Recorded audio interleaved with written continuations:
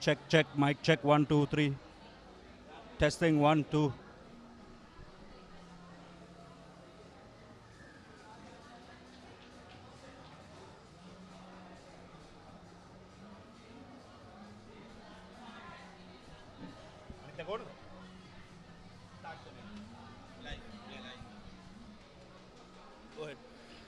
Welcome, ladies and gentlemen. We are back live from the CR&FC grounds for the CR&FC Centenary Sevens 2023. Second day's actions coming to you live from the Longdon Place grounds. We have the club teams taking to the grounds and starting off proceedings early morning here today. Just seconds away from the kickoff of the first game. Kandy Sports Club taking on Police Sports Club to kick off the men's segment of the Club Sevens. There's a lot of games lined up today with both women's and men's games taking place. It's going to be action-packed day just like we witnessed yesterday. And like I mentioned, long day. We have kickoff in the first game.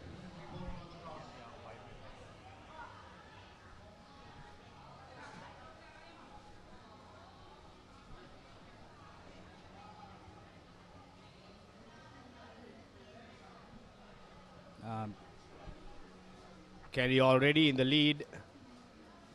The early 5-pointer.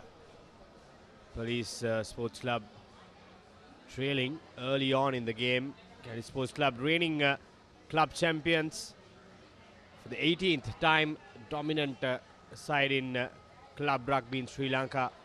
Police also showed their colours in a couple of games, but was unable to get any silverware this year. Here's Kandy with the ball. This is Papare on the wing, taking it into contact. Kandy recycling possession well early on. Tarinder Ratwata out to Lavanga Pereira. Spreading it out wide now.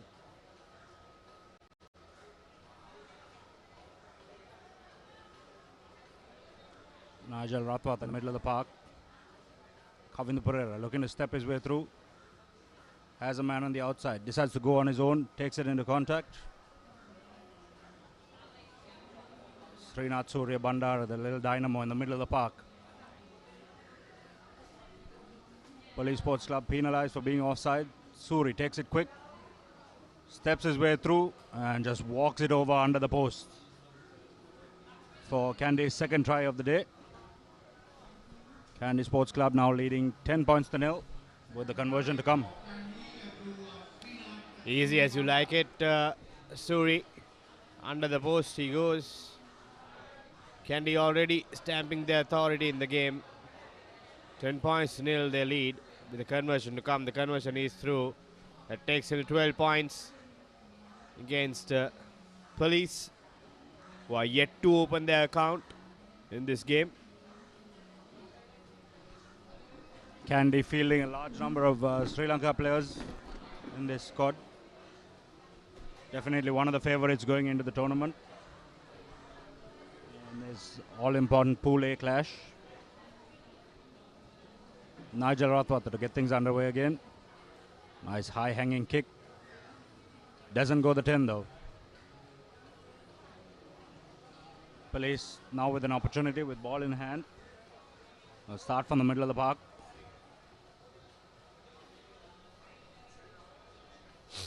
Here comes the Cops. First time in the attacking half. Gets the pass wrong in that occasion. Tarinder Ratwata with the interception. Here's Kamidu going through near the touchline. Gets the support he needed. Here's Kandy with the third try. End-to-end stuff from Kandy Sports Club. Under the post they go once again. Looks like it one-way traffic here at the Longdon Place. Yes, Kandy punishing the Cops. Early mistake there, little offload going straight to Rathwata. And Kandy taking it all the way. Some good counter-attacking rugby there.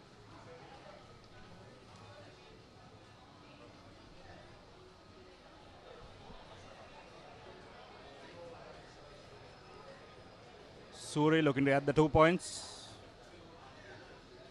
Takes it out to a 19 points to nil lead now in favor of the league champs.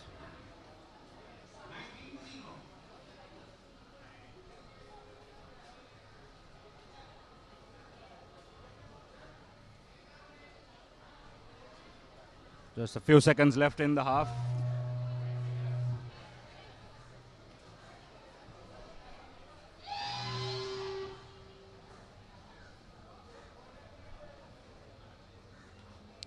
Here's Nigel with the restart. Steal from Candy. Suri with the ball. Brought to ground inside their own half. Here comes Nigel once again with the goose step. It's the offload to supporting player. That's another try for Candy.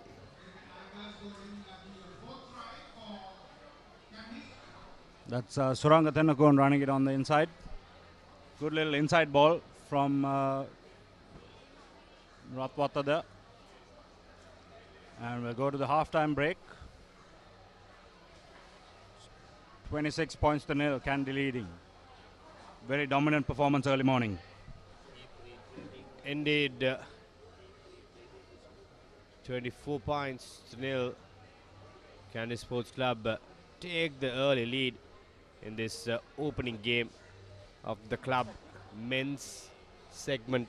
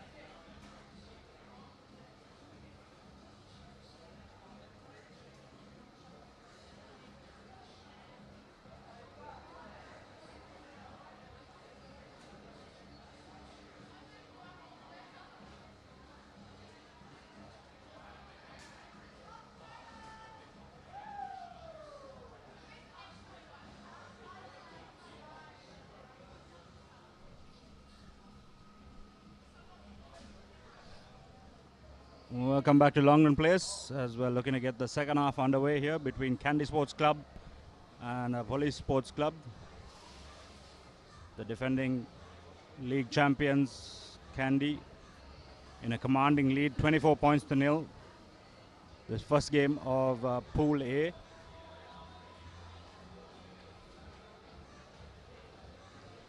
Police looking to get things underway.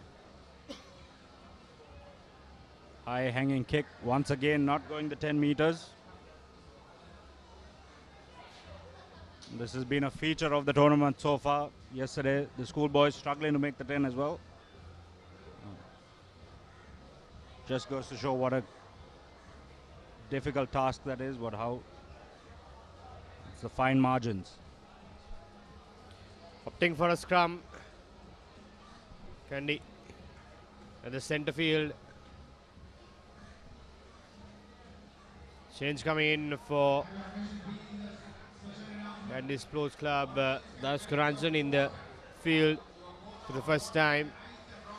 Making a return to club rugby after several years. He made some appearances in the club tournament as well. Here comes Nigel. Gives it to Kavidu Pereira. Kavidu Pereira has the legs. Does he? Fumbles it just inches away from the try line. He had the pace, but that last tackle was just too strong for him to go past. It's going to be a scrum for Police. Yes, Police deep inside their own territory now. Need to look to retain possession. pass out the back door into danger. Doing well there to get out of the in-goal area. Police looking to run it coast to coast. One-on-one. Does he have the legs? That's Praveen Stefan. Taking it into contact. Wins the penalty. Now Police with a chance to break out. A little grubber through. No support coming.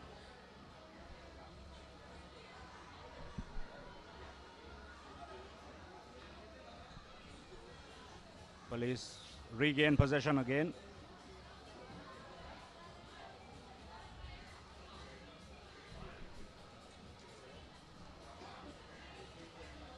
Police Sports Club finally getting some possession in hand. Vihanga Pavitru loses possession and Lavanga Pereira will run it all the way back.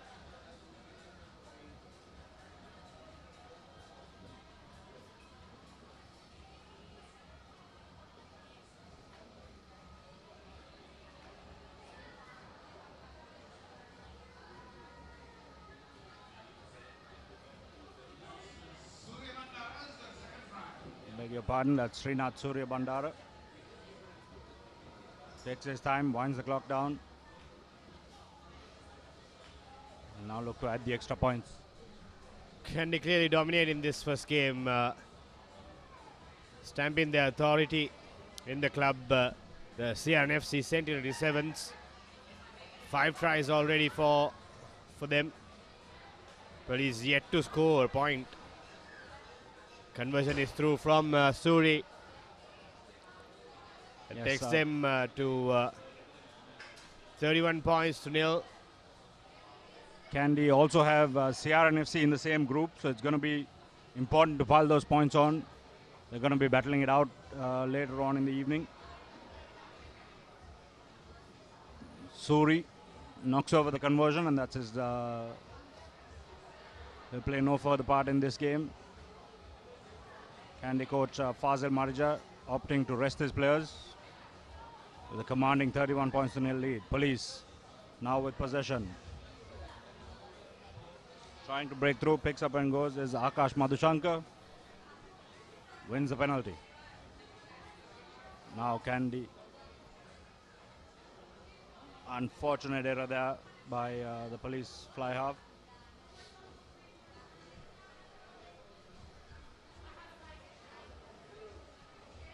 Changes coming in, like you mentioned, for Kandy, rotating the players, and like you mentioned, that rotation of players is very key when you're playing in conditions like this. We saw that yesterday. Teams were tiring out towards the latter part of the day, and since it is a longer day today, I think the coaches will be really keen on rotating the players and keeping them fresh as much as possible. Yes, it's a hot, humid day here at Longdon Place as Candy run in another try there. That is Heshan Jansen, I beg your pardon. Running in Candy's 6th try of the afternoon, of the morning rather. He had the extra points. It's 38 points to nil, a commanding lead for Candy Sports Club.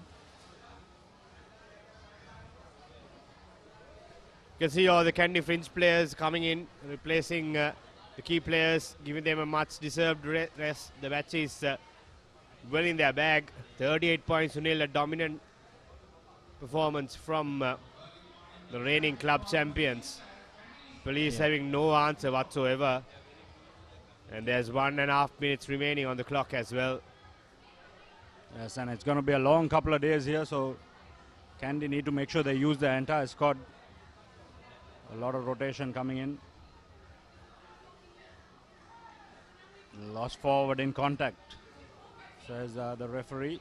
So Candy with another opportunity. Sevens is very much a squad game. You got to use all 12 players on your team sheet throughout the course of the 2 days. So good opportunity to get some of the bench players in as well. Get them running, get the legs going. Warm up with the bigger games to come later on in the afternoon. Here comes Candy once again. Ranjan with the ball, steps in. Goes into heavy traffic, still going. Gets it out now, a play. Unfortunately, a forward pass there by Chaturu Soisa. But Kandy will be really impressed with their performance to kickstart the Club Sevens, the Centenary Sevens Club Men's segment. Yes, they've come in early morning and made a statement. They're here to win this. Piling on the points, 38 points to nil.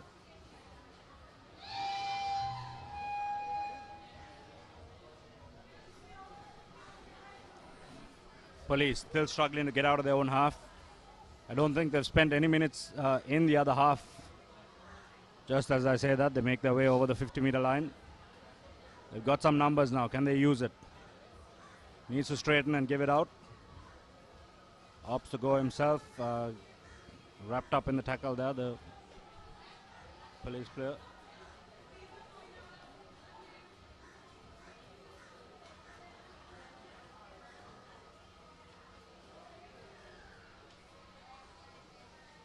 Sealing off is the call from the referee. So Kandy once again get the ball back. And they opt to just boot it out into touch.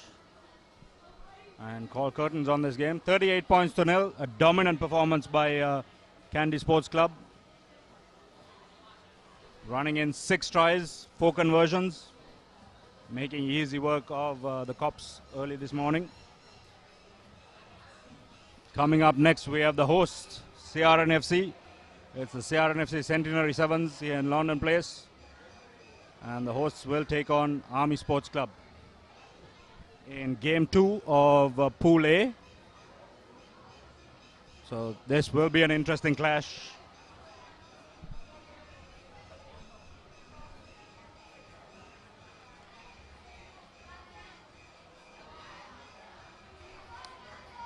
Games coming thick and fast here at the Longdon Place. The Soldiers taking on the home side.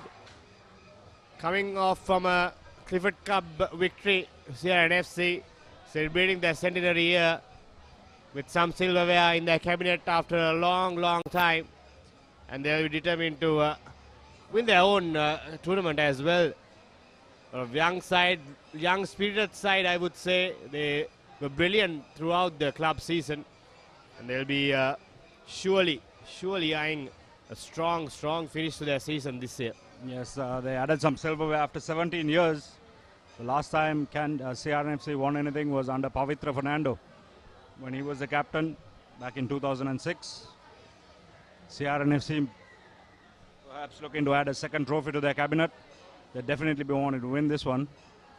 Army kick things off. Again, not going 10 meters.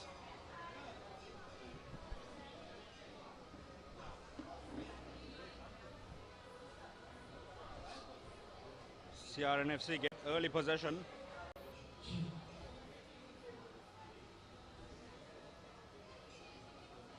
Looking to go through route 1 is the CR&FC team. They've got some big numbers outside. They need to straighten, give it out. That's exactly what they do. Step back on the inside from the win 3/4, and he'll just run things in under the post. That is Gamunathi Chetia running it in for the first try for CR&FC. So their rivals, Kandy Sports Club, running in 38 points. So CR&FC will definitely want to lay down a marker early here. Chetia was in good try-scoring form in the club season as well. The former Josephian player also making a return to the club rugby scene. Has been amongst the top try scorers in the club season. And here he is opening the proceedings for CR in the Centenary Sevens. Good high-hanging kick, contested well by CR&FC. That's what you want to see in a kickoff when it comes to sevens. Again, CR looking to use the numbers out wide. Chethi again steps in. Takes 3 men to beat him. Still keeps going. Now big numbers out wide on the other side for CR&FC. CR doing well early on, swinging it from side to side, stretching that Army defense out. Looks to beat his man. That's Kalindu Nalinda. Good heavy step off the left again. Quick no-look pass. Needed to give that ball on the inside. With Kavindu De Costa, the CR captain. Army finally have possession. Army finally managing to steal the ball inside their own half. They need to get out of jail soon. Stuck inside their own 22. Big hit coming in there by the big number 8, Lasindu Karunaratne. CR now with possession. Yamanu Chetia, a little pivot off his left foot, tries to go route 1. Ball ripped out. So lost forward by CR&FC. Army under pressure all throughout this first half. They've been pinned on their own try line, but their defense has been holding firm since that early try by Gamanu Chetia. Couple of errors from CR as well. Just the decision making hasn't been perfect from them in that earlier phase. Should have used those players, the support players, instead of going by this, especially coming to De Costa that earlier phase. But Army in with a chance to get out of jail once again inside their own half. Now the Flyers out wide, 1-on-1. Decides to cut back in. Good pressure coming in by Karunaratne there. Army pinned inside their own in-goal area. Get the pass out wide. They've got man on. And can Army go all the way here? Looking to make it. That's Kavin Pereira trying to go coast to coast. Just didn't have the legs brought down.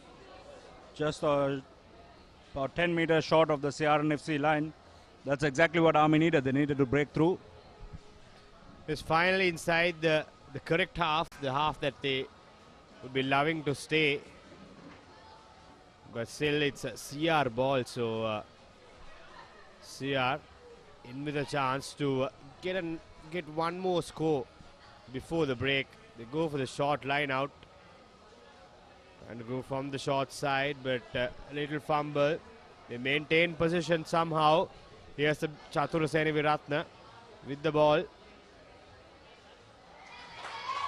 Good defensive work there by Army, getting going over the ball. Now with a chance. Little cutback on the inside. The CR defense equal to it. Army retaining possession. Tries to go through the middle, brought down. Little no-look pass out the back door off the flow. Excellent little pop pass there. And under the post they go. First try for the Soldiers. Good response from them. They've been stuck inside their own half for the majority of the half, but we had early break from the winger. They managed to get first points on board, and the conversion is through as well. Yes, and with roughly 6 minutes on the clock, the scores all leveled, 7 points apiece. Army Sports Club and CR&FC, the hosts. Things getting interesting here in the CR&FC Centenary Sevens. Army get us underway again. Nice high hanging kick, well contested and won.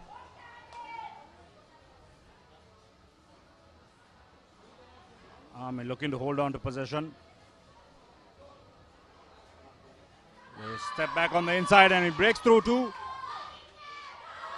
Still going is the little number 11. That's Lahiru Ratnayaga. Sprints all the way in under the post for Army's second try. And Army Sports Club shell-shocking the hosts here early in the first half. What a turnaround from the Soldiers. They were down and out in the first couple of minutes. But now they're in the lead with 2 back-to-back tries. This time Ratnayaka, the stunning run through the middle, shoving off a couple of tackles and going under the post. Pressure on the host now, 14 points to 7. Soldiers lead this Group B clash. Yes, CR&FC controlled the game in the early couple of minutes, but now Army Sports Club have worked their way back into this one. They went coast to coast for their first try, and then a good high-hanging kick, contested well, regained possession. This time going a little bit deeper. So CR with some possession. A little goose step, turns on the afterburners. Army equal to it. He's got support on the inside, needs to use it. Beautiful little offload off the deck. Now Kavinder with the little show and go. Just has the legs to go over under the post. The CR&FC captain, Kavinder de Costa there. Dusting off a couple of tackles. He's taking his time. Touches down. Conversion yet to come. But it looks like we'll be going into a half-time all squad.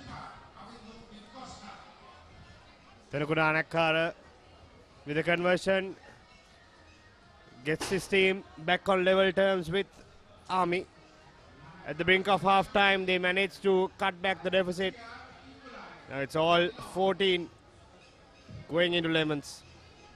Yes, those two quick tries from Army Sports Club seem to have woken up the host. Working their way back into it. A good run out on the wing. Breaking a couple of tackles. And an offload on the inside for the skipper to score.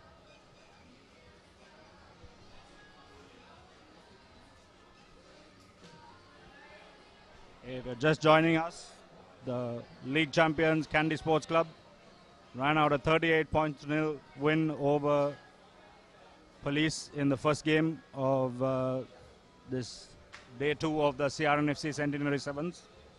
It's half-time in game 2, and Army Sports Club and the host CR&FC deadlocked at 14 points apiece.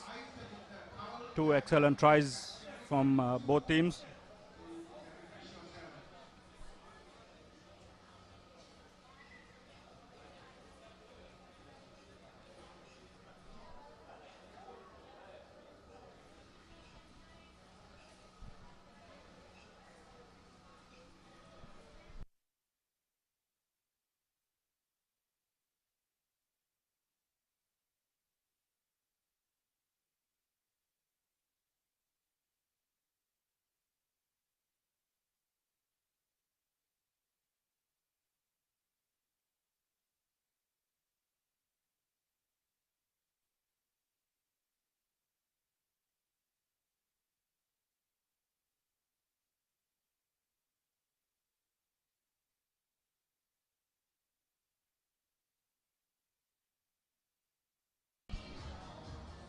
Welcome back to Longdon Place.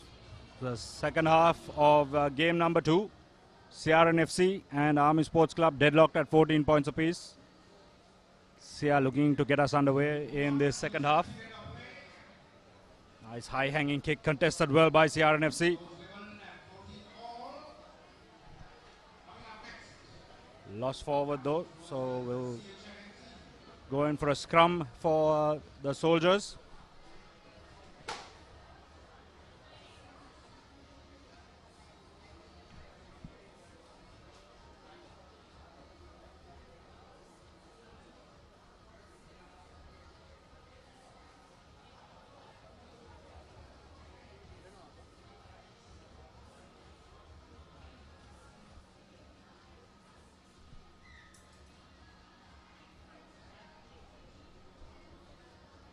Army Sports Club looking to run at the hosts. Reset possession.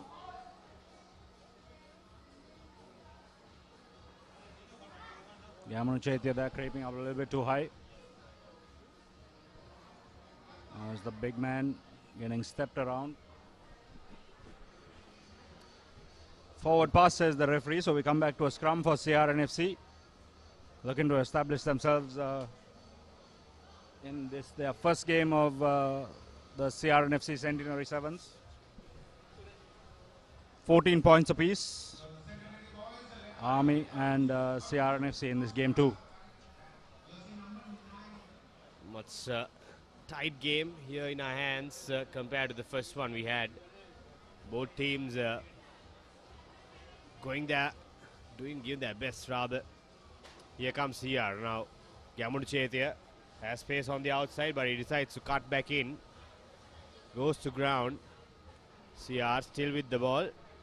Changing direction now. Not much space for Chatura to work with, but he gets the offload to his supporting player. CR still going. Into the 22 they go. The ball fumbles out. Brilliant defense once again from Army. We've been seeing that right throughout the game. Army's defense have been really good. Yes, they've been up to the task. CR&FC perhaps a slightly bigger, more physical side. But the Army Sports Club are here to play.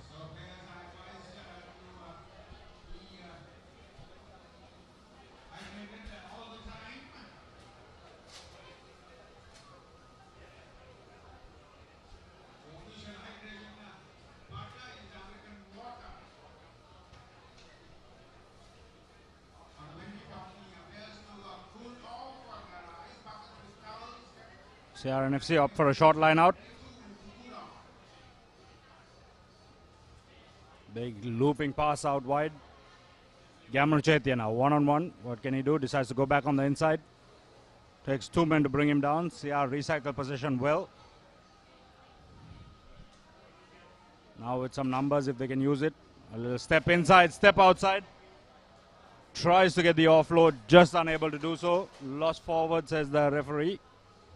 Unfortunately, there did all the hard work. Just couldn't get the offload out to his supporting player. Yes, the ball handling just letting CR&FC down there. Ravin De Silva in that occasion, knocking the ball forward. CR have played majority of the second half in the Army territory. We saw a lot of this in the first half as well, but then Army went coast to coast and scored. Can they do it again?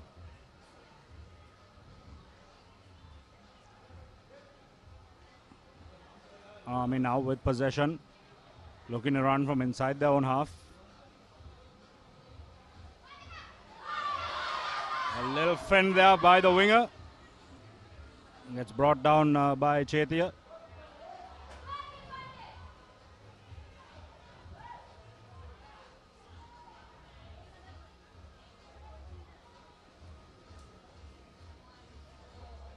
Big step and a big hit there by CR&FC. Army still recycling position well. Holding on to it. Chetia one-on-one with his opposite number. Looks to fend his way through.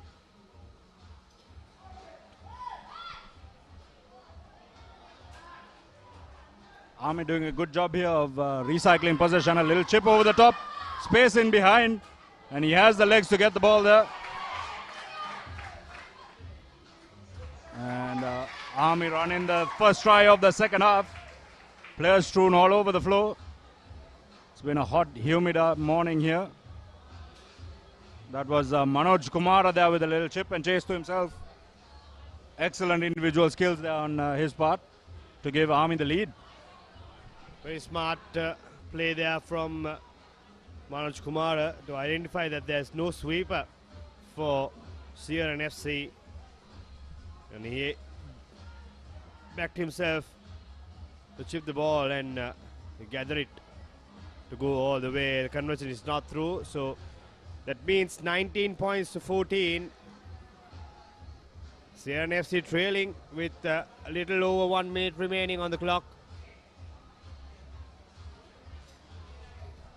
Yes, that good awareness. Army tried to go through the left wing. They tried to go through the right. Went back left. That didn't work either. And then they saw the space in behind and exploited it. Good contested kick there, just lost forward. CR with an opportunity now. Still with possession. Now stepping in on the inside is Ravin De Silva.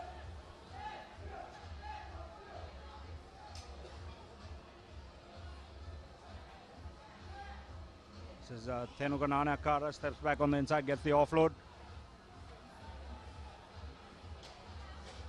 Vidru Amanath sprinting down and dotting down for CR&FC to equalize.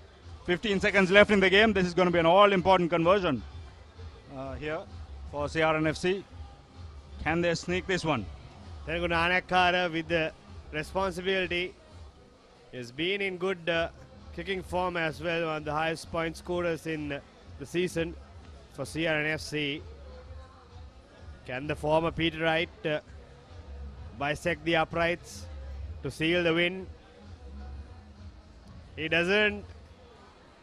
19 all. Still anyone's game. So perhaps the last play of the game, CR&FC with the kickoff. This one they need to execute to perfection if they want to get the ball back. Put some pressure on and try and sneak this win here. So we saw a blowout in the first game, 38-0. This one can't get any closer. 19 points apiece. Army with possession.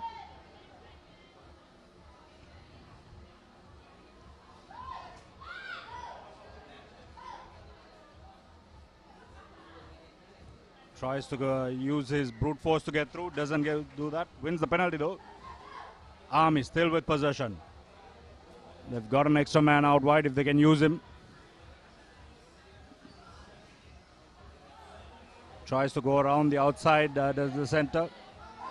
Unable to do so.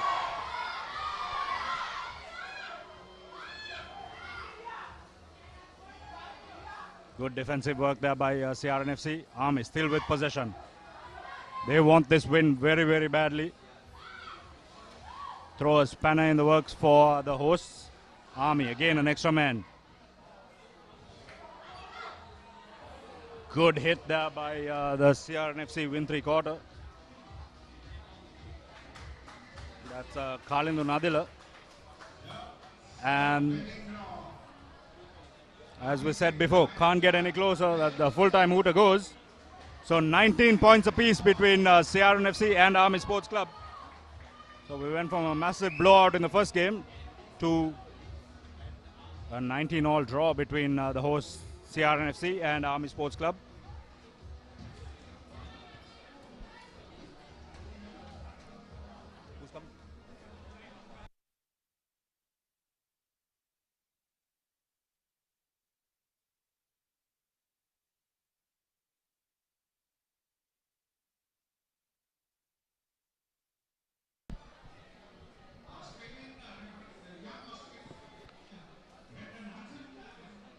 So the third game coming up, Air Force FC taking on CH&FC. Notable to see that we have Mithun Hapugoda playing for CH&FC. He has moved on from Havelock Sports Club. First game, Kandy running off, winning comfortably, and the second game, a draw between Army FC and CR&FC. This CR&FC Centenary Servants.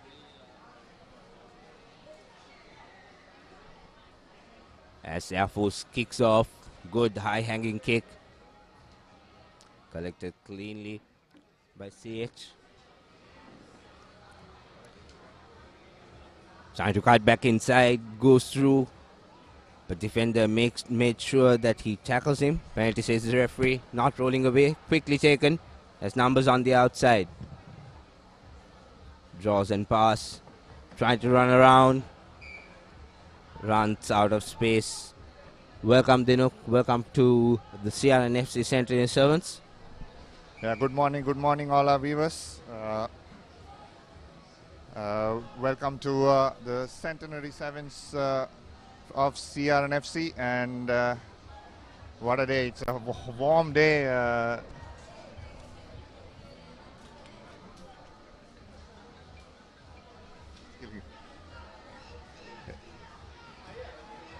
Here is now Air Force threatening James on the outside. Have one on the option, cutting back in a lovely cutback.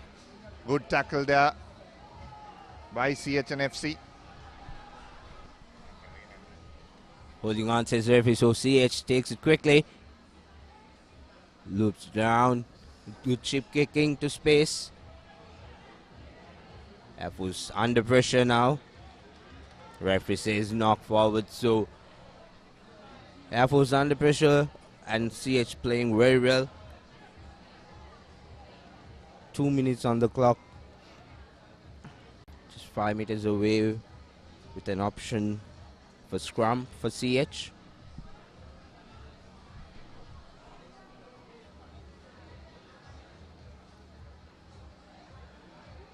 Abugda sends it out. Trying to run by himself, gives a long cutout pass. CH cuts back inside. Penalty says the referee, not releasing. So quickly taken. And it's going to be a yellow card for not getting back 10 meters. So CH with another opportunity with one extra man. And the first try comes, scored easily by Malit Mihisara for CH&FC. First try for CH&FC. Apologies for the technical glitch we are currently having here at the papare.com. And we are trying our level best to sort this out in terms to get the scoreboard up and running. So 7 points to nil, CH&FC leading. This the third game of the club segment in the Centenary 7 CR&FC.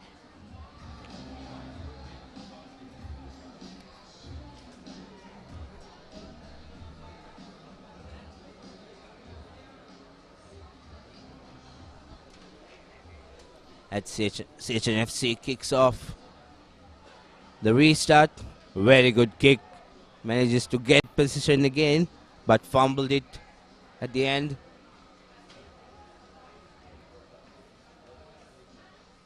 Air Force with an opportunity to hit back. So it's 7 points to nil. 3.5 minutes up on the clock in the first half of this game.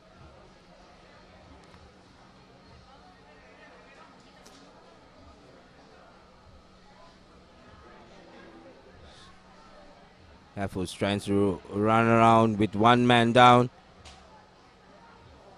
Kick chips it forward. Manages to collect it. He needs support. The support arrives.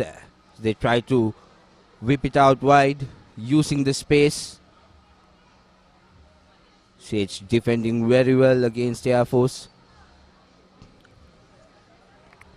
Yet again, Air Force trying to go around the outside and fumbles it. A cheap mistake by the Air Force team, giving a valuable position.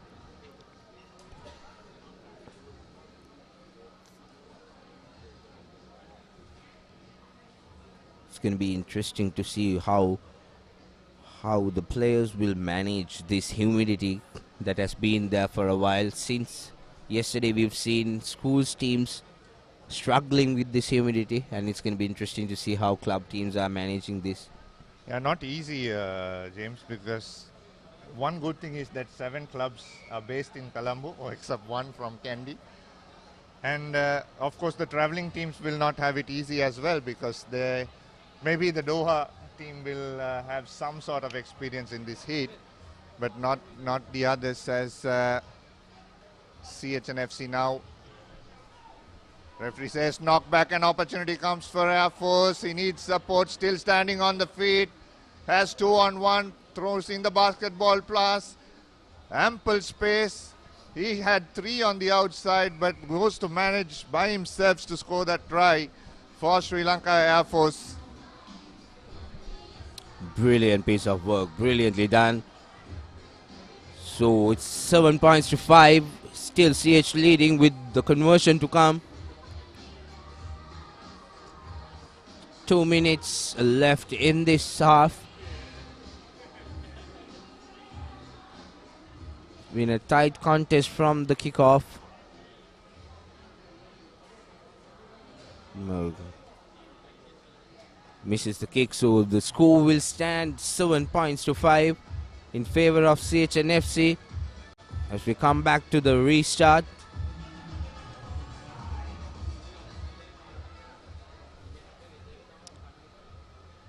Air Force back to 7 players after that yellow card. 2 points is in it, isn't it? And doesn't look like it has reached 10 meters. Something that the teams will have to do a lot of focus on is the restarts. And we used to talk at length during the Asian Sevens those days. And the best Sri Lankan sides were when they had the restarts at its best as well. Here is an opportunity, a lovely show and go. Trying to step off one, gives it out to Mithun Hapugoda in his new colours. As he steps, puts the player in space on the outside.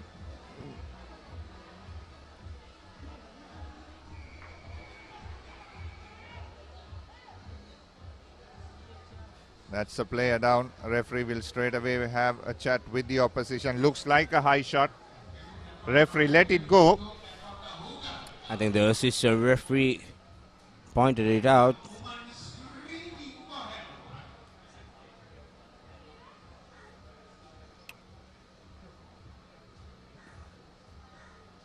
The buzzer has gone for the end of the half, but it's a penalty and a yellow card. Another blue for Air Force. So yet again they go down to 6 men. And wisely CH&FC straight away goes to take on a scrum because they know their Air Force is down to 6 men. They have more space on the outside with an additional man. Clean scrum. Passes it out wide. As CH tries to go around, trying to beat 2 defenders. But Air Force counter-rucking. Referee has his hand out. An advantage for CH&FC. Advantage changes and a late charge. The referee says nothing doing. So it's half time in this third game of CR&FC Centenary Sevens. CH&FC leading 7 points to 5 against Air Force.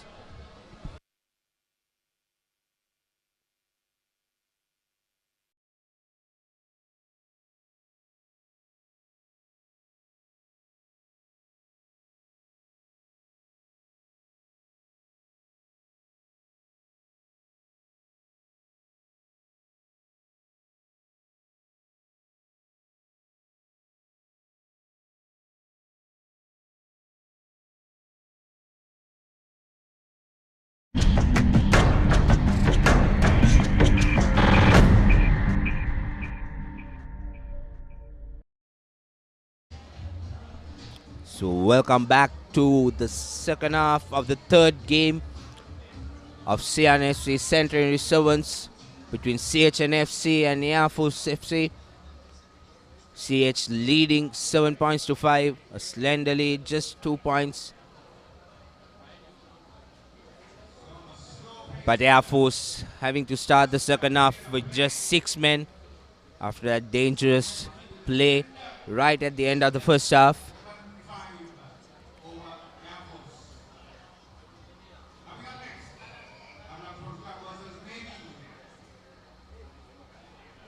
So CH kicks it off. Good collection by Air Force, but penalty says the referee on their tackle. Quickly taken. Air Force trying to chip and go. Misses it out. As Mithun Hapugoda tries to run by himself. Beats 2 defenders. Taken down by Air Force. The referee says not releasing. Quickly taken again by CH. Trying to run around through 2 defenders, goes on to score. Iranga Sandruan for CH&FC extends their lead. Brilliant run, beating 2 defenders using his speed to go on and score.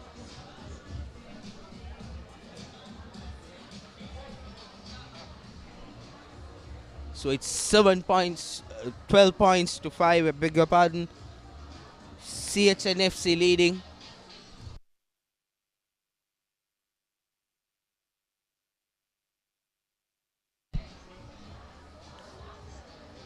Conversion goes astray. But CH still leading, 12 points to 5.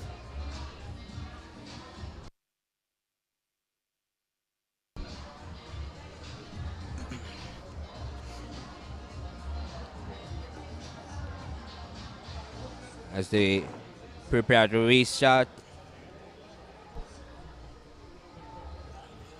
Long, deep kick for Air Force. Force cleans it correctly. Tries to pass it around. Using the weight, Ganti the Magoda cuts back inside. Good pass, gets the ball back. Gives it out quickly. So Air Force has space on the outside. Using his speed. CH trying to cover him off. Taking the line out as the defender.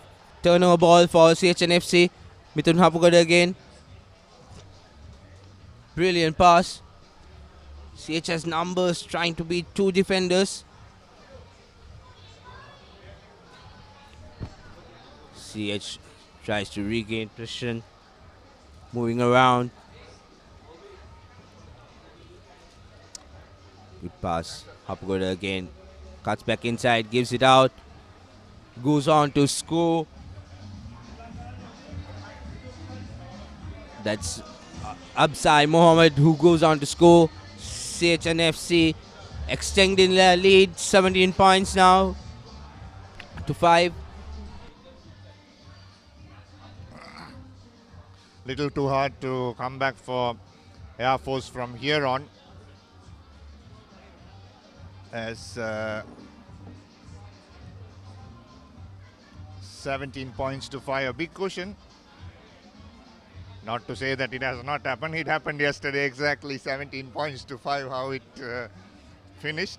For both of us, dismay, it went on the wrong side, but not for the Josephians, of course. The conversion was not successful. It has been a lovely tournament, isn't it, James? And good to see schools, clubs, overseas players, everybody coming into one tournament here in Sri Lanka. Does not happen very often. And tomorrow is going to be big. It's going to be a big day for all of them. Absolutely. Kudos to the CR&FC management for pulling this off. As CH kicks it off again. Alpha's back in the attack. Ganti Damagoda cuts back inside. Taken down. First tries to use the space.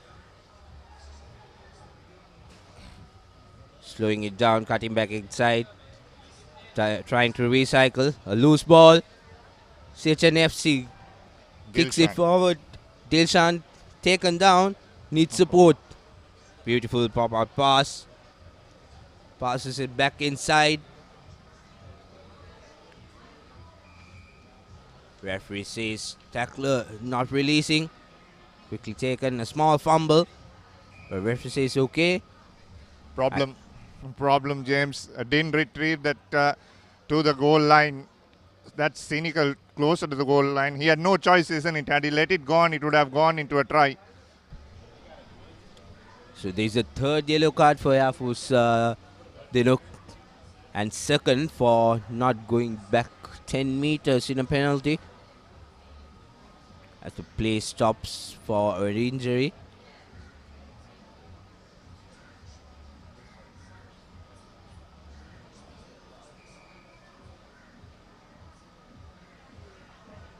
I think referee wants the player off. He's struggling with his knee.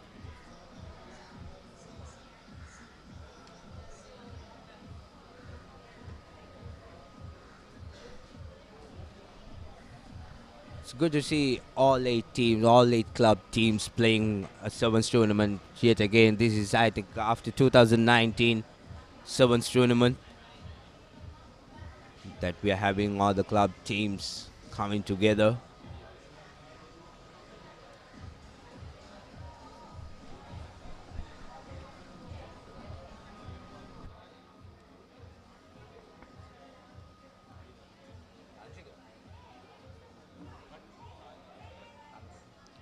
Yesterday we had a boy from Piliandala Central College. Hope he is fine. Was taken into hospital after a head clash.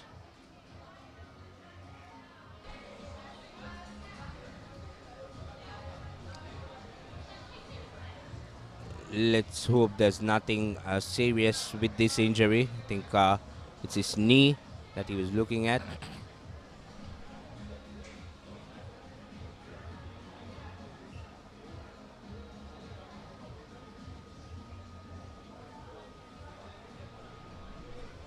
So this is the third game of the CR&FC Centenary Sevens, third game in the club segment. CH&FC leading 17 points to 5 against Air Force so far. First game, Candy easily winning against Police, and a draw in the second game by the whole between the host CR&FC and Army. Next game we have Navy taking on Havelocks. The fourth game in the morning session in this club segment.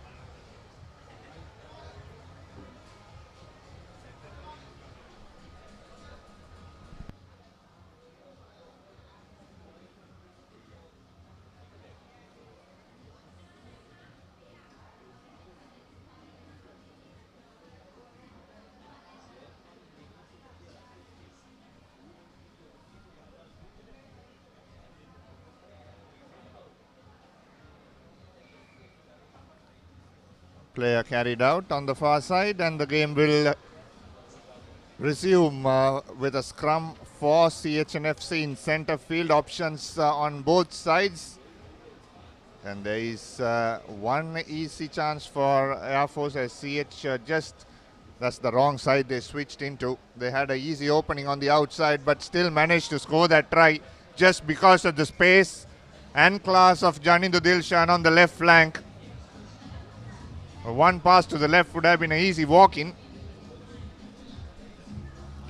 Dilshan, the deputy skipper for CH&FC in this sevens outfit, extends his team's lead to 22 points to 5. I think this will be a walk in the park for CH. I think the yellow cards have cost Air Force throughout this match. 3 yellow cards. Now they're getting back into the full strength.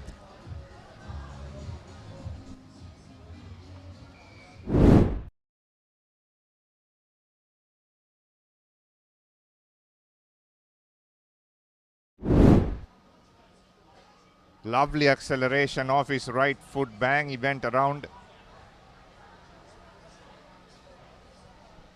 As Air Force takes it off, trying to look for the second try for them. Passes it out. CH calmly defending. Cuts back inside. Tries to go through 2 defenders. Held up. And turnover for CH now. Tries to run around the outside. No one to tackle him. So easy try for CH&FC. Tanuj Dilshan gets his name on the scoreboard. CH extending the lead to 27 points. Yeah, that seals the game, isn't it? That was the last play, and on the short side, just a stroll around that, and a touchdown as well.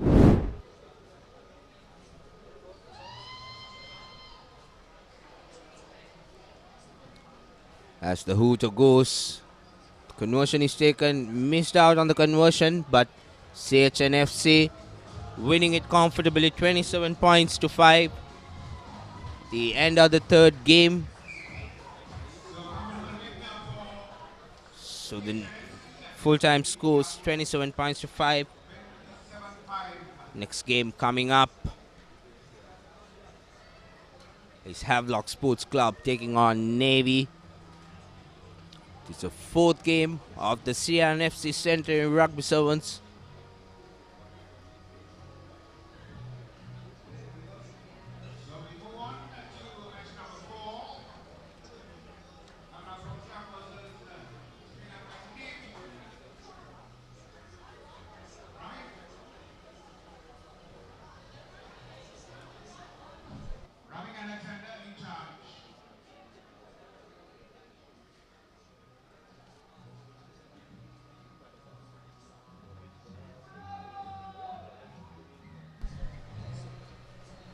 So Navy Sports Club kicks it off. Good high hanging kick.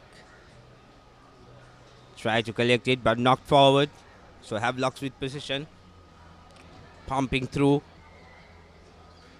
Referee says tackle, not rolling away. Abby's taking it quickly. Passes it out.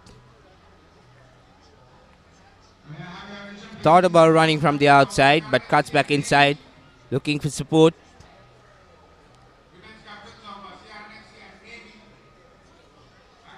Passing it out. Has a number on the right side. Again, cuts back inside. Strong hit. Beats one defender. Taken down. That's Havelocks again. Loose ball. Taken out by Navy. Machine Dimut. Good defense there by Navy.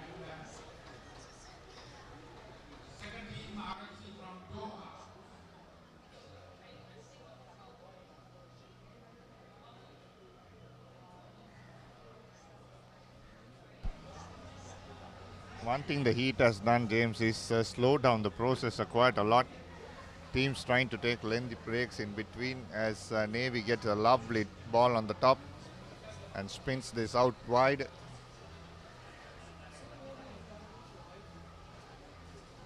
Try to slow things down. Cut back inside, but it's a high tackle, says referee, so quickly taken, penalty.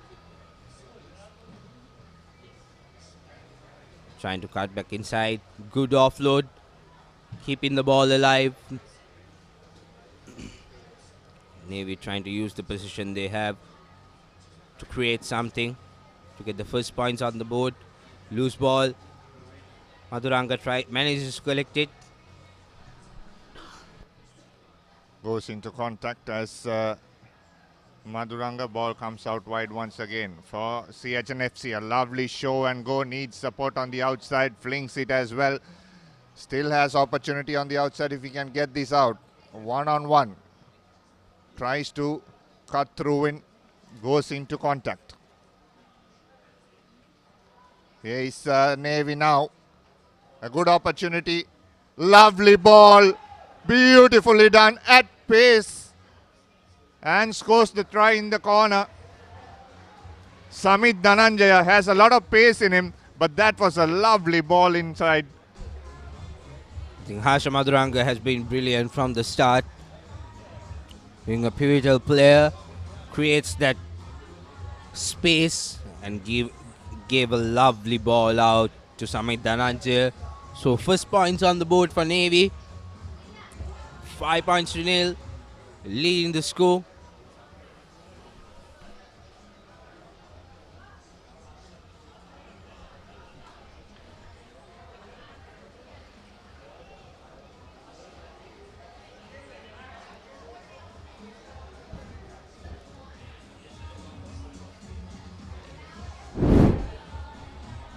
There you go, the replay.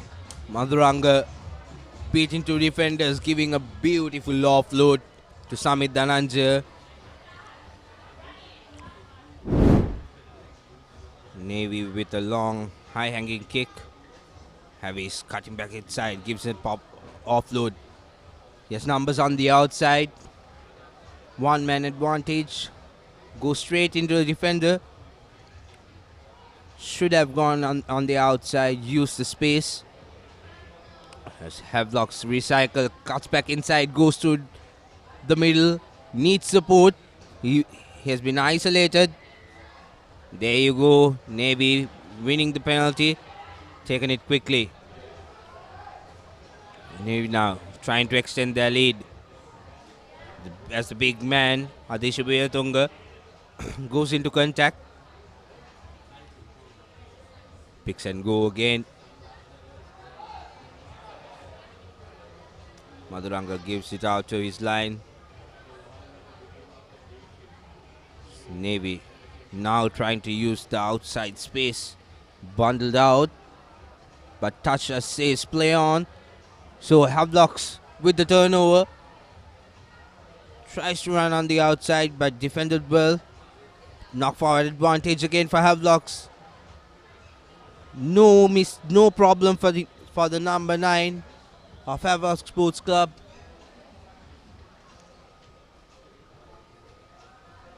Easy try under the post. It's 5 points all squared with the conversion to come. Would be easier. It would be an easy conversion. As you can see, I think it's very evident. They know that the players are very tired at this moment. Towards the end of a half, you can see the body language because of this humidity. And these are players who train here day in, day out, isn't it? But still, you lose a lot of calories, especially in your first game, until you're conditioned, because trainings is not this intense. You will not have opposition like this. Ravin Fernando, the try scorer from St. Peter's.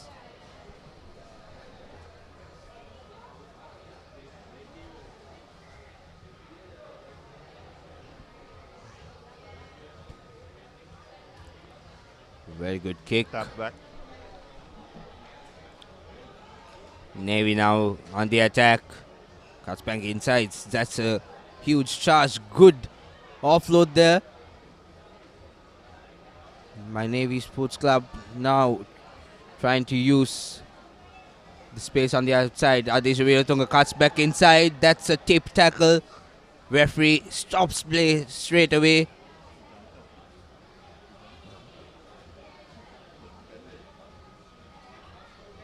Like to see a replay on that. The referee is consulting the assistant referee.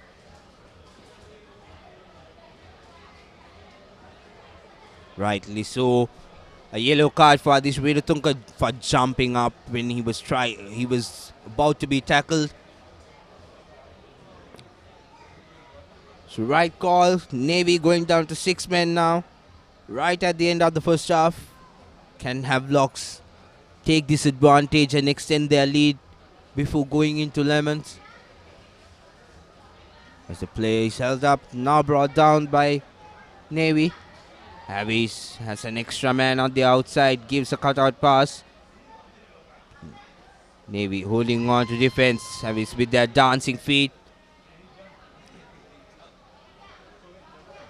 To use their numerical advantage, tries to go by himself. Taken down, needs support. They have numbers on the outside. Players calling for the ball. Good draw and pass. Space on the outside.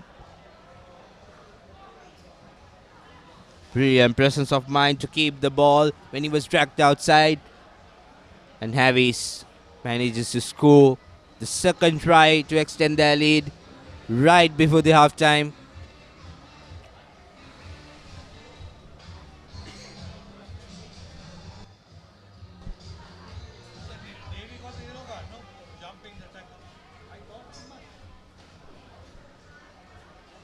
So it's 12 points with the conversion to come. Conversion is missed, so 12 points to 5. Halftime, says the referee. Havelock Sports Club leading the 4th game of CR&FC Centenary Sevens tournament.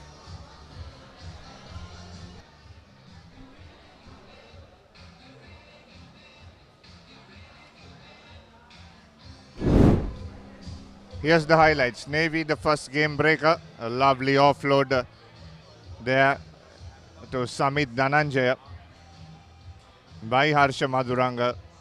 Havelocks hit back soon through Ravin De Silva.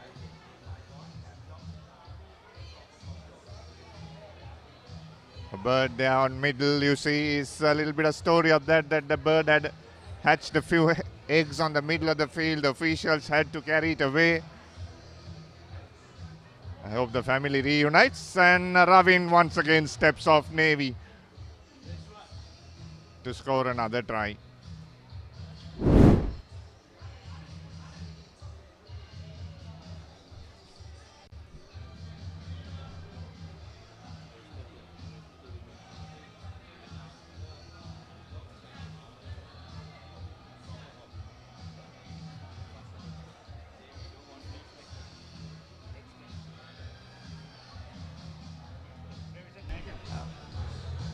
Next match coming up, it's a women's game. Air Force women's team taking on Doha Rugby Football Club women's team. Really happy to see foreign teams coming down as well.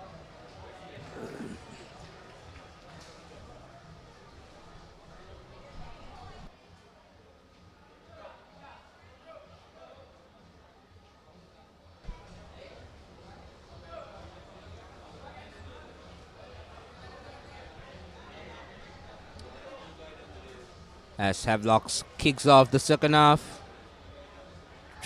manages to take the position back. So good opportunity early on in the second half for Havelocks. Cuts back inside. Good hands, creating space on the outside. They have 3 men. Easy overlap. Brilliantly done in defense.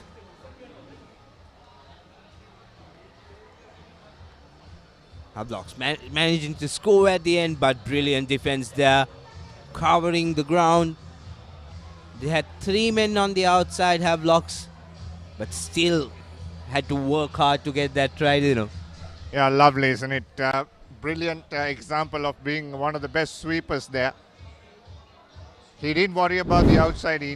Look at this. He just kept on going on one from another. And that's Harsha Madhuranga for you. Madhuranga. Beautiful sweeping. 1, 2, 3. He just followed the ball, followed the man. He didn't worry about the outside runner. Eventually stopped, but managed to regain.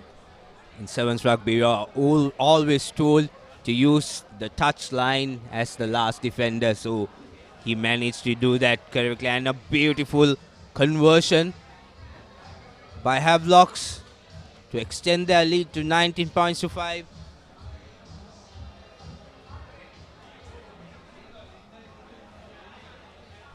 Kick off by Havelocks now. As you know, the 7th teams in the 7th game, the team that scores kicks off as well. Here is Navy now, ripping off a couple of players, 1 to beat. Arm wrestle going on as he passes the 40-meter mark. Opportunity for Navy. Easy on the outside, 2 on 1. He puts him inside in space as Navy goes into contact. Lovely ball on the outside, looking for opportunity. Right on top, sealing off, not supporting his body weight. Here is Navy now, through Dinesh De Silva. Dinesh De Silva, offload goes behind, but the referee will come back for the advantage and might go into the pocket as well.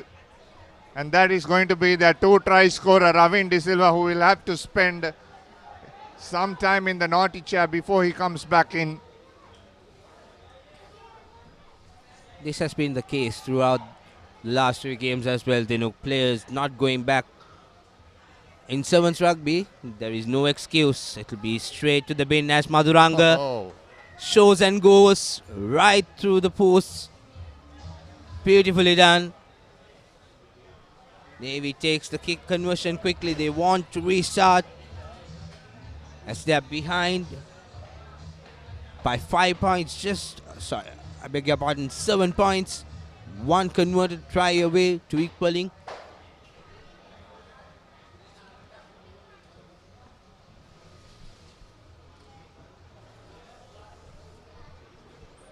Navy should take the most of this now. They're still with one man advantage.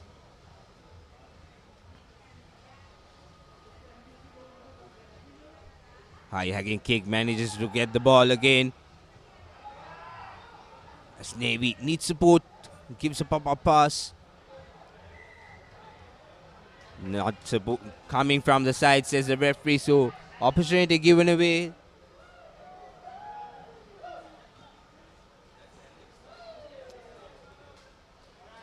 They had good momentum going forward.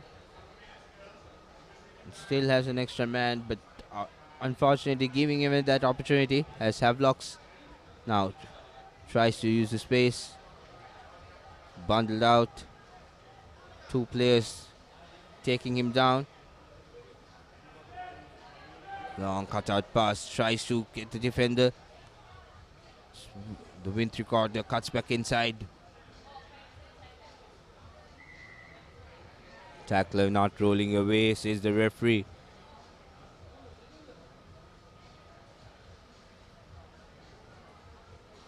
Back-to-back penalties, and you can see from the body language, players are trying to get the most of it to get some extra breaths in.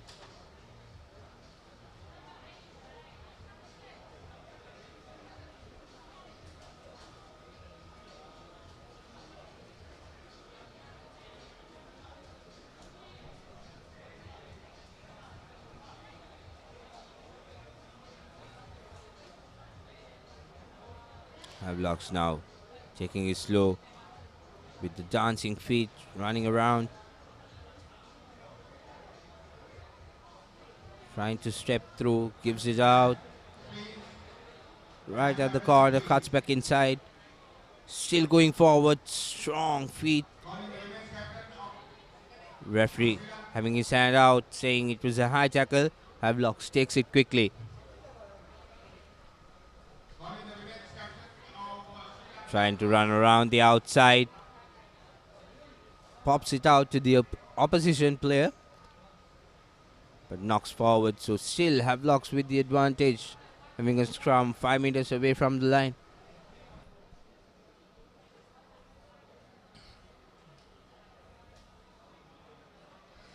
Yeah, lovely bit of pattern there by Havelock Sports Club there.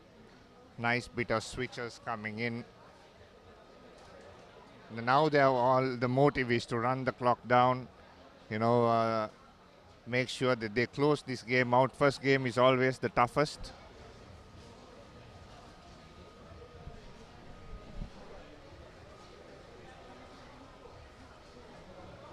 Just 30 seconds in our clock left.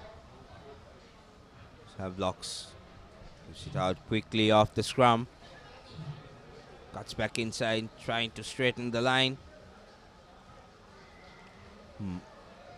Referee says there was no clear daylight, so Havelocks takes the penalty quickly. Maduranga has had no option but to go for the tackle to stop them from scoring. And yet again, another player sent off. Harsha Maduranga, the playmaker for Navy. This is going to be tough from here for them to stop and regain.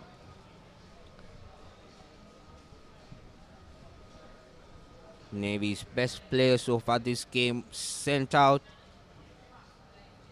With a yellow card as Havelocks, no mistake, untouched.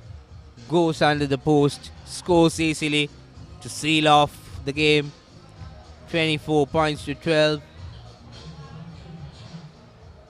Comfortably done at the end. Navy had a spark here and there, but couldn't manage to keep on putting pressure.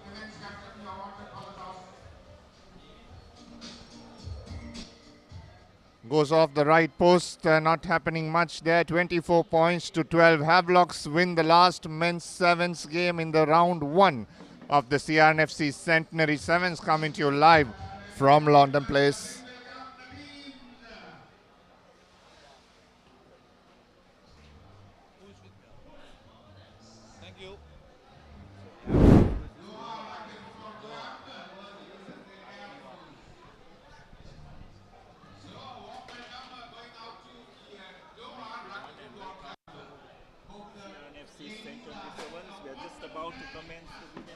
of this tournament. We have a look at the highlights of the game that's completed between Havelocks and Navy.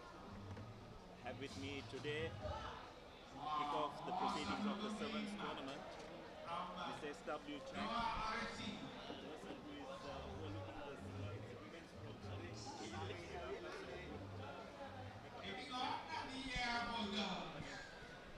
Me to commence this seventh segment. So the game we are going to witness is the Air Force women's team versus Doha RFC. And in the charge of the women is Viranda. Doha team take the ball up. High shot by Air Force. They endeavor to try and stop this attack. Already we are seeing physical disparity between both teams.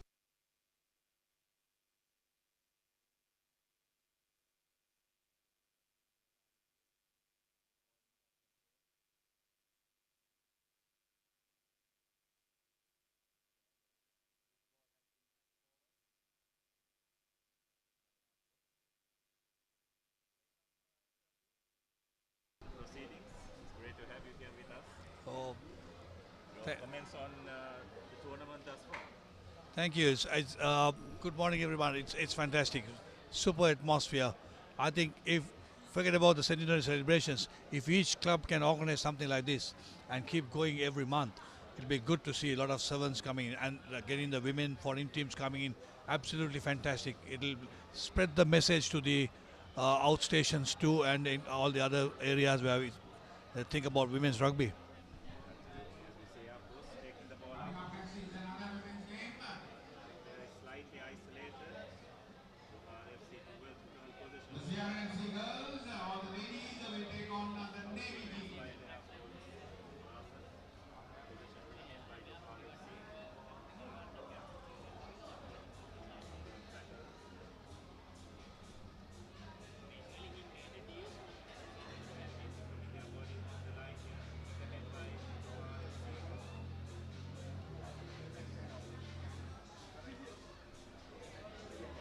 But they have catch it back over.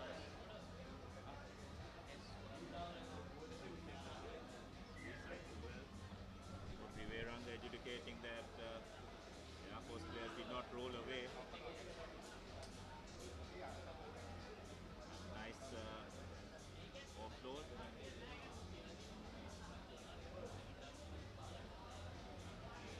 See the Doha team do understand that they do have physical advantage over this Air Force outfit, using that to good effect. Recycling the ball. Taking it into contact. Have players out wide if they can use it. Oh, but the ball is knocked on. So SW, how do you think things will progress in this tournament? Two foreign teams as well. Already you can see the physical disparity between local teams and two foreign teams. We haven't seen the Australian team in action. But I think the tactical awareness and adjusting will be the key for Sri Lanka. Yeah, absolutely. If you say it's very evident to see the physical disparity on the team, but the commitment made by the Air Force girls, ladies so far has been tremendous. They're not afraid to go up and make the tackles. Air Force decide to kick the ball ahead. Make much ground as the ball bounces back, but more importantly, Air Force have managed to retain possession. Much better by Air Force. Find a bit of space. Will they be able to go all the way?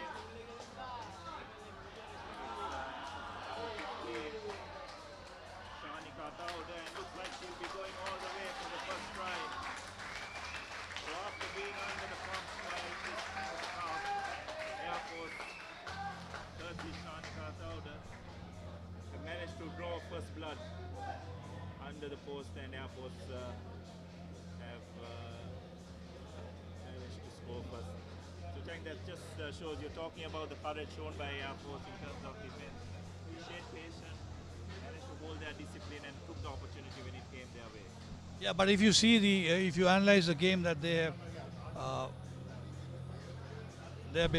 played they played from the beginning of the kickoff, and if you watch that play, they were confined from the touchline to the on the pavilion side, old pavilion side, touchline to about 20 meters, and they were playing in that area, and they were not going wide. So maybe the heat factor must have taken it, and then they want to keep it close.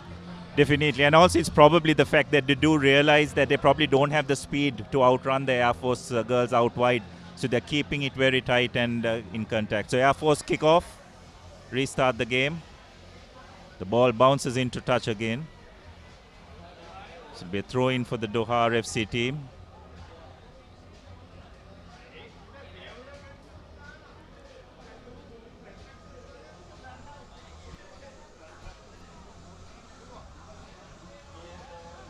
So throw in for Doha FC. That's not straight. So an option given to Air Force whether to have a line out again or to go for scrum, and quite sensibly opting for the scrum. They also need to be aware of at scrum time that they don't get pushed. You can see the Doha FC, they've got some big girls in that scrum, so it needs to be a quick strike and out. No doubt the Doha team will try and apply pressure at scrum time. Big scrum there as discussed, and the ball has been turned over.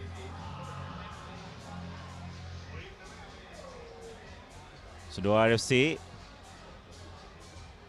looking to make some inroads, but a good tackle by Air Force. The ball is recycled. Bit of lateral running, but most importantly managed to get the ball out wide. Doha FC just evaluating their options, keeping hold of possession. Air Force are showing a lot of courage in defense. Nice short passes.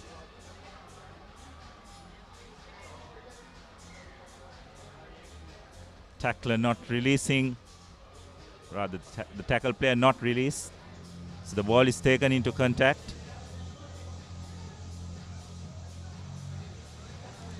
Short tap is taken. Just on the stroke of half time.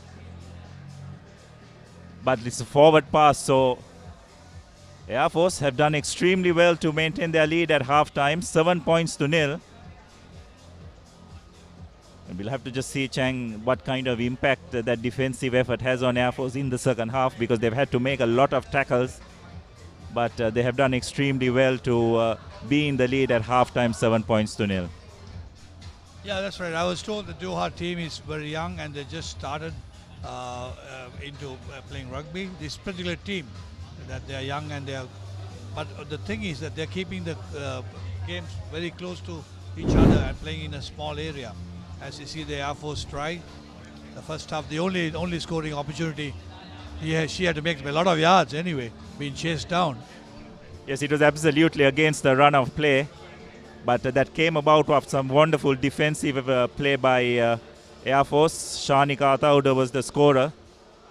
So courtesy that try under the post, the Air Force sitting pretty on a 7 point to 0 lead, but as we know in the game of sevens, just one score is never enough to relax. Sure, the Doha girls will want to come back all guns firing. As we have a look at the next match, the host team, Ceylonese Rugby Football Club, will be up against Sri Lanka Navy.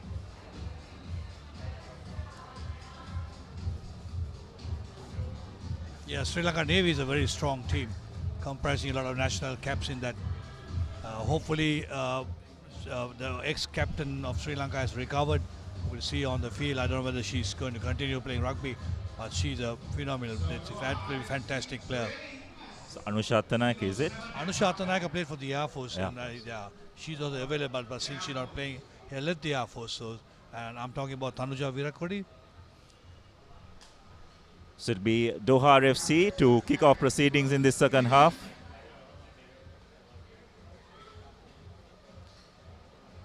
Ball is kicked ahead. It's been ruled as a knock-on.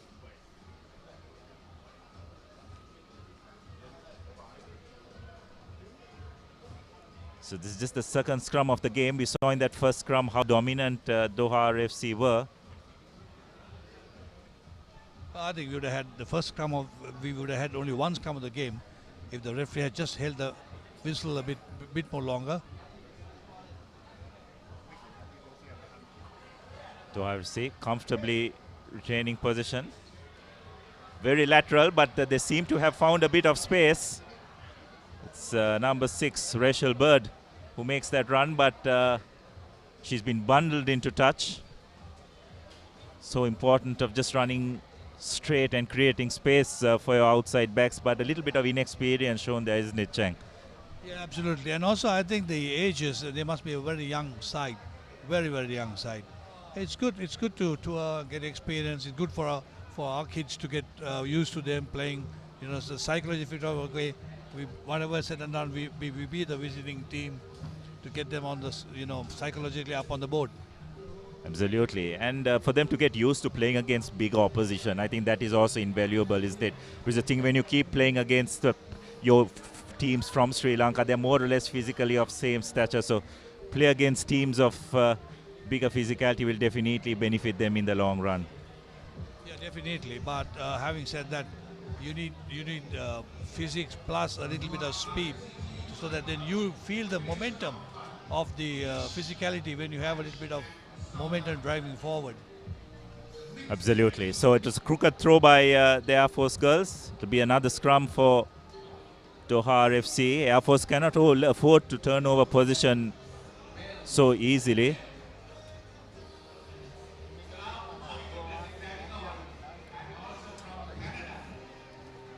Again, Rachel Bird taking a couple of tackles and offloading, trying to throw that final pass, but dare I say it would have gone forward. So real bit of inexperience shown here by Doha RFC. Just don't seem to have much structure in their play, as Chang mentioned, seem to be a very young and inexperienced team. So a scrum inside Air Force's own 25. Interesting to see what options they will use. Will they go to the boot? Will they try and hold on to possession?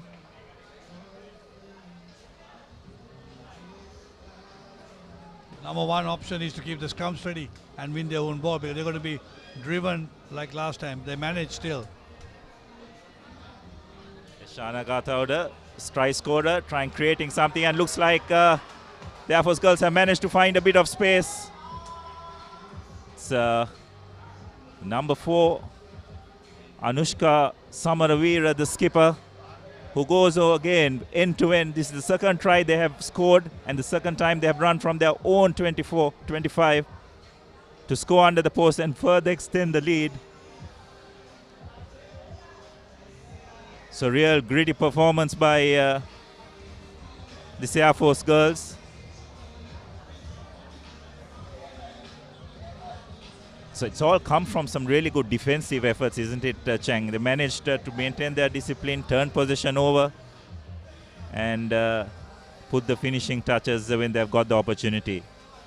So Samaravira converts her own try. The lead is further extended to 14 points to nil as we approach the final 3 minutes of this game. So as we have a look at that try once again, lovely step off the left foot by Samaravira. Goes the length of the field under the post to further extend Air Force's lead. Where the heat is concerned for Doha, the team, I don't think it'll much affect them because it's warm, it's hot there too. So it'll be the Air Force to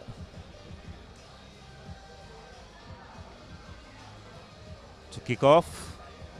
Skipper Samaravira, long-ranging kick, and it's been knocked on, but looks like a free kick has been given. Was it in front of the kicker?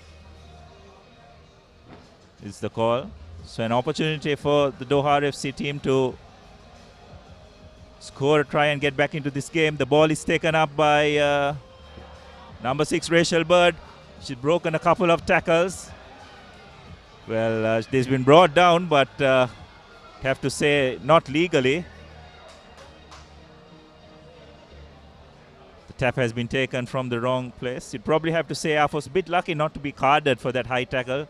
It was very much in the red zone as well. So Christy De Cruz taking the short tap, and looks like she will go over for the Doha FC's first try. Well, from that kind of distance, there was no stopping her, was it? There was only going to be one outcome from that short tap. And Doha FC have managed to narrow the lead, but they've just got less than 90 seconds to make up for it. They need to rush the conversion. I don't think they'll rush it, but they want to make sure the conversion, and then only they might, because otherwise if you miss the conversion, it doesn't make any sense. But at the same time, she completely misses it. Yes, so Doha FC have yet got to score twice if they are to win this game. So with less than a minute to go, you'd have to say that Air Force are firm favorites to pull this game off.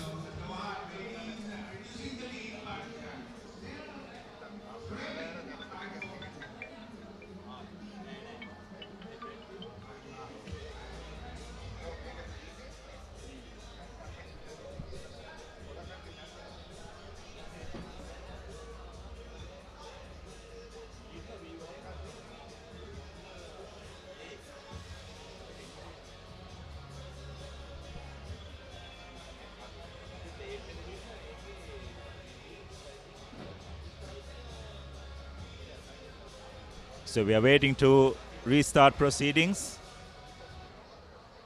Doha FC kick the ball ahead. Suravira collects it, passes it on, and re-gets the ball again. Passes not going to hand, putting Air Force under a bit of pressure, but they managed to retain possession. Looking to go through the short side. This is much better by Air Force, giving the ball a bit of width, but again, an unforced error by Shanika Tauda, but the hooter has gone, so Air Force have managed to hold on to a 14-5 win over Doha Rugby Football Club.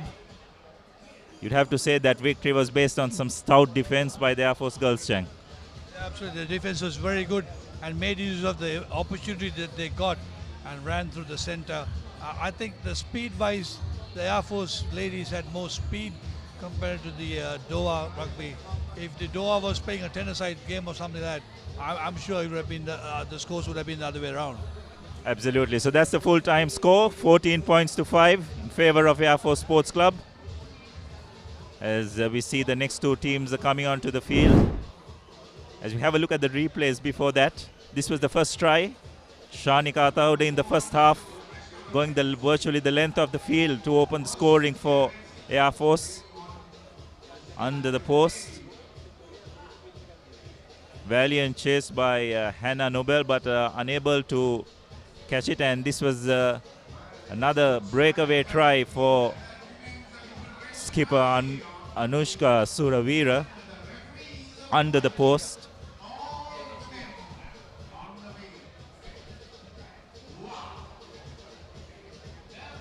And that pretty much helped to extend the lead, and Doha FC's sole scorer, De Cruz, barging herself over as we get ready for the second game. It's CR&FC versus Navy. Navy have started proceedings. Air Force under a bit of pressure at the start, but managed to retain position. Ball is kicked ahead rather ungainly. Navy have managed to retain position, trying to hold the player up, but knees on the ground. So CR are forced to let the player off, but Navy have knocked the ball on. So CR&FC, the only civilian women's team in Sri Lanka. Started a couple of years ago, isn't it, CR&FC, Chang? Yeah, that's right. Yeah, CR&FC, the only team, or we'll say the non-service team. I think Havelock started it a long time ago, but they couldn't sustain it. But it's good to see CR, they're playing some improved rugby, except for that desperate kick that the lady made and giving away possession, but nevertheless they still have the loose head into the scrum. You never want your prop forward to be kicking a rugby ball, isn't it, Cheng? That's exactly what happened to Sia. So another good scrum by Navy. Good pressure applied by the Sia scrum half, but Navy managed to retain possession. And looks like they've managed to go over for the first try.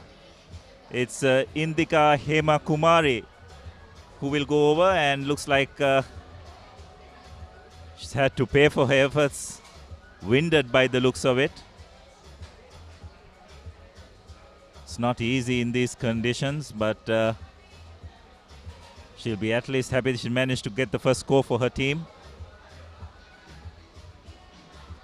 Current national player, and I still remember when I was handling that, she was playing as centre, and I made a change in a position to come in as into the front, or look at the gap she takes, and 3 players on her. Obviously she's finding it difficult to breathe. 3 players on her with that tackle, with the try, and she was not so happy about me changing the position from centre to prop, because my idea was to see that there is speed and agility on the side of where the scrum is, where the forwards could run. Yeah, that's right. But if you have 3/4 who can play in forwards, big 3/4, it's always an advantage, isn't it? And can absolutely understand your reasoning for making that switch. But looks like she's managed to convince her coach to get back into the back line playing for her club. But she's done justice to a certain extent by scoring Navy's first try. So good on her. But looks like she'll be leaving the field. And let's hope it's nothing serious and she'll be able to get back on sooner rather than later.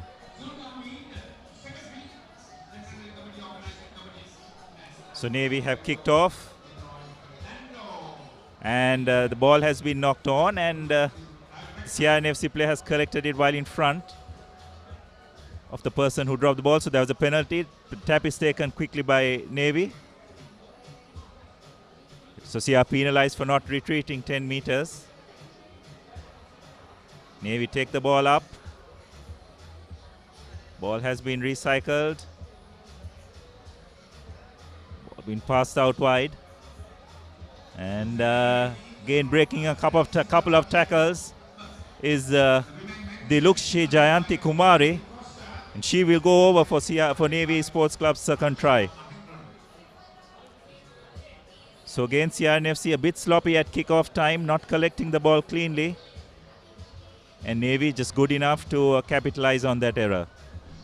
This is we need to know. If you look at the picture, if you look at the game so far, I mean, it's good to see Navy dominating over CR and getting the passes on. But the passes are not that smooth passes. So this is where we have to come in and start drilling into the youngsters and get the normal natural passes. If you watch the international ladies rugby, and it's totally different. So we have side dominating, that's a good thing, but I think we need to get the basics right. Absolutely, that's the foundation for any sport really, to get the basics right. And passing is key fundamentally in rugby. So looks like the Navy player has been adjudicated to be in front of the kicker, so it will be a free kick for CR&FC. Quick tap taken by CR&FC's number 1, that's Kanchana Mahendran. But she has been penalized for not releasing, and Navy have taken the quick tap. And looks like they'll be going over for their third try. It will be their number 7, Satisha Nimandi. It will be Diniti Shehara who will be going over for Air Force's third try. So it was a barging run by Air Force's Kanchana Mahendran, but found herself isolated. Probably can see a little bit of experience lacking in the CR team as well, isn't it, Cheng? Just don't seem to yet have built that awareness of sevens rugby. They seem to be going into contact much more often than they should. Yeah, I know. You're right. They have been playing. They had a tournament. They played 10s rugby. So obviously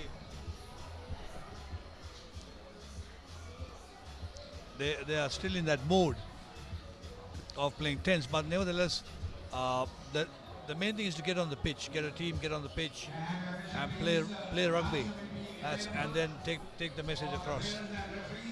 Absolutely, and these kind of tournaments will definitely add to their exposure, to that experience. I think it's time that Candy, Navy, Havelocks and CH came into the fray with the ladies. We are trying, I've spoken to all the provinces, and they're supposed to send me a report on the development of women's rugby in the provinces. Hopefully put things right. Yes, and Navy on the attack again. A nice wrap around. Again, Suravira managed to find the gap. Looks like she'll be going over for her second try. It's Dilukshi Jayanti Kumari. Will go under the post. So it looks like it's going to be pretty much one-way traffic by the looks of it.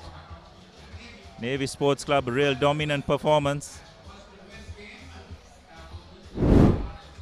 So we have a look at the replay once again. Some nice supporting lines by Dilukshi Kumari. Goes under the post for Air Force's third try.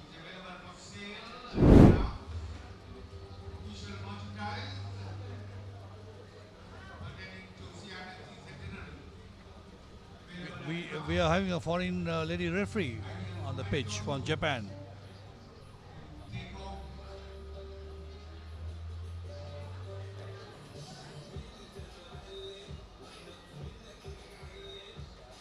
So Air Force penalized for offside at the breakdown. Sorry, it's Navy. Penalized for offside, and CR deciding to go to touch. An interesting option.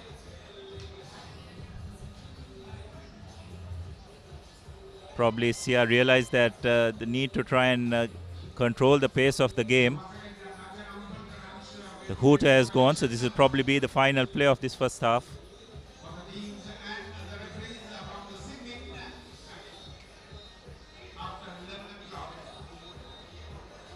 Nice clean line out by CR&FC. But again, taking the ball into contact. Navy penalized for not rolling away. This time CR&FC decide to take the quick tap and giving it to Mahendran to take the ball up. Again, Navy penalized for not maintaining their body weight. It's like Mahendran has got a real panache for kicking the ball. She seems to be the touch finder for CR&FC as well. The good thing that eye opener now, what I can see is, I think in a few months' time or a year's time, we'll be ready for 15 side.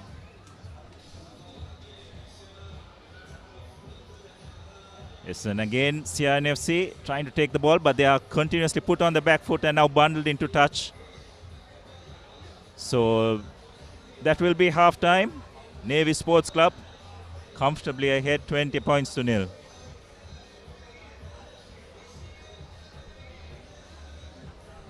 Very, very comfortable lead, 20 points. And of course, it's great for CR&FC, and my best wishes for another 100 years or more of rugby, and well organized. And hats off to the CR committee led by Ted Mutaya, and of course my skipper Tikiri Elapola, who is a deputy, and of course in the hands of safe hands of Dilroy Fernando, who is very experienced in organizing tournaments and so forth. It's never easy putting a tournament of this magnitude together. Requires a lot of coordination, understanding, patience and endeavor. They've done it extremely well. I think tomorrow should be a really spectacular day. That Chang will have the knockout phase of the schools tournament, which should be a real attraction, and the clubs and the women's team as well. So get down to CR&FC tomorrow to support your respective teams. I think it will be an entertaining day of Sevens rugby, and it's a unique tournament. It's not a tournament that's going to be played probably every year. So come down and witness it, because it will be a Once in a lifetime experience, having the club teams and the school teams playing in one tournament. I think they should continue at least once in 3 months or something like that. Just play whatever sevens you can. But we need to play a lot of sevens if you want to compete in the sevens region. And that's sevens is a game that we can compete in the Asian region. So to do that, we need to see that we play more competitive games. We can't play inter sevens, inter-club sevens once or twice a year and then go in for competition. And then we need to see that you get foreign teams to come in. I'm sure there'll be a lot of foreign teams who want to come in and play in Sri Lanka. Absolutely. As CR&FC restart proceedings. So it'll be Navy just spreading the ball out wide. And that's a half break by Randika Kumudumali taking the ball up. Navy have managed to recycle position.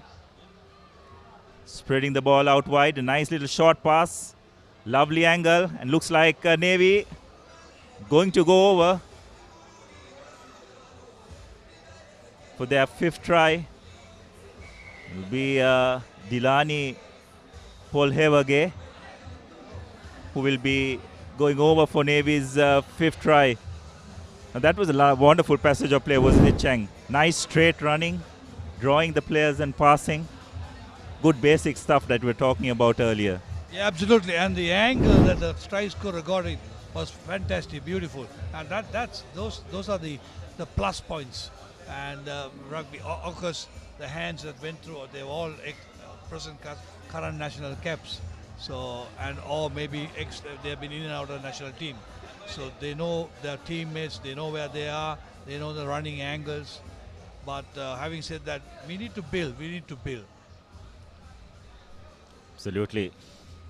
To see the passion coming out of SW on that occasion. Yeah, I know, because Rugby Union is very keen on building on that, because that's why they got me down here. We had a couple of meetings. The good thing is we had a deputy director from the Education Ministry, and they have included girls rugby into the Parcel Krida, which is a good step. Absolutely, brilliant stuff.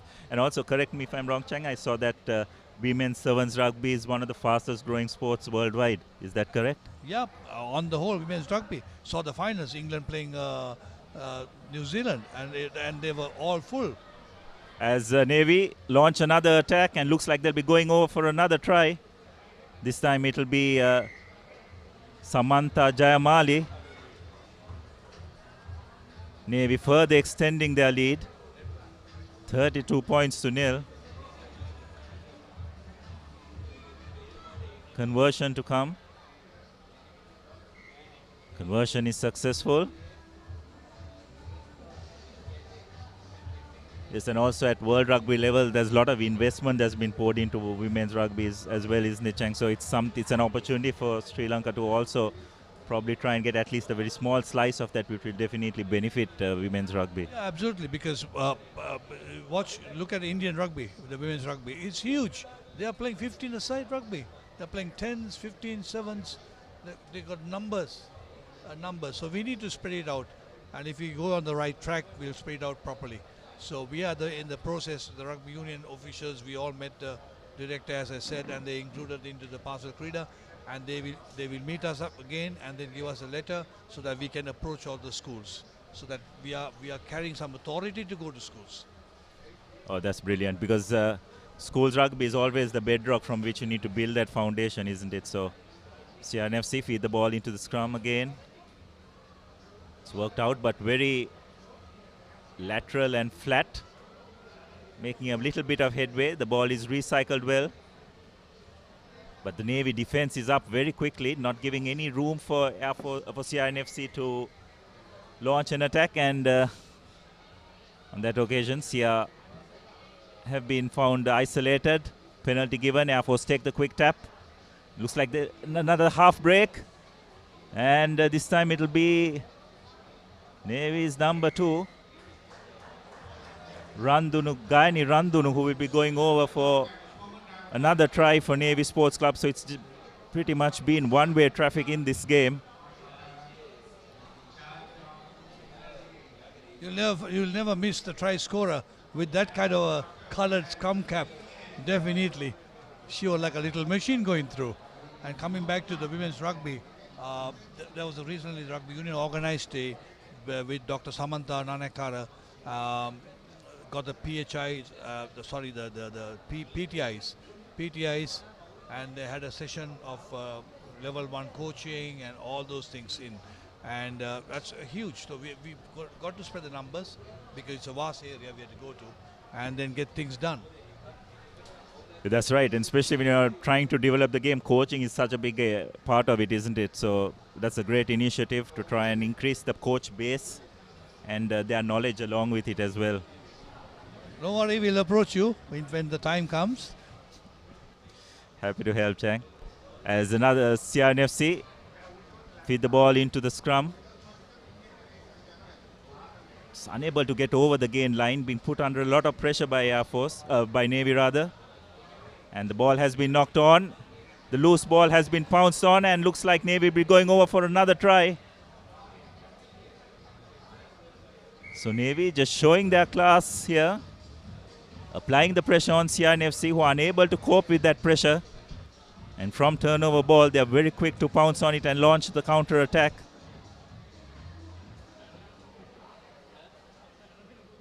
And the conversion hits the crossbar, not successful. As we have a look at that try once again, it's like it's Samantha Jayamali again going over for her second try. Sia seems to be getting the try score over the goal line every time. Navy restart proceedings. Goes the big girl Mahendran, takes the ball up. But again, some really good defense by Navy. CR&FC just unable to cope with this rush defense of the Navy girls, committing a lot of errors. So we're approaching the last few seconds of this game. Interesting to see whether Navy Sports Club will be able to launch, will be able to achieve the 50-point mark.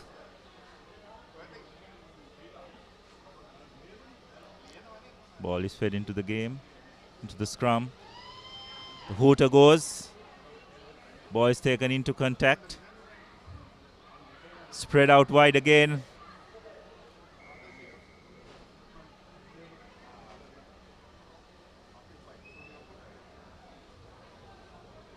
So looks like CR&FC going to be penalized for no arms tackle. Which looks like the player has been sent to the sin bin.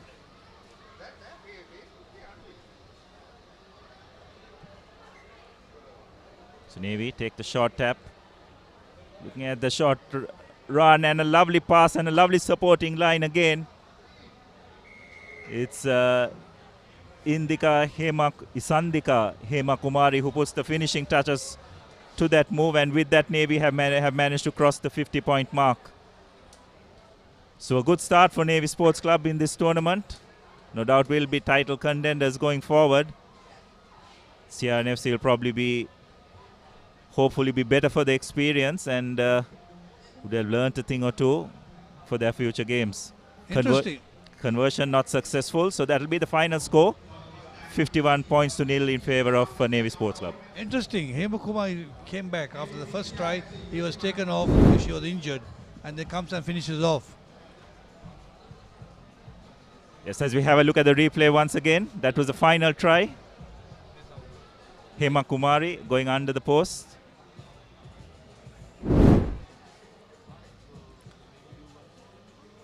As we have a look and await the commencement of the next game between Army Sports Club and the visiting Australian team.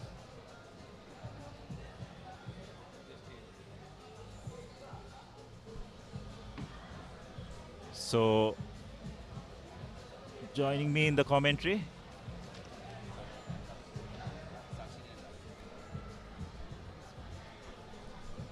and handing over to Sachin to take you through to the next game. Thank you very much, Abdullah. Pleasure to be here.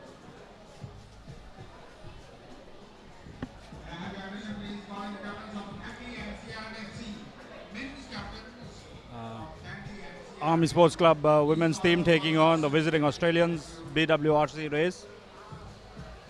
Army under pressure early inside their own half with possession. Looking for a little kick over the top.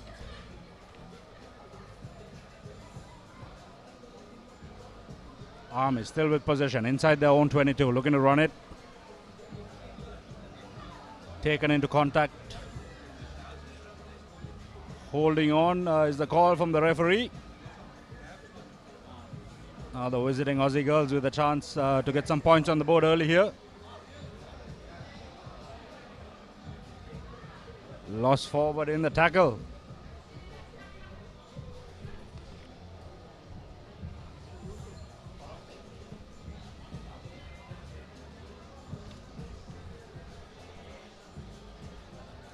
Joining me in the commentary box is Sudarshana Piris. Welcome, Sudarshana. Good morning, Sachin, and good morning to everybody joining us on Sri Lanka's #1 sports hub, www.thepapare.com.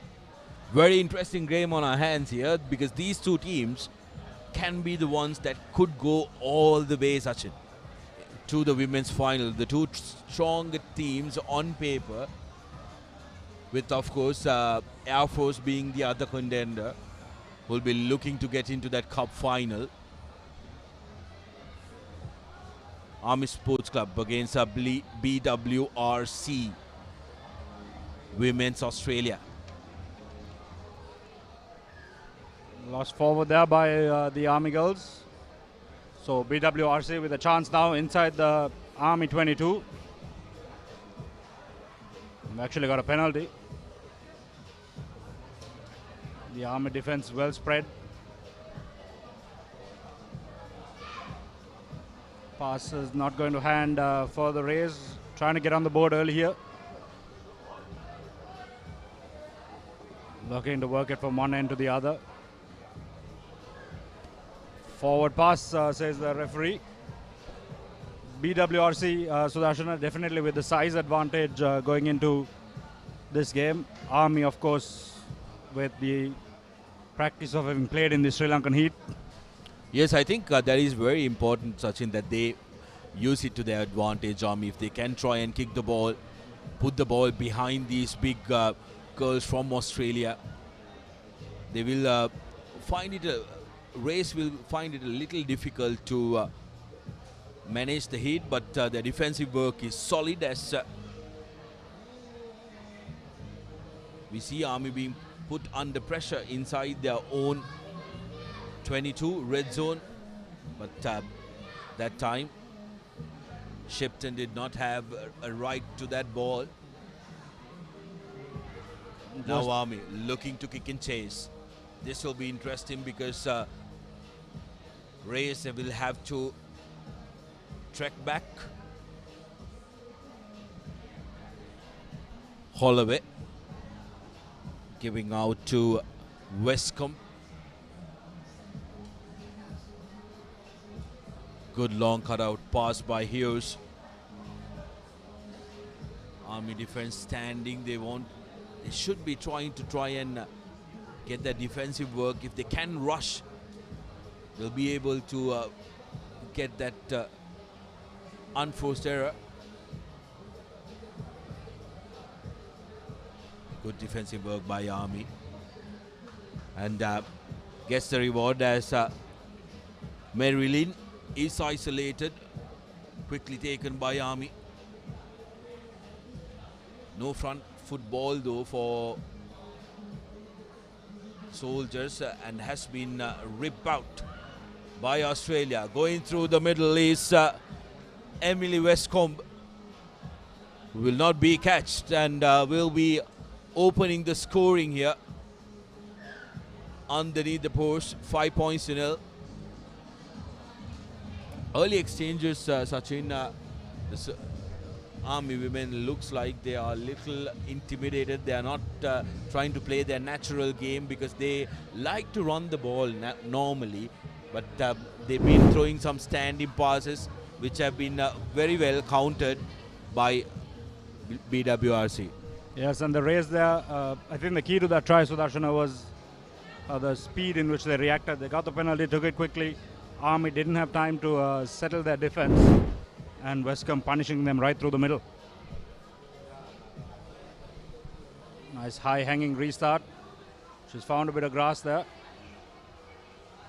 Bouncing ball recovered by the Rays. Lost forward by Army, says the referee. So we'll come for a scrum.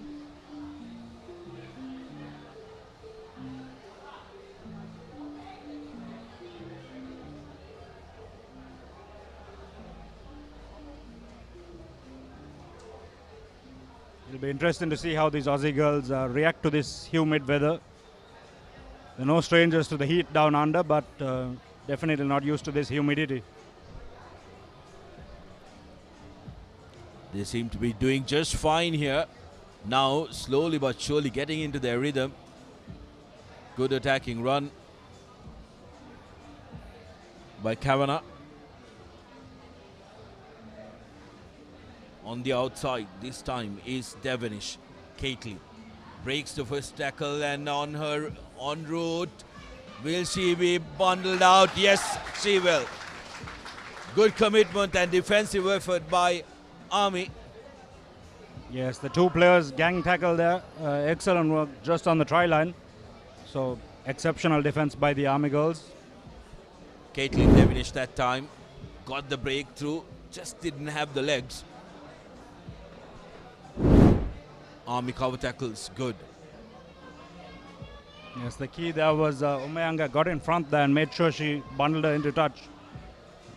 She made a dominant tackle. Good pressure from the Rays. They've stolen the ball. And easy try on running in. Tekaiwa Hughes untroubled that time. Touching down. Yes, good pressure there, contesting the line out deep inside the Army territory. And they've got the size on these Army girls and they're using it very well. Yes, that's going to be problematic for Army every time you want to go to the touch line. So ideally, when you get a line out, Sachin, if you have a massive size disadvantage, it's always better to try and have that front peel option, practice and rehearse, because that's something that you can settle into and use as an option. As we take a look at the first try that was scored in the first half, Emily Westcombe running through the middle, touching down right underneath the post. Second came through, good counter attack work by the forwards who went up, and then Tekaiwa Hughes touching down for the second try for the race.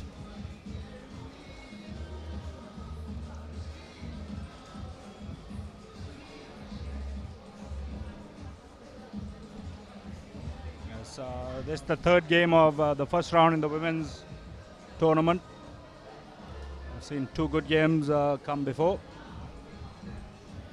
Coming up next, the big clash, Kandy Sports Club versus CR&FC, the host. Number 1 and 2 in the league this year. A big one, isn't it? A big one. Both these teams will be looking to put a marker. CR coming into this game with a draw in hand. So this one is a must-win for them. Kandy dominated their opening encounter against Police Sports Club. Will be wanting to continue the momentum. Hit the ground running, and it's important in these type of tournaments how you manage your players. Even throughout the day, Sachin, even though you just have 3 games, the times between the games tend to differ. So it's important to try and get them into that process where they know exactly what to be prepared for at a certain given time. Yes, exactly. Game management is key when it comes to this. Player management, using your resources as well. As the Army get us underway for the second half. Lost forward there by Mary Lynn for the Rays. So now Army with an opportunity. Good high hanging kick by Army that time. Would have done well to put some pressure on as well. The chasers weren't too committed, but nevertheless, Tatsarni with ball in hand.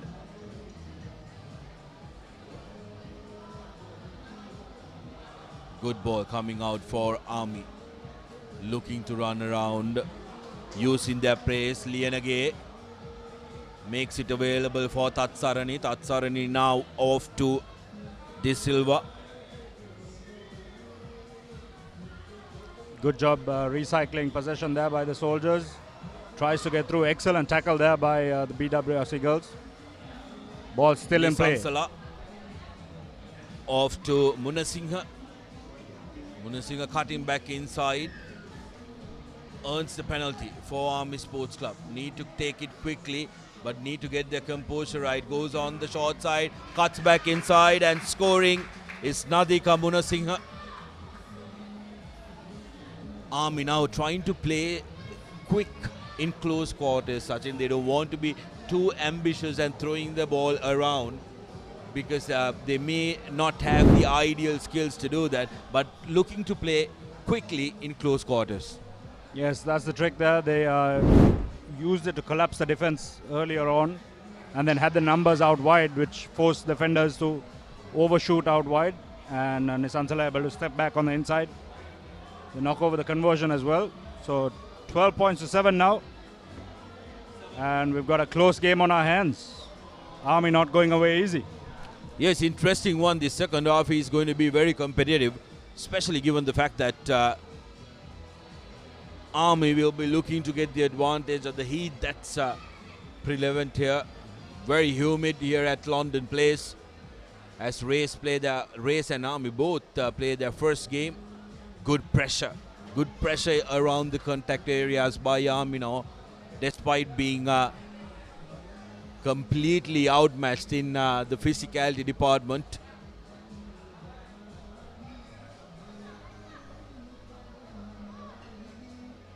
Fresh legs coming in for the Race from Australia.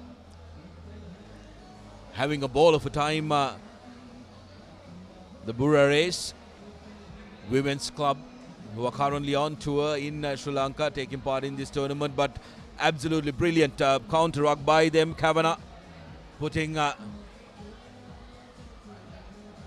Heather in space. Fresh legs in the park, goes all the way for the third try for Burra Race. Scarlett Heather extending the lead. Yes, that try definitely made by Kavanagh there. She drew in two defenders, a step in, a step out, and then found the support on the outside. And Heather Scarrett. Well, I guess pun intended by some of our music suppliers here at the ground, who are playing Land Down Under. As the Blue Rays hit the ground running in their first show here at CR&FC Centenary Sevens, one of the two overseas teams taking part in this invitational tournament. The four women's teams from the Sri Lankan domestic circuit: Army Sports Club, Navy Sports Club, and also Air Force Sports Club, alongside the only civilian club, of course, part of oh, what a brilliant taste and what a brilliant collection. Incredible stuff by Ayesha Pereira. Just couldn't finish it. Now Army looking to pounce. Need to score. Need to hold their composure and get away from contact and keep the ball swinging. Swinging wide. Ayesha Pereira, show and go. Goes inside. Now looking to recycle, get stuck, should have given it out and then supported. Army being held up, need to go to the ground. Here's the recycle. Hands. Should have given it out, Pereira, because there was enough space on the outside, and run to the corner. Runs around, and that's going to be a try. Just under 2 minutes to go. Sri Lanka Army gets 12 points on the board, and they're just one converted try away. Yes, Army actually finding some space around the fringes, using those close-in spaces to pull in the raised defense and then finding space out wide for the speedsters.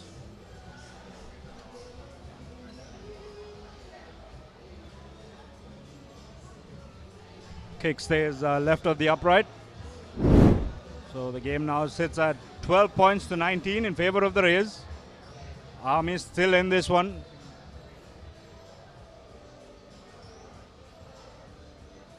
That was Nisansala, Piumi Nisansala running over for the second try for the Soldiers. The Rays gather the kickoff. Look to go route one.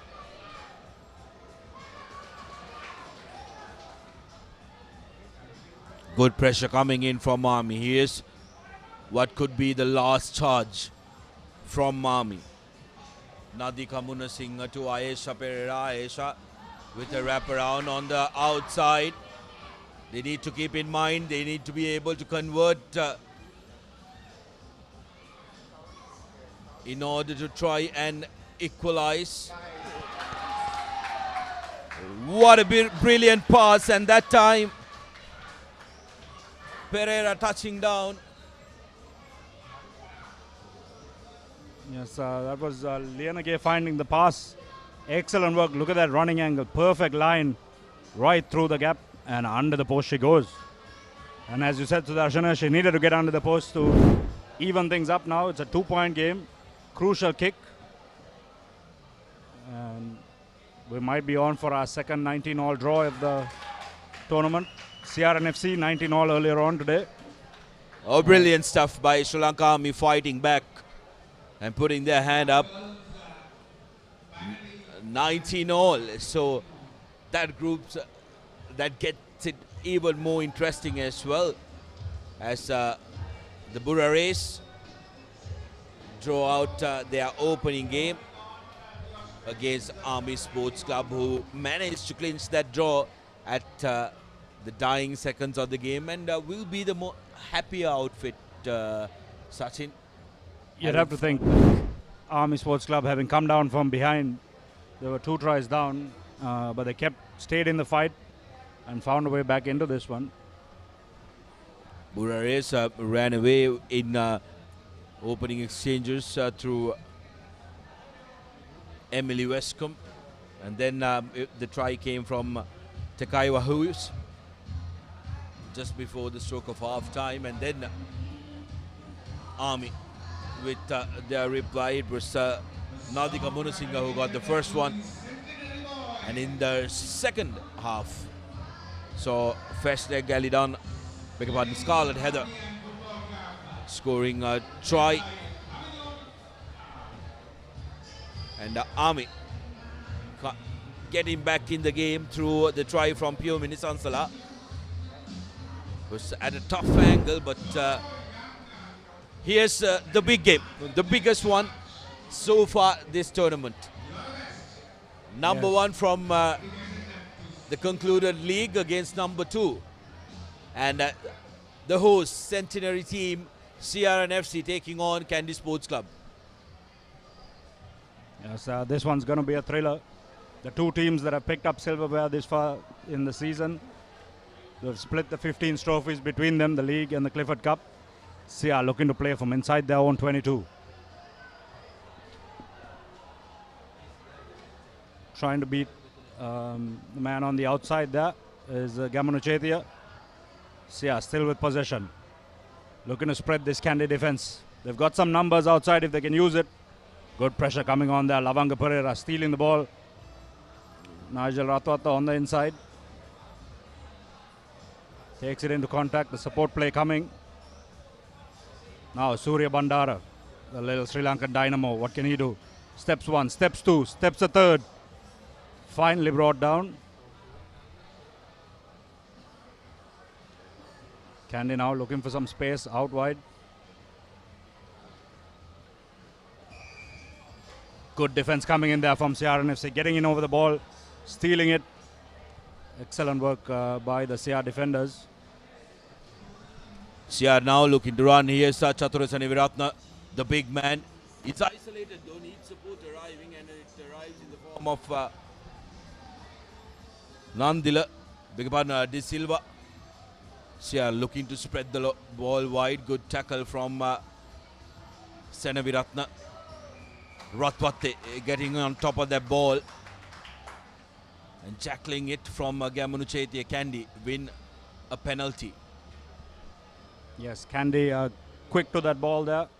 The CR support just a second too late, and the very experienced Nigel Ratwata in and over the ball, on his feet, held his feet. Now Yes, Tarinder Ratwata looking to get through. Fends off one, bumps off the other. Still going. Can he go all the way? Yes, he can. Makes it look very easy in the end. Tarinder Ratwate has been arguably the most standout player in the concluded season as well.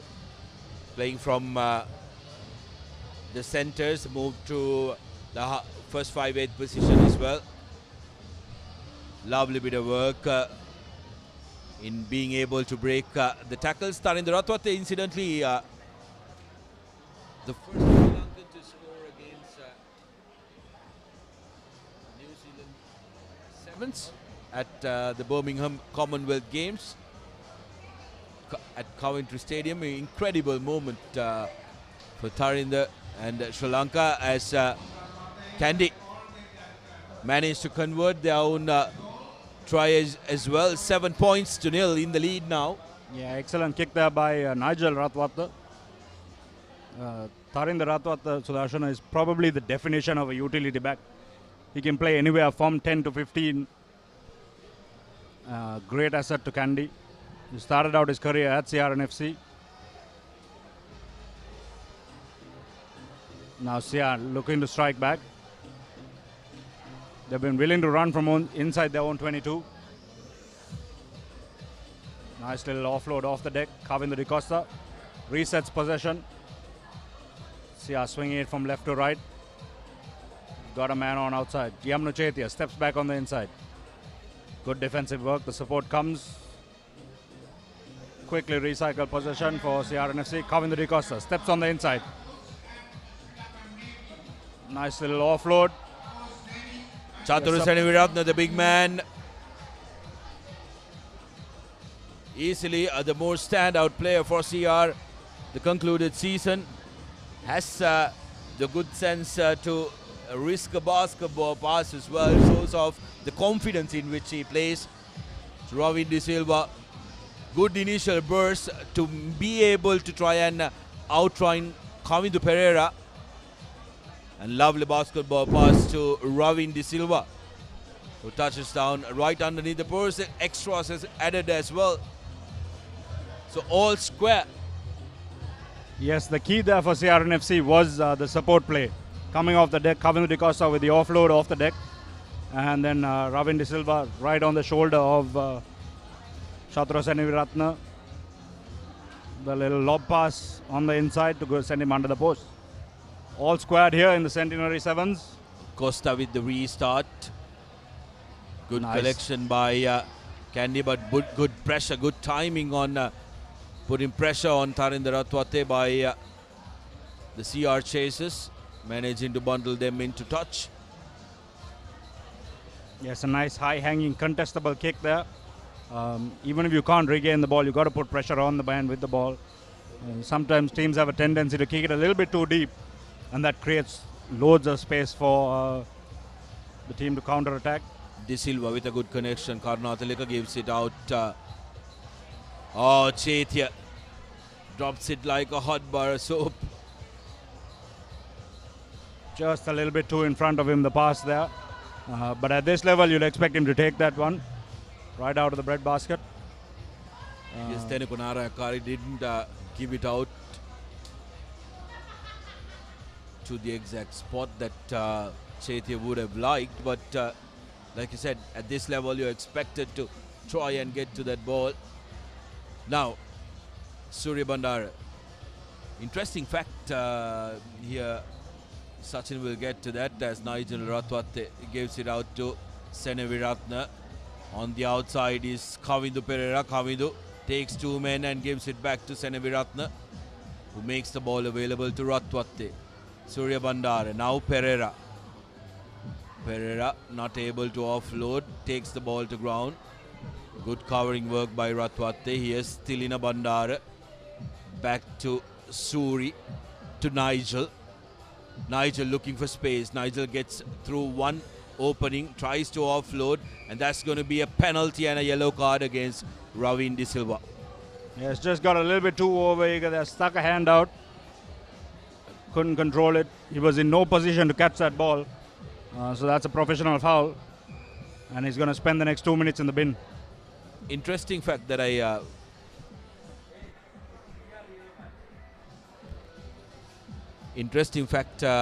wanted to mention is that you take the Kandy team, Sachin, some of the players are CR&FC alumni and will be really enjoying this competition as well. CR&FC Centenary Sevens as Suri, the pocket dynamo, takes it on the short side to Nigel, and Kavidu back to Nigel, going on the outside, makes it available to Pereira. Suri clearing it up. Bandara to Lavanga Pereira. Here's Ratwate. Seneviratna couldn't collect it in front of him and lost his balance and was isolated. Good work by Karnatalaka to get on top of that ball. Seneviratna taking the quick tap and taking his own sweet time to kicking it out. He'll take 7-all at 7. CR&FC go into the break with all square against Kandy Sports Club. Here's how the tries came in the first half. Tarinder Ratwate breaking the tackle, and it's too fast for the rest of them. Sia, lovely offload to Chatura Seneviratna with a good burst of speed, and had the skills to throw a nice basketball pass to Ravin De Silva, who's currently in the bin for an intentional knock-on. So CR will start the second half with 6 players, but currently the scores are all square 7-all. Sachin, the interesting fact that I wanted to mention was that Surya Bandara, Nigel Ratwate both played with the CR&FC coach Dushant Leuke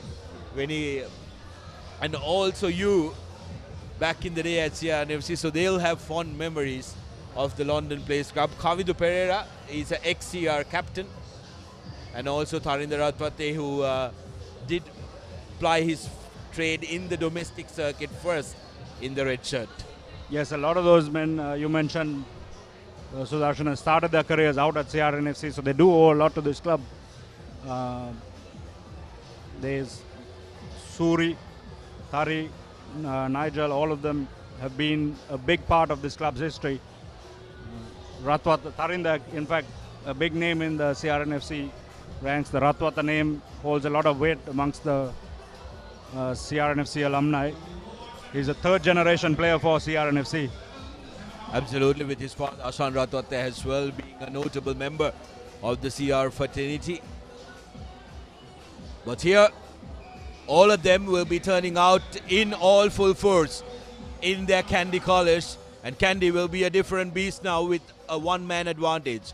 Here's Tarinder to Pereira, cutting back inside is Suranga Tenakon.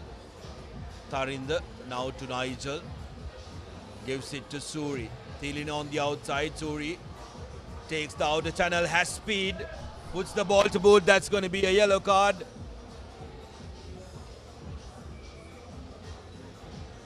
And possibly a penalty try against CR&FC, but there was another player who was chasing that. So he will consult the ARs, the referee.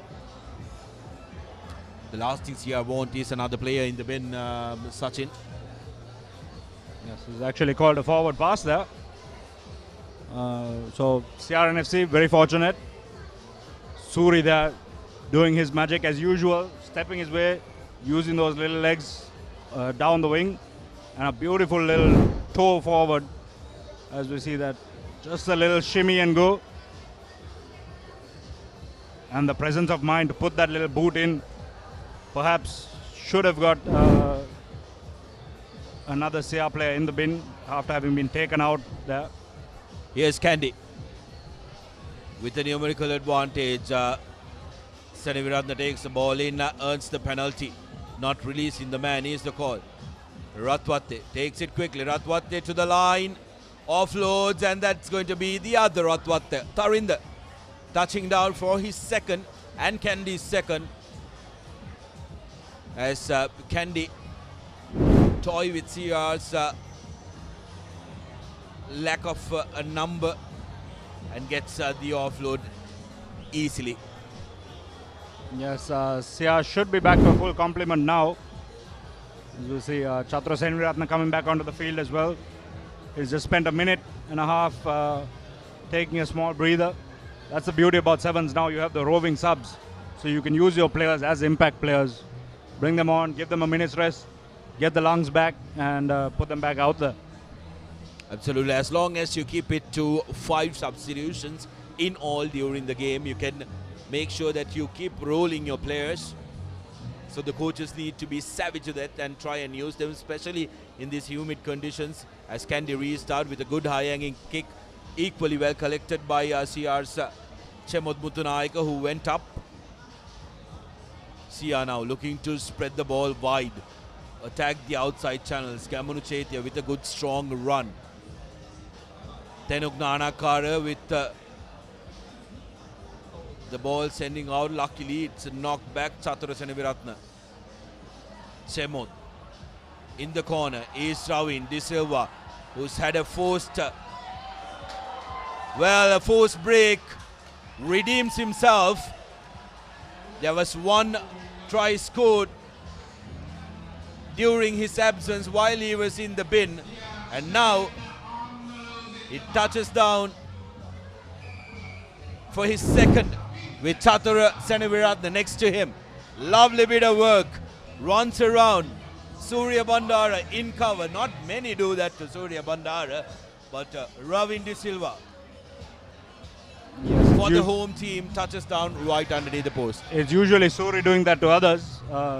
Ravin De Silva perhaps having to make up for that 2 minutes he spent in the bin. He used that time well, used it to recover, and that perhaps making the difference, having the afterburners on the wing there, stepping inside Suri. Now the home team in the lead, Sachin. Going to be a different game. They will play with confidence. Little bit step in their foot, but that over-eagerness, they need to keep a lid on.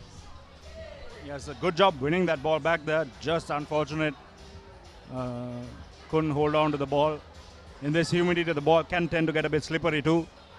But you'd expect players of this caliber to deal with that.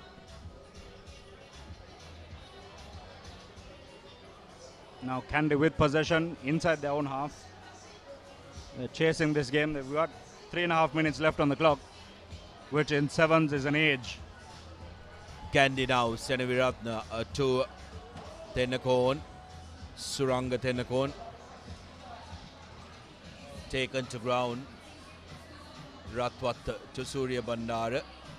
Here's Ranjan to Pereira, who crashes through the middle. Ranjan gets away from the first tackle, but he's tackled to the ground by Seneviratne. Ratwatte to Seneviratne. Suranga Tenakon in the corner, offloads to Seneviratne, who goes to the ground, gets a penalty. Candy.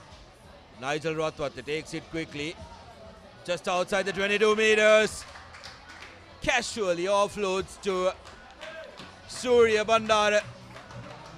Srinath Surya Bandara makes it look so very easy playing sevens rugby when he's with his mates looking for that. It looks like they are in their own backyard playing a game of touch rugby. Look at that. Lovely step inside, and there was no space literally there, Sachin, but Suri makes it. Yes, no space is exactly where Suri operates. He's made some of the best players in the world look pretty ordinary. Now look to add the extra 2 points. Gave Candy a 5-point lead. Got a minute and a half to play. Everything to play for in this all-important clash. The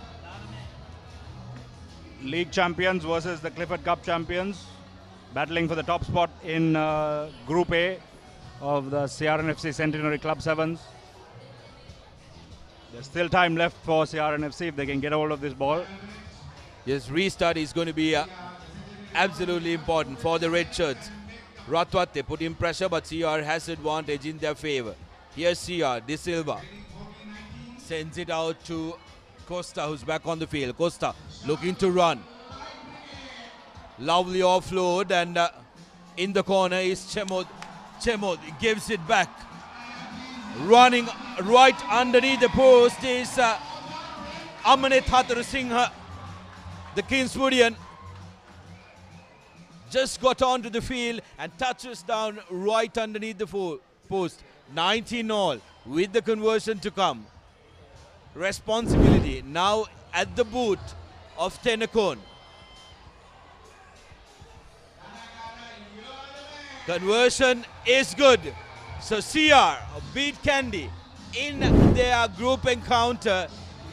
They had to win this one, especially after drawing the game against Army Sports Club, and the home team has done it. Brilliant stuff. 21 points to 19. Looked like Kandy had the whole game under control, Sachin, up until the last try was scored. Ratwate with the opening score for Kandy. And then Chatura Saniviratna's burst to the middle and putting Ravin De Silva in space. Ravin De Silva then received a yellow card. Kandy capitalizing on that. Nigel Ratwate putting Tarinder Ratwate in space for his second. Then came this brilliant individual stuff from Ravin De Silva, who attacked the corner and went through the middle to put CR in front, with Kandy replying with Nigel and Suri coming together. Suri brilliant, but this one, skipper Costa putting Chemod in space. Chemod with a brilliant pass to Amanet, who touched down underneath the post in front of the clubhouse to beat Kandy and win the game 19 points to 21.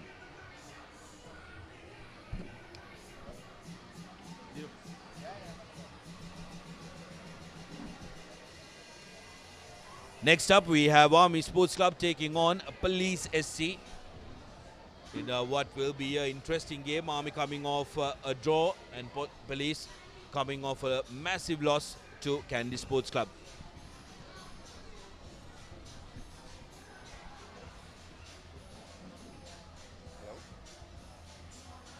So Army receiving the kickoff, trying to launch an attack virtually from their goal line under a bit of pressure.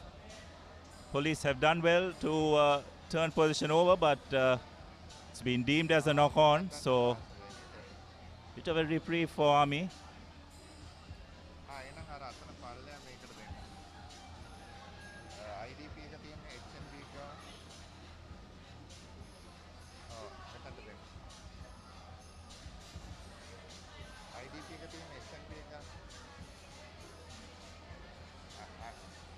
Ball fed into the scrum. Big scrum by Police, applying a lot of pressure. Army have been caught behind their own goal line, but they managed to make a break. A lovely scything run. There is some good support play coming as well. And could this be an end-to-end try from their own goal line? What a magnificent counter-attack by Army Sports Club. The finishing touches put to that move by Ashen Bandara, their regular fly half in the 15th game.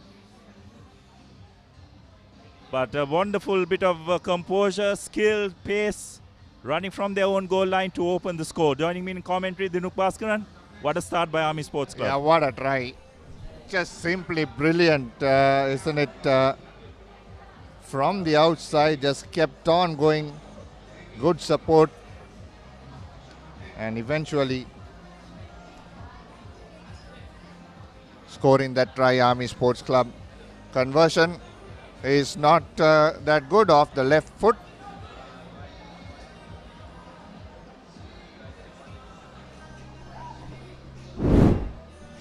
As we have a look at that replay again, lovely overhead pass. Then Bandara running a really good support line. The initial break was carried out by number 7, Lasanta Kumara, who made that initial break. So Army leading 5 points to nil. Nice long hanging kick, safely collected by Police Sports Club.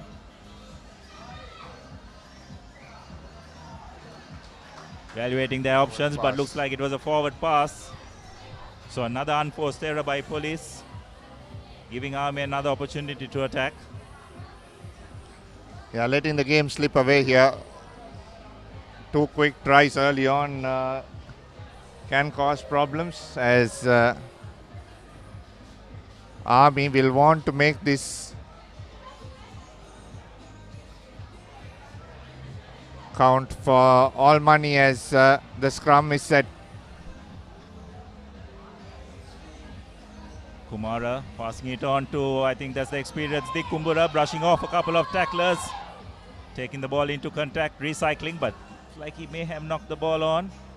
But referee has adjudicated otherwise, and looks like that will be Army's second try. Rifan Mohammed going over under the post. So they have further extended their lead. Within 3 minutes, they're up 10 points to nil.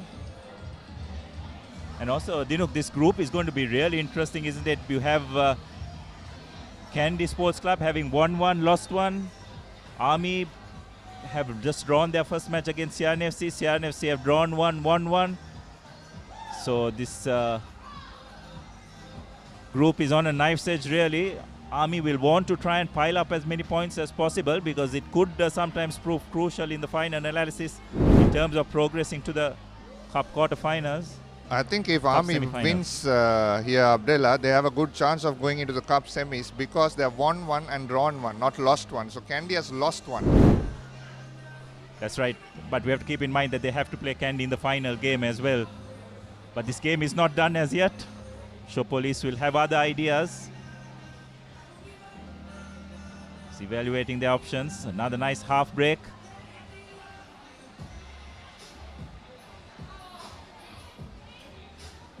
Bit of a wayward pass. But Army doing very well at the breakdown for not releasing. Police penalized. Short tap taken. The Kubura, lovely bit of tap passes. Referee has his hand out for an advantage.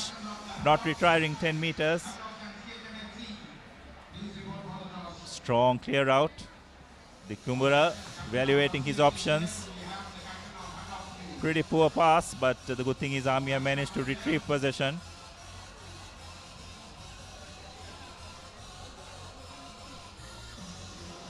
The Kumbura again getting the ball away.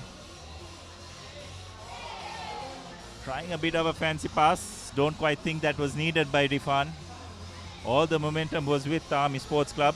Just need to hold on to possession there. Yeah, back play. There is a crucial injury. One of the Army players down, and looks like it's Lasanta Kumara. Army was a little short on numbers, Abdullah, on that occasion, because that player was down. And the speedster as well as they've been taken out. So that's where it stands, as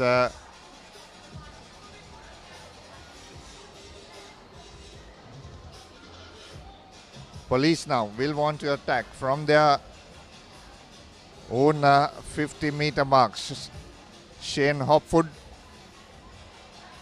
will feed the ball into the scrum. Gets it out. Here is Chamara, Prince Chamara. Knocks the ball forward as Army now. Another knock forward, so there won't be any advantage. And the ball will come in favor of Army Sports Club. Yes, bit sloppy by both teams.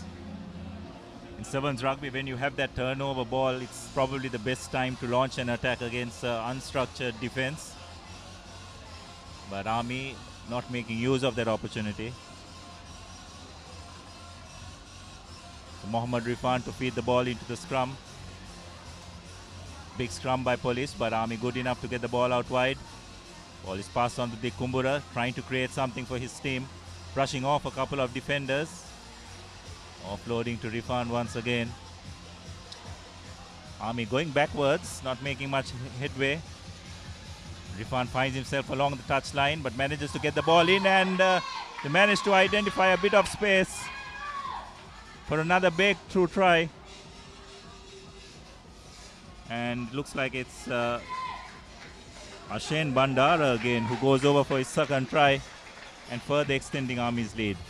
Yeah, good score just before half time. Army looking dangerous, Abdullah. Whenever they have ball in hand, good support lines. The offloads are sticking. And not easy with this humidity to get that done, as the conversion is good. We'll head into half time. 17 points to nil. Army have put on a mark against Police here. As a crucial match here for our Army. That's because they drew against Sia in the first game. Sia beat Kandy. And Army Kandy is going to be a cracker, isn't it, Abdullah, in the evening. 19 points to nil at halftime. Army leading.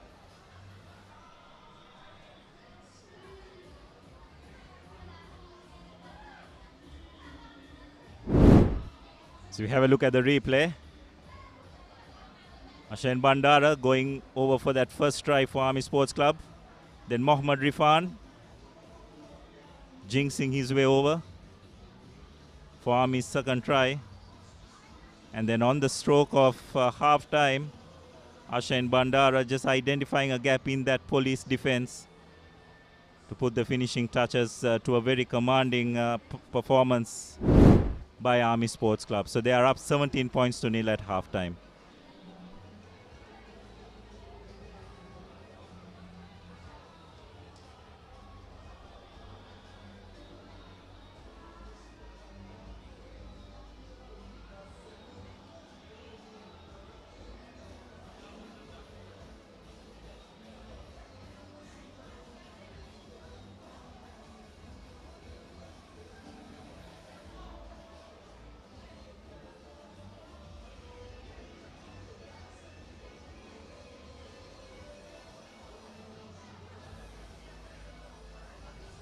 So we are getting ready for the commencement of the second half between Army Sports Club and Police. It will be Mohammad Rifan to do the kickoff. Nice hanging kick.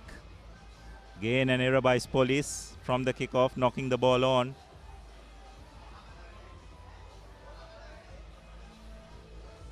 Army do look very organized, isn't it, Dinuk, in the way they have been going about their business? Yeah, they are, Abdullah. And looking very skillful, a good coach team. I think they've gone through a good grind before these sevens. As Police now trying to attack from their own 40. As want to score next. Here is he breaking through. But a good tackle eventually by Manoj Kumara. But Police still keep on going in forward through Akash Madhushankar, and a lovely ball to Matisha Pereira, who will touch down. The first try for Police Sports Club.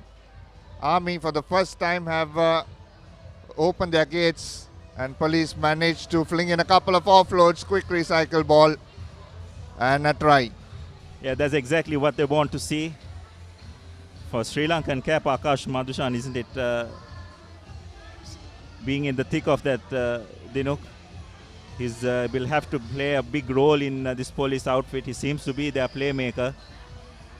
He's expected to create a lot, and as you can see that once again, getting off the ground after placing the ball, showing good lower body strength and offloading brilliantly for Police's first try. So Police have struck back, 19 points to 7. Rifan collects the ball. Comes to the Kumbura who passes it on. Again, Army, bit lateral and lackadaisical. Police seem to have upped their aggression in this half. Mohammad Rifan, long looping pass. A lovely inside pass, but referee seems to have said that it was a forward pass, so they'll come back for a scrum just about 7 meters away from, or rather 5 meters away from the Police Army goal line. So an opportunity for Police to further reduce this lead. That was curtains, isn't it? If that had gone through and not a forward pass. Now Police, here's the opportunity. Good tackle there by the Army defender. Police now cutting back in, going through Rukshan Madhushankar. The ball is out wide. There is plenty of space on the outside, but good tackle, good spot tackle there by Manoj Kumara. And contesting as well, and Army have managed to turn over ball.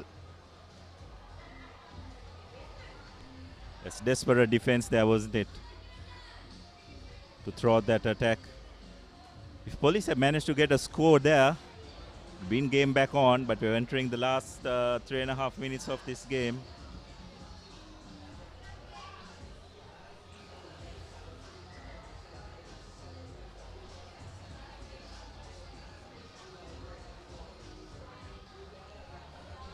So interesting to see the options Army will take from here. Will they go to the boot? Will they try and retain position? Yeah, especially off a scrum, you don't have a sweeper. And with the gas they have on their backs, on the outside, if they can get the kick right,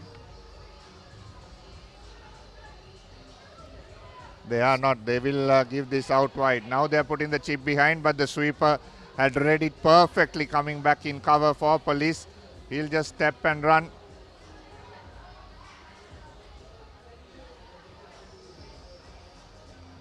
A lofted pass goes out wide to Police. Trying to cut back in is Police. Here's Hopwood once again, who needs to link here, needs support. Comes in the form of Akash. Takes into contact. Goes to the player nearby. A lovely interchange, still with the ball in hand. There is two on the outside. A quick pass will take them through. There you go. Oh dear, oh dear. That would have been an easy skill to execute, but without not much pressure as well, and leaving it behind for Army to continue their game. Yes, I think he was more eager to score the try rather than catching the ball. That's what happened there, because the line was just staring right at him. Another missed opportunity for Police Sports Club. Army yet leading 19 points to 7.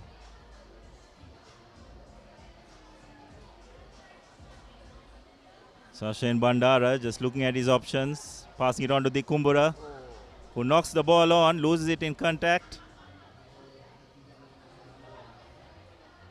It's not something you want to see from your most experienced player, Sudharaga de Kumbura.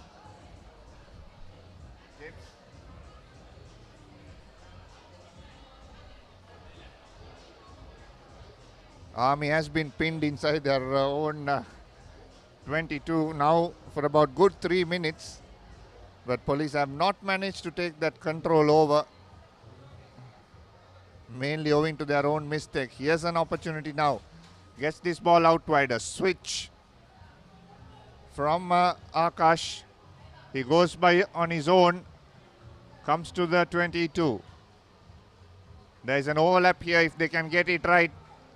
There you go. Oh, another knock forward. Referee letting it go. Police continue to dominate through Heshan Tilakaratna. Now the opportunity comes on the outside and a lovely cut back in. And the try has been scored there by Lahiru Tilakaratne. So finally, Police managed to break defense. It's a real game of two halves, isn't it? Army leading 19-0 at half-time. Police have struck back brilliantly.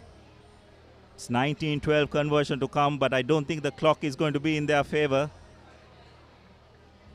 Shows that time's up on our clock, but the hooter hasn't yet gone. Conversion not successful, so it will remain 19-12. We'll probably have time for one more play.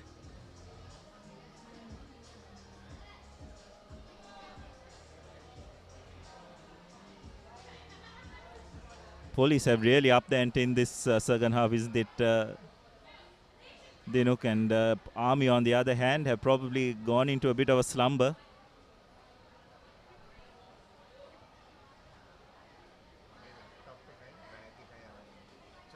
Critical kickoff here. It's important that Police try and retain possession.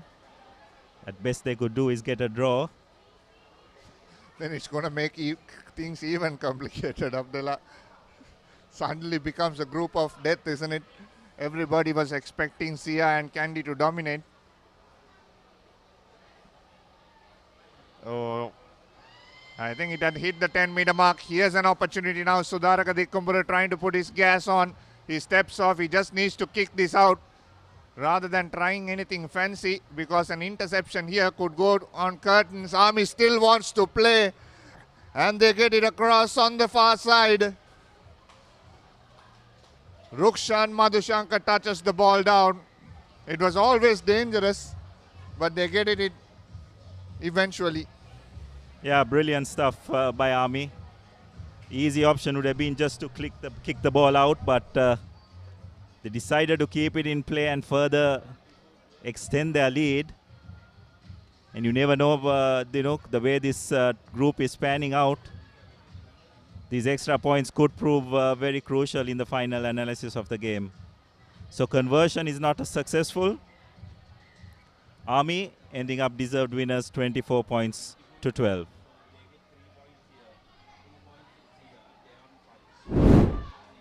As we have a look at that once again, the replay of this of the entire game really. Ashen Bandara goes over for the first try. Mohammad Rifan followed closely after. And then Ashen Bandara went in for that third try of Army Sports Club. It was 19-0 at halftime. And then Police Sports Club came back storming in the second half. Courtesy Matisha Pereira going over for the first try. The second try was scored by Lahiru Tilagaratna. And then Army completed proceedings by the final try. So the next game is between Air Force Sports Club and Navy Sports Club. These two teams featuring the other group. Both teams suffering defeats in their first match, I believe. So we'll want to notch up their first win in this tournament. Restart not going 10 once again, giving an opportunity to Air Force straight away.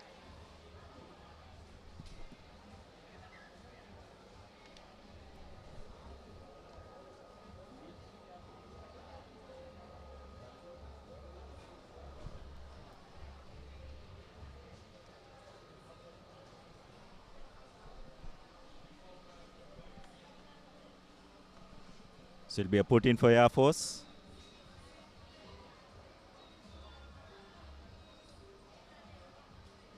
Nice pass from that scrum. Nice pop pass. Air Force take it into contact. Navy penalized for not rolling away. Air Force speeding up the game.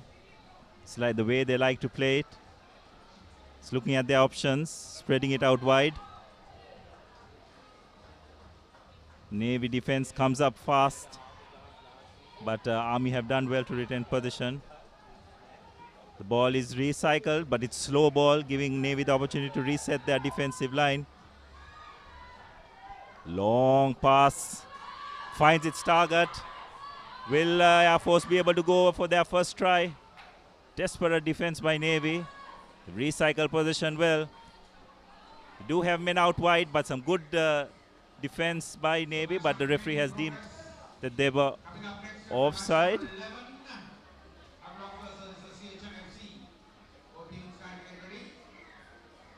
For a high tackle is the call. Police take the ball into contact, or rather Air Force recycle position. Ball is spread out wide. Again going into contact. But this time Navy again have been penalized for a high shot, and this time the referee will have no option but to go to his pocket. So Navy are going to go down to 6 men.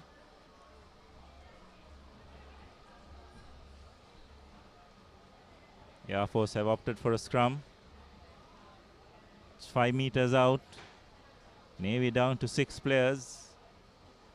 Bet your bottom dollar that Air Force should score from this situation without much of a problem.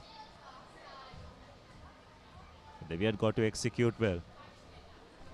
Yeah, easy opportunity if they can get it through the hands, gives it out wide. Ball goes into hand. Oh, it is a try, but could be another costly try for Navy, Abdullah.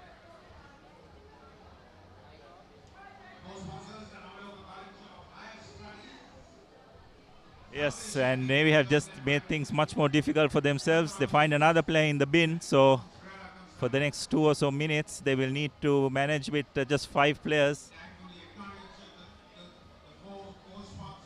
This is where Air Force will have to be smarter, up the ante a bit, and get through this phase where they can get through in terms of getting a couple of more tries. And then it is going to be a little harder, because even in the first game, the team that scores well in the first half manages to hold on in the second because of the heat factor of daylight. It's not easy playing, especially at this time, 12 noon. And the last thing you want to do is go down to 5 men as well to make things so much harder for you, which Navy find themselves in. And that's not what you want to happen when you have a 2-man advantage. They've just turned position over. Now Navy just need to try and slow things down as far as possible. Navy take the ball up.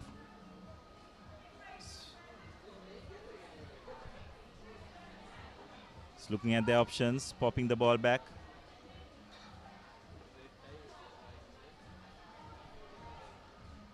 Nicely cleared out, but Navy just don't have players out wide, so they're determined to keep it in close quarters, and Air Force have managed to turn position over. Taken the quick tap.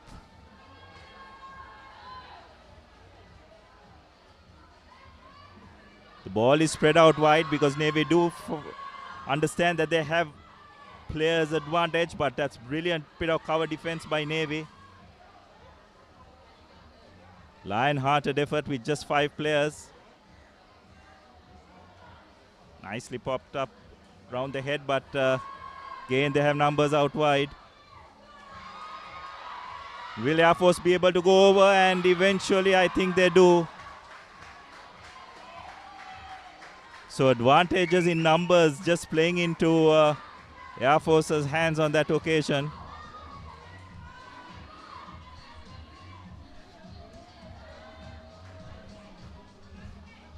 Yeah, it was just a numbers game, isn't it? A numerical advantage. It was just the matter of moving the ball into the right pace. Air Force were trying to play a little too much, but eventually getting it right. Navy will have one coming back in. So they'll have 6 on 7 now.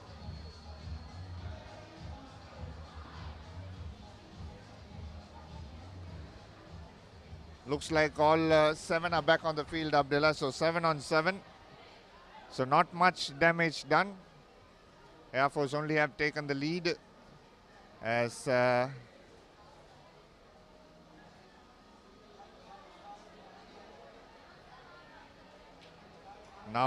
Navy Sports Club will want to have this score the next point, giving it out wide. Cuts back in once again, looking for space, going from corner to corner. Good tackle, going into contest the ruck, but Navy will still have possession. No sweeper for Air Force. That's something that they'll need to look at. Penalty for holding on, quickly taken, pushing back Air Force. And a good tackle, very, very good tackle. Technically right, pushing back on the feet. Inside ball goes wrong as Navy now trying to run from their own half, stepping off a couple of players. As the ball turned over now for Air Force. 3-on-2, opportunity. Trying to cut back in as the half-time hooter has sounded. And that will be the first half. Air Force leading 12 points to 0. Yes, I think Air Force will be a bit disappointed that they couldn't capitalize on those opportunities. Do know that they're leading 12 points to 0, but they had so many other chances to extend that lead. We've seen in the previous games how the team trailing has come back in that second half, so it's not a lead that Air Force can afford to sit on. So that's the halftime score, 12 points to 0 in favor of Air Force Sports Club.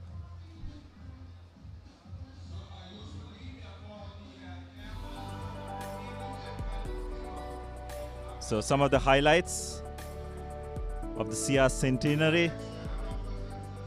This is the CR Clubhouse, very rich history of over 100 years, and that's the book that has been published to mark the occasion. Very proud moment for CR&FC. And that's a real stalwart of CR&FC, Mr. Summa Navaratnam, a real legend in the annals of Sri Lankan rugby. So also the oldest member of the club, still actively involved with his Summa Rugby Academy. Sure, those young lads will be here to play a few.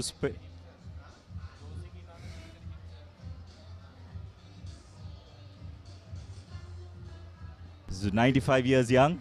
He would have seen CR Rugby through and through, isn't it?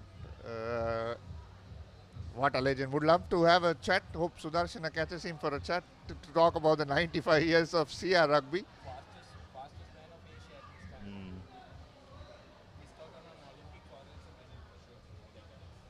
So Air Force have restarted proceedings. Navy have managed to reclaim possession, but Air Force managed to pounce on that loose ball, and they've spread the ball out wide, just looking for their options.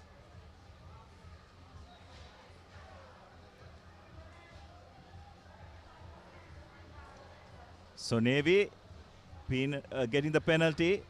Air Force not releasing the ball, and looks like Navy will be going over for their first score. Really good try by Harsha Maduranga. We were saying just before halftime, isn't it, Dinuk, that Air Force can't afford to sit on this lead. And within the first minute itself, Navy have come storming back into this game. Yeah, absolutely. Now the contest opens up, isn't it? A score here. And the next team to score will probably take the upper hand in this game with momentum. This has been a very second half, tested all teams. Whereas usually you have the night games from 2 p.m. onwards, which strikes an even balance. But here, teams are struggling to play in the second half, mostly due to the heat.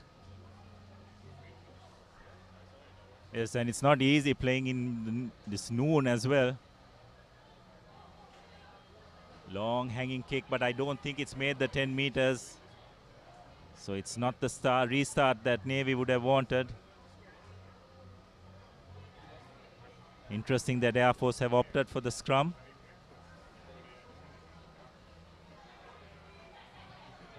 Still a lot of time remaining in this game.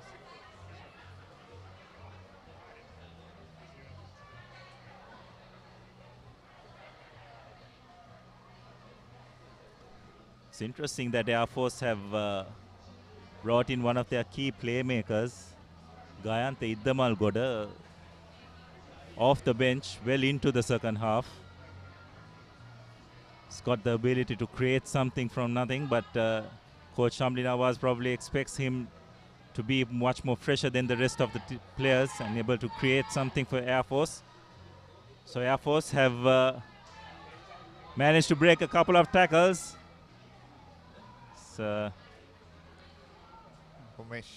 Ramesh Ramdas. They managed to retain possession. Again, just looking at their options, making a half break. Recycled well. Navy defense is under a lot of stress, but they have the numbers out wide. Navy take it into Air Force rather take it into contact once again. Not rolling away. It's been deemed and looks like Air Force will be going over for that third try. It was pretty simple. Shashika Fernando is the person who has gone over for that try. And Air Force further extending their lead to 17 points to 5. It's not going to be easy now for Navy to come back because the next team that scores had the upper hand. That, like we said, 10 minutes on the clock, 17 points to 5.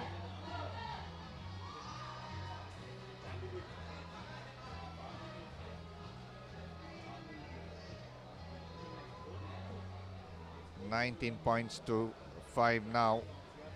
Conversion has gone through, so a tough work for Navy to get back from here. Air Force will restart proceedings through Ishara Madhushan, their skipper. Lovely hanging kick. Good take by Navy as well. Here's an opportunity now. It's a foot race. The sweeper comes back and throws the ball straight into the skipper once again. Now Air Force again will wind this up to the far side. Trying to step and run through that is Darshana Dabare. But Navy have managed to turn over ball. A bit of an arm wrestle before he throws the ball out into touch. So good passage of play. Lovely anticipation in the restart. Quickly taken. Referee Veeranga not interested. There's two errors there by Navy, really, isn't it? That first break, there was no supporting player. A blind pass was thrown and the Air Force retained possession.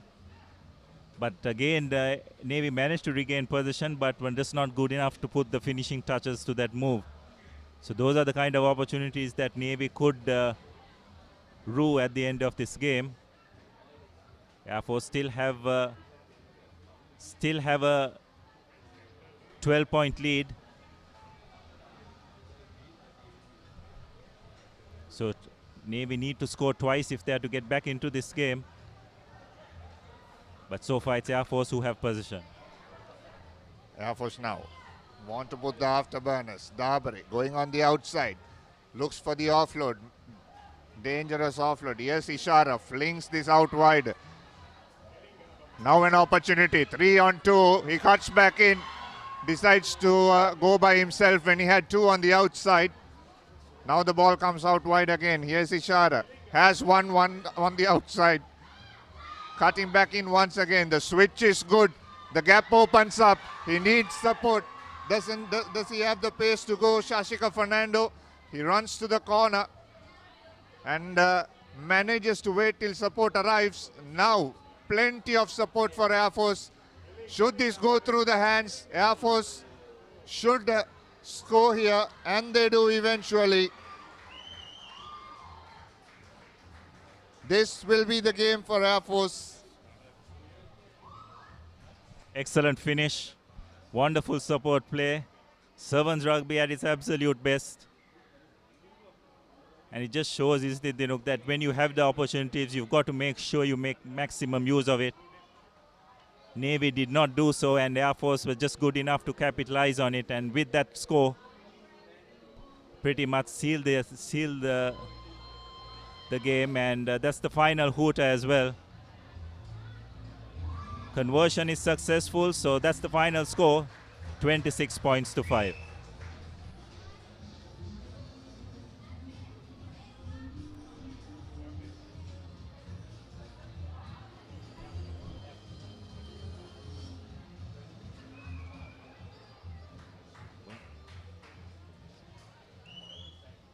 So that's the final score.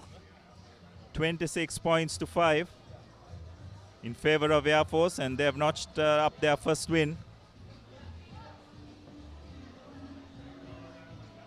And we'll recommence proceedings with the next game, which will be between Havelock Sports Club and CR&FC.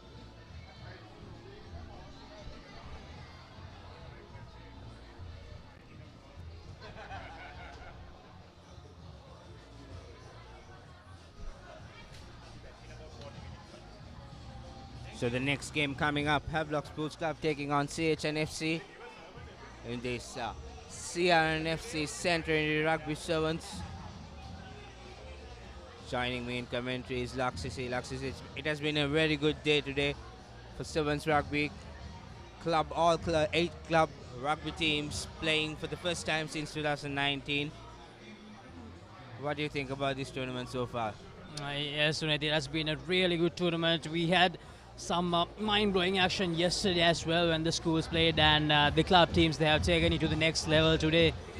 We saw some interesting results as well. The pre-tournament favorites, Candy Sports Club, losing to the host CR&FC earlier, and also we saw that CR, they actually drew their first match as well. So CR, they're actually in a little spot of bother, but they managed to come out strong, and then they won against Candy Sports Club. And right now we have Havelocks taking on CR&FC. Now this promises to be another exciting clash, so let's see where the result will go. Absolutely, Laksisi, as Havelock kicks it off. Good high-hanging kick. CH managing to collect it as they try to run from the outside. CR&FC trying to keep the ball alive. Passing a long cutout pass there. There's an overlap of two men as Avantali runs forward.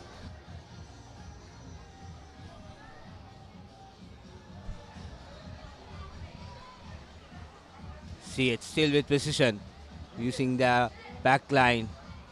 Mithun Habugana tries to chip and go. There's a penalty advantage for a late charge. Referee straight away going into his pocket. Havelock Sports Club losing one player, going down to 6 men. Just not even 1 minute on the clock. CR&FC should take this advantage to score some points. Yes, indeed, Sunit. Whenever you get the numbers advantage in Sevens Rugby, you must pounce on that. So let's see whether CH can make the maximum use out of this opportunity that they have with the numbers advantage. Hapugoda gives it out to Abzar Mohammed, and now on the corner. That's assistant referee says it's a try. So it's Hirusha Netmina who scores the try. So CR&FC pouncing on that advantage. It's 5 points to nil. Going up in the second minute. They should, I think, take the conversion as fast as possible and keep the 7-man advantage going and score 1 or 2 more tries to make it comfortable for them.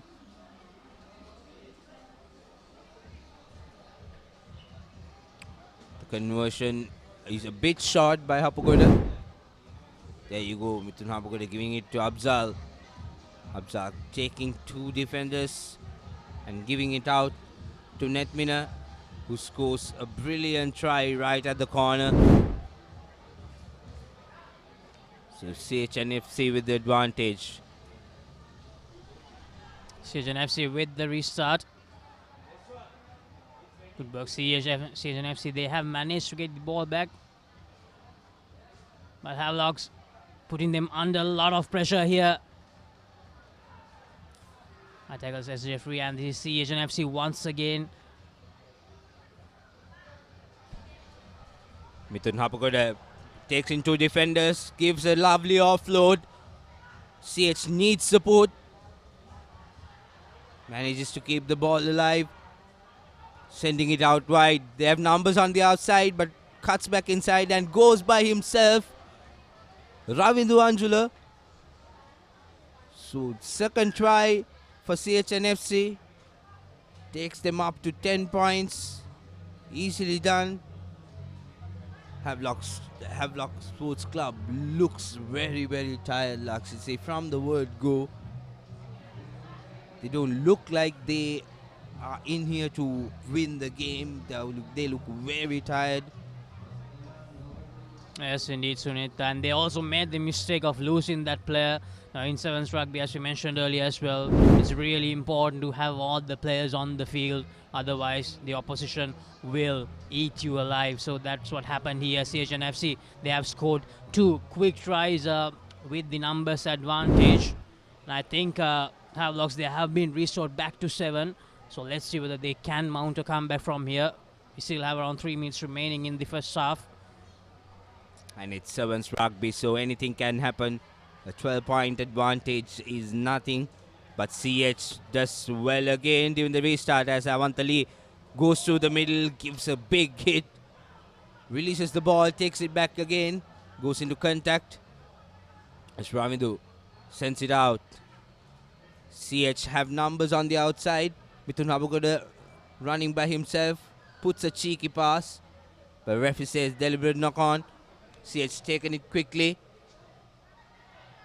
Cutting back inside. Gives it out. Loose ball. Havelocks picks it up. Mithun Hapugoda is there to stop the player running off. But referee says knock forward. So position back again to Havelock Sports Club. Havelocks, they must make sure that they make complete use of this opportunity. They're still in their half, so first of all, they should just try to get into the opposition territory and get that first try before the hooter goes off to signal the end of the first half. Absolutely, Moop.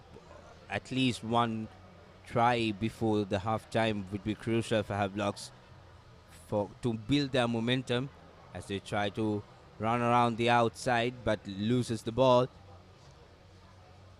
So position back again to CH&FC.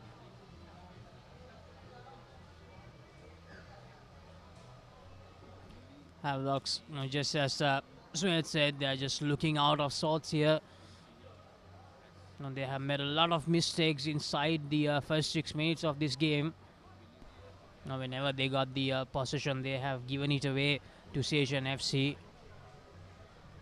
Also, as you all can see, Havelock's ex-playmaker Mithun Hapugoda is playing for the other side, and he has been a brilliant player for Havelocks as he is for CH&FC.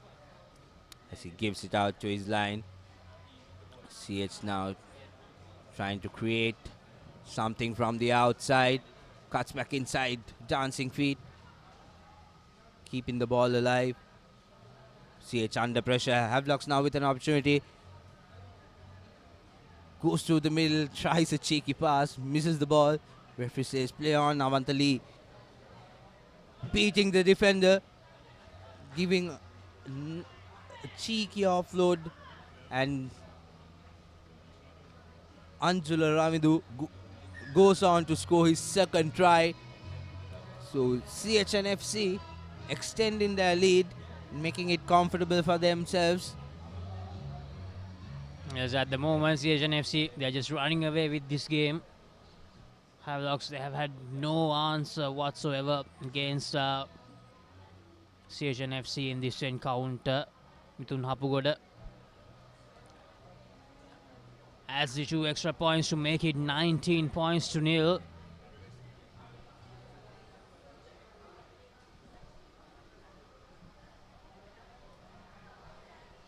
There's one more player left in this first half.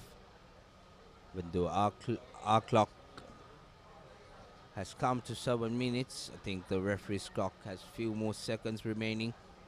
So CH to restart again. Their restarts have been brilliant so far. This time around, yet again, picked up beautifully by Abzal. Tries to give it out. A little chip kick by CH. Another, I think he's playing football. There you go. Brilliantly collected by Sean Fernando. So CH running away with it. but referee wants to consult his assistant and says it's a try, so it's confirmed. CH&FC 24 points going into Lemons with the conversion to come.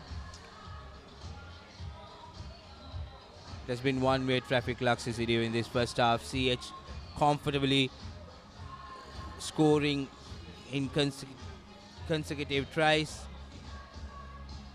Yes, indeed, Sunita. That's the halftime score confirmation. CH&FC 24. Havelocks still yet to get off the mark. You know, that scoreline shows how dominating CH&FC have been and how poor Havelocks SC have been in this first half. So let's see whether they can make a comeback in this second half. These are the highlights from the first half. Now, it was Hirusha Netmina who went over the first try. Then Ravindu Anjula scored the second try. Now, he also scored the third try for them as well. He scored consecutive tries in that first half, Ravindu Anjula. And then the fourth try was scored by Ishan Fernando. Havelocks SC. No, they have been completely demolished in that first half by CH&FC.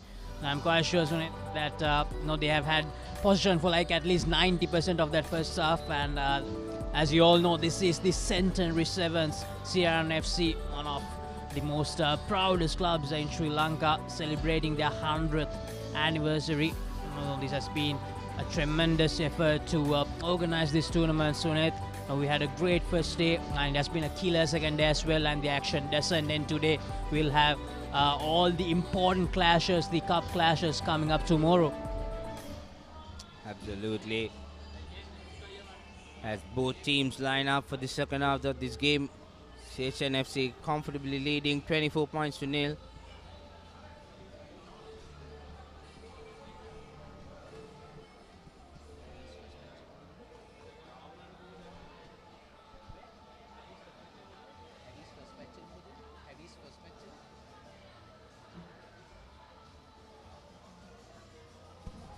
As CH&FC starts off the proceedings in the second half. Not a clean collection by Havelocks. Cuts back inside. Gives it out, keeps the ball alive. Good switch play. Opening up the space. One man to beat. Needs support. Havelocks trying to push forward. Finally brought down. Has numbers on the outside. Gives it out.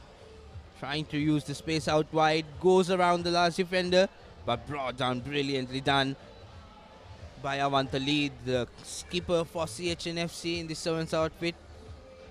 Managed to hold on to the jersey and drag the player down. Just look at the effort, Sunit. They're leading by 4 tries. They have a 24-point buffer, but still they're giving it all. CH&FC, the skipper, leading from the front. Absolutely what's needed when it comes to playing these sevens tournaments. You cannot switch off. A blunder by Mithun Hapagoda and a gift right in front for Havelock Sports Club. So they get their first try, so it's 5 points to 24.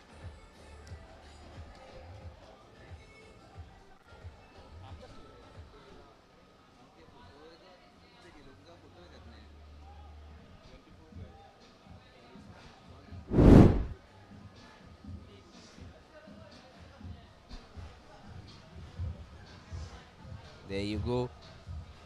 An easy try for Havelock Sports Club.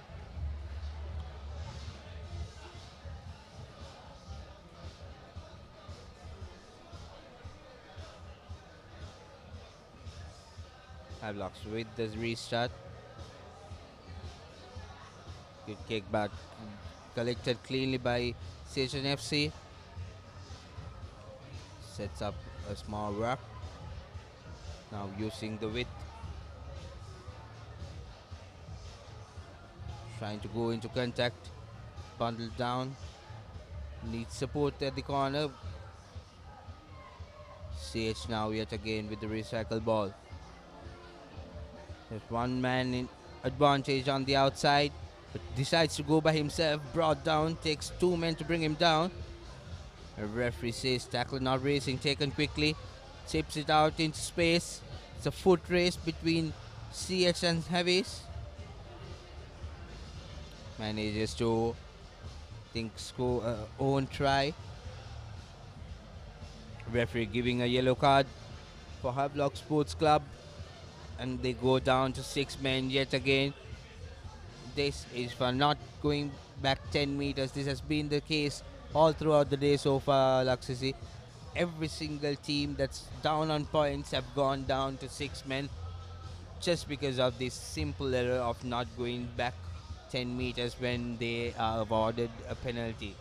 Yes, indeed, Sunit. No, even yesterday we saw a lot of results going against the teams who conceded cards. So, no, it has been a case today as well. It's the second time that Havelocks conceded a card. And I'm quite sure CH&FC, no, they'll be licking their lips at the moment.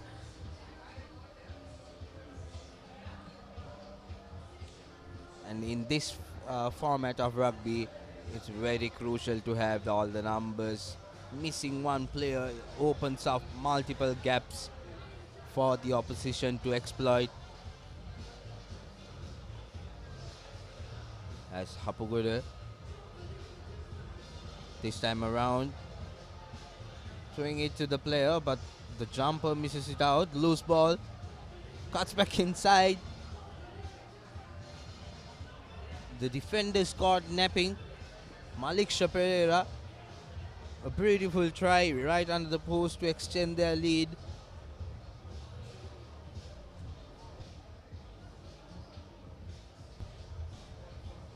Apagada making no mistake.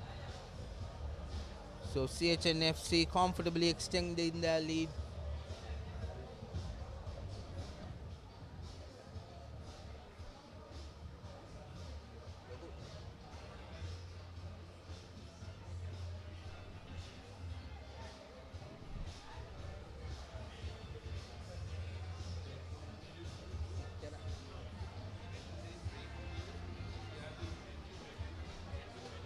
So 31 points to 5. CH&FC restarts again. Yet again managed to get the ball, but referee says knock forward.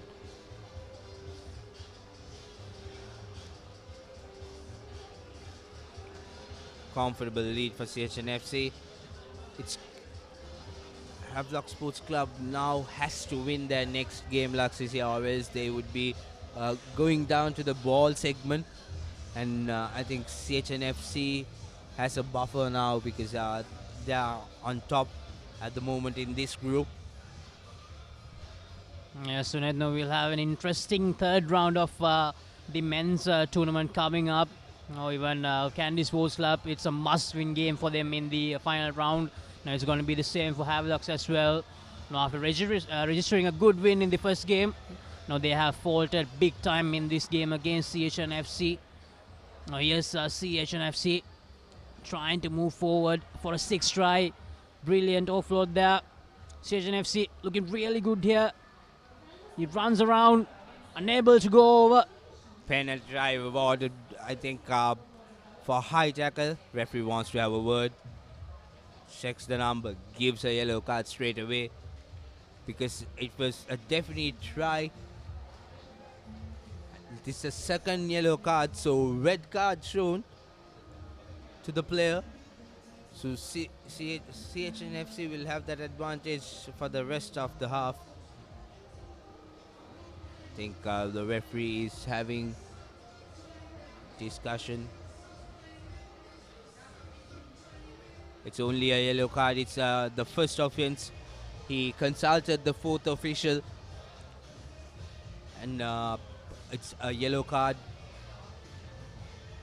It's a penalty try, so no conversion has to be taken. Referee and Mithun Hapagod are having a laugh there. So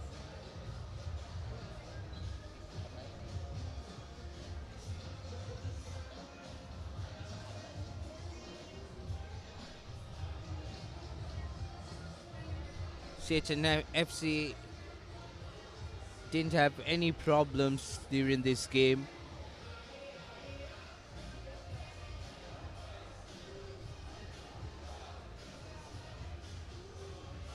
As they restarts, manages to get the ball again. He's running from the outside, keeping the ball alive. Havelocks with their rush defense manages to intercept the ball, but a tackle on air. Referee straight away stops the play. Think he might go into his pockets as well.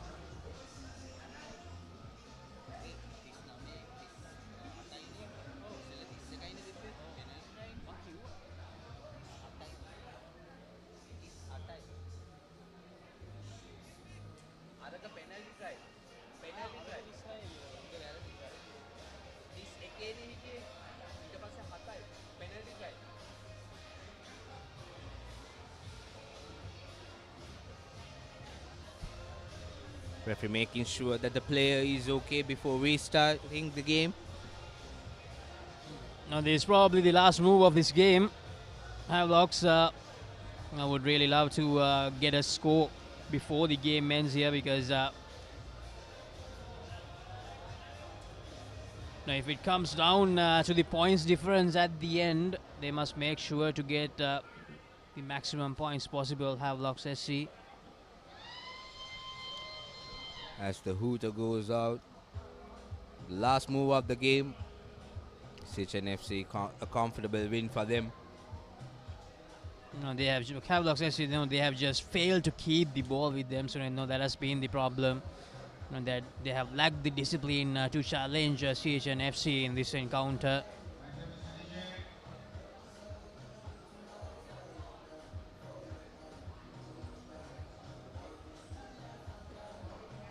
CH just kicks it out to win the game.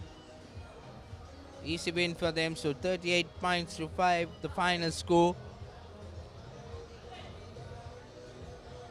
CR&FC topping the group with 1 game to go. And Havelocks Sports Club has a big task ahead with the last game to come.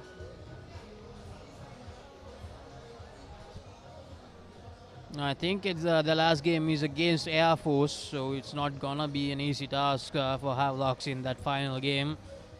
It's going to be a do or die encounter. This is the full-time confirmation. CR&FC 38, Havelocks 5. A comfortable win for CR&FC. Now with that game, that's the end of the second round of the women's tournament. The second round of the men's tournament. So we will begin the second round robin leg of the women's tournament in the CR&FC Centenary Rugby Sevens. Doha RFC taking on Navy.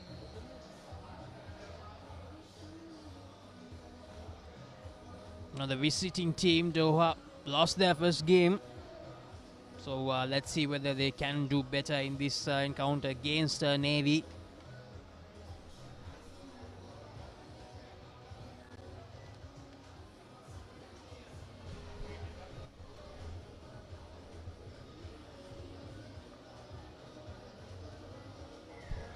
It's really good to see foreign teams coming down, having games here as Navy kicks it off.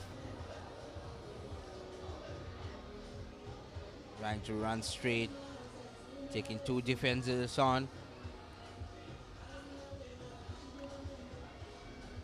Good straightening of the line, hits it into space, steps outside, but taken down by Navy. As Doha RFC retains position.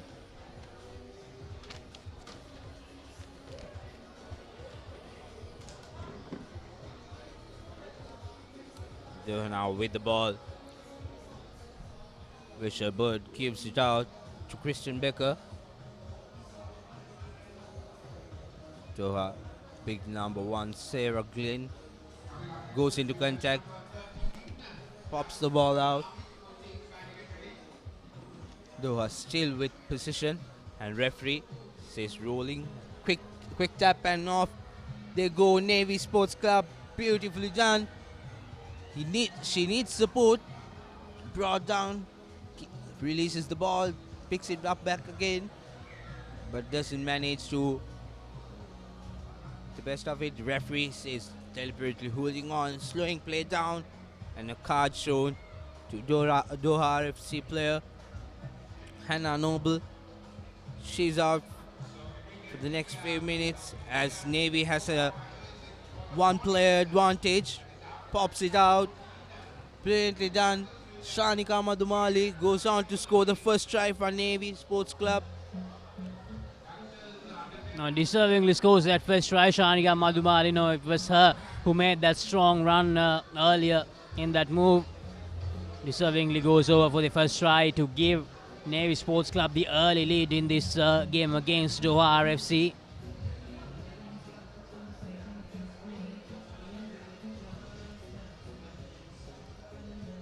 Good effort shown by the Navy girls as they make it 7 points to 0. There you go.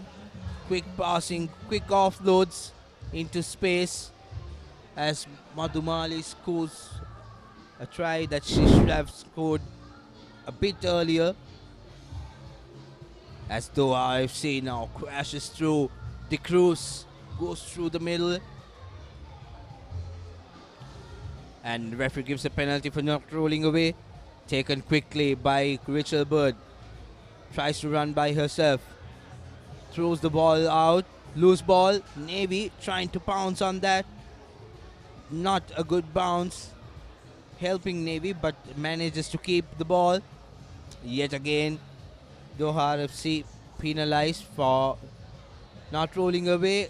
Yet another yellow card for Doha FC. Jennifer Kamara is also out. Doha down to 5 players.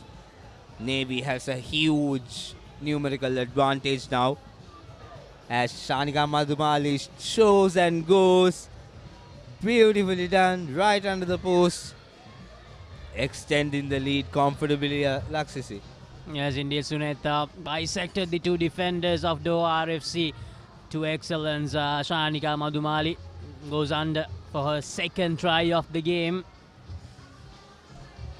I think a bit of fatigue coming into play for Doha FC. Even though we thought they would be used to these conditions, I think they're not used to this humidity. There you go.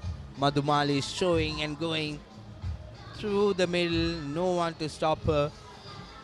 So 2 tries for her in this game.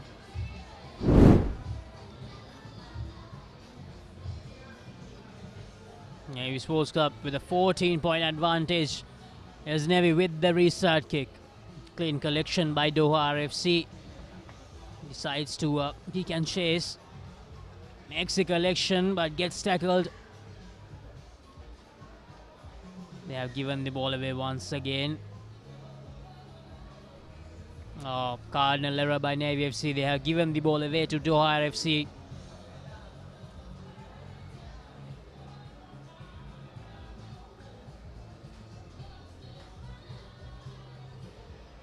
Doha back to 6 on the field, still short of 1.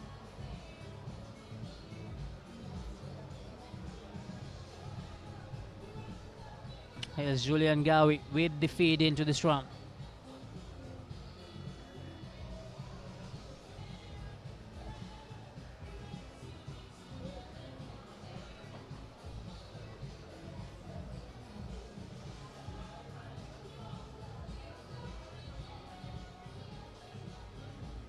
Doha FC manages to keep the ball with themselves under immense pressure. Gives it out. Trying to go through the middle. Good hit. Strong carry. Gaining valuable position. As Rachel Bird chips it out into space. As Madhumali collected. A twist and turn.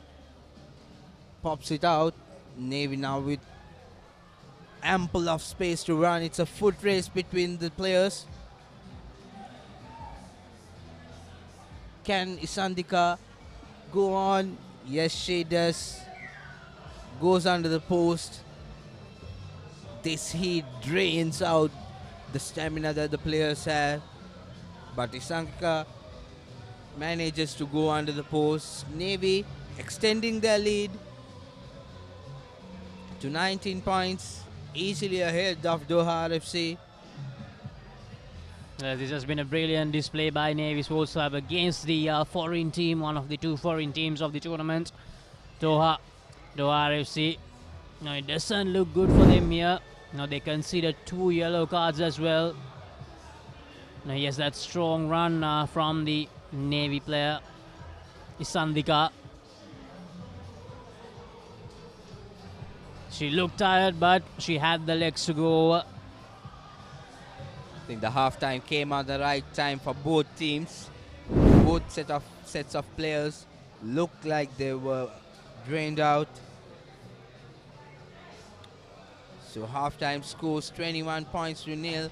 Navy Sports Club leading this women's encounter between Navy Sports Club and Doha FC. This CR&FC Centenary Rugby Sevens tournament.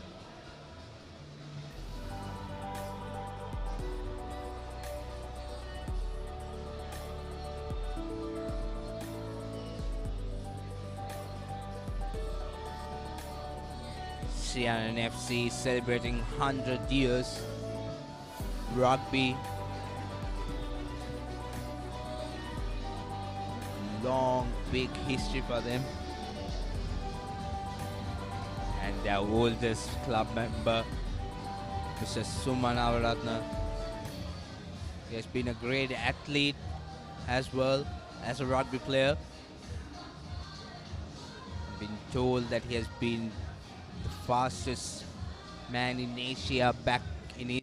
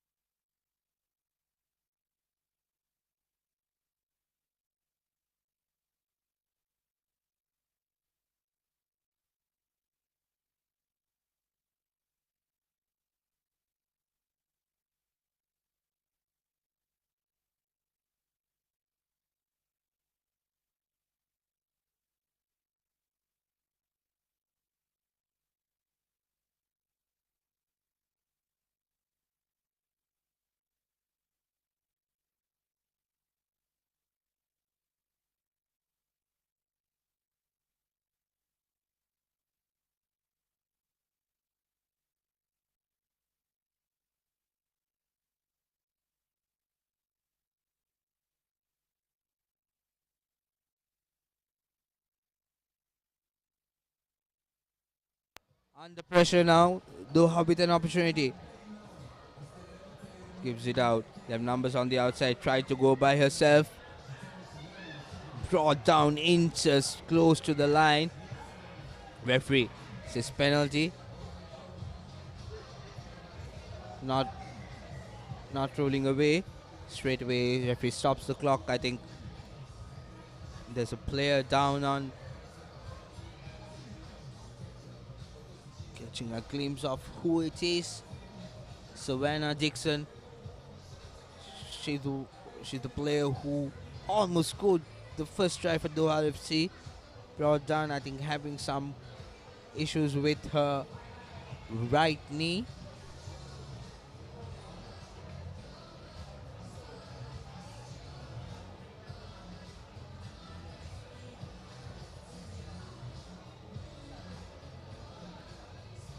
She's taken off the field as Doha with the penalty, 5 meters away from the line. Goes on to score the try, Christy De Cruz. First try for Doha RFC in this game. 21 points to 5 with 4 minutes to go in the clock. Finally, the first try for Doha RFC. Probably a bit too late, but anything can happen. This is Sevens Rugby.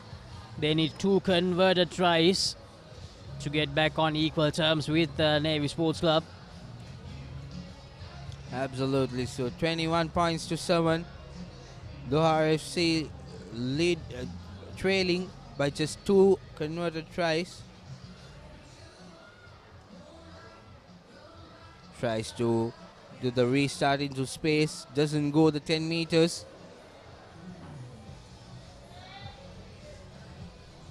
Restarts are one of the most crucial and important things in Sevens Rugby that you practice day in, day out when you're training. But at the end of the day, all it counts is on the game day how you execute the restarts. As Navy now tries to run from the middle. Good pop-out pass. But the referee goes into the pocket.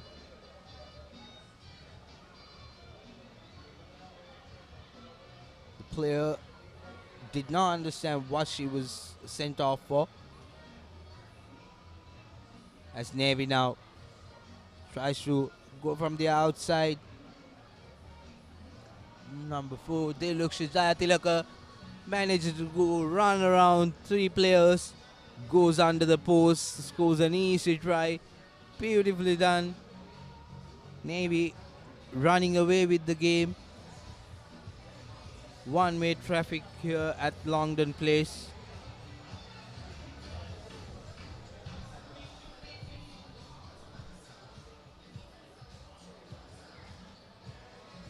No, that's right. No, that should be the final nail in the coffin for Doha RFC. No, it's not going to be easy for them to recover from this position. 2 losses to start the tournament. No, they still have 3 more games to go. But no, it's not going to be easy with the way that they have played. The RFC, they need something very strong to come back into this tournament after these 2 performances. Navy Sports Club, on the other hand, they'll be really happy about the effort in this game.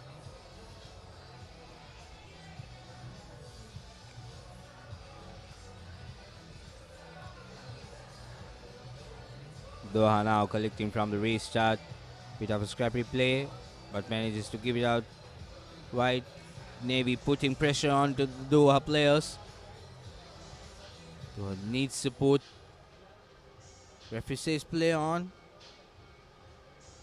Gives it out. Has space on the outside. Needs support. Trying to go by yourself. Taken down by Navy. Referee says not supporting the body weight. So Doha RFC with a penalty. Takes it quickly. Takes on one defender. Goes down. Straight away. Referee penalizes Doha RFC. Holding on.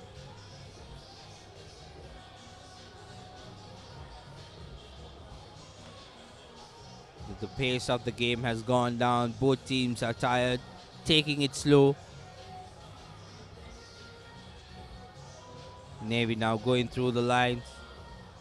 Brought down. Gaini loses the ball out.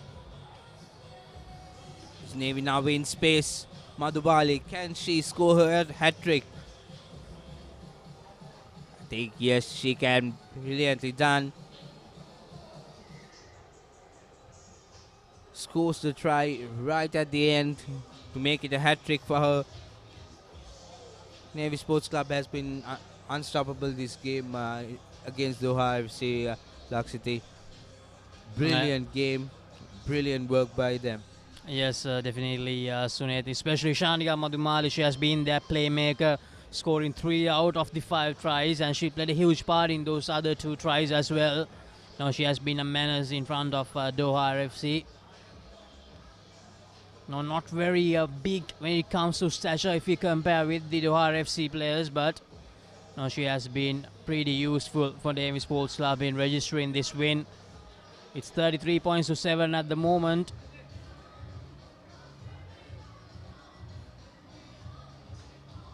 We probably have time for just one last move, I think.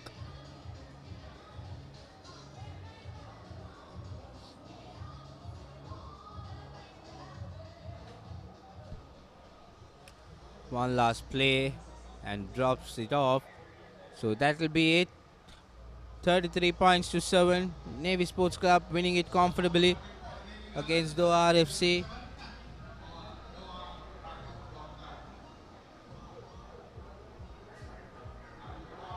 There you go, the full-time confirmation. 33 points to 7. Navy Sports Club winning it comfortably.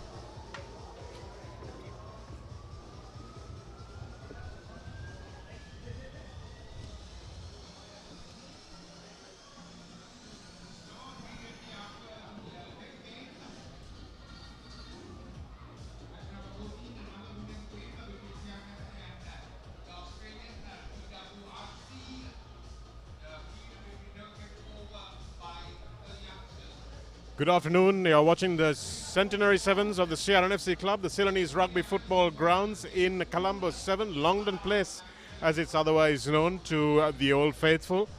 Joining me in the commentary box, Sachin David, to call this game between Air Force Sports Club and Army Sports Club, the women's competition, and this is going to be a clash of the forces. There will be no love lost between these two teams as they come together in the forces competition quite regularly, and there will be quite a bit of bragging rights at the end of this game, even though it's only still a group stage game. Sachin. Yes, Shanaka, some exciting action here. Army coming off a draw with the BWRC women from Australia, and Air Force picking up a win earlier on in the day, beating the host CR&FC. So an interesting clash here. Been an exciting afternoon of rugby. The sun beating down on Longdon Place now. Hot, humid conditions.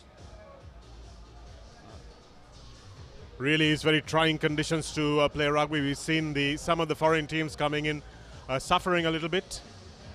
We're not used to this kind of scorching heat, and I must say it's taken us by surprise here in Colombo as well, because January and February were quite cool and temperate, and suddenly the weather changed towards the middle of March. I think the heat was turned on about last week, really up the thermostat as Air Force kick off. And again, as has been the fault of many of the teams in this competition, they haven't been able to get the kick 10 meters, but Army choose to play it nevertheless. Brought down in the tackle that time is Tisara Deumini.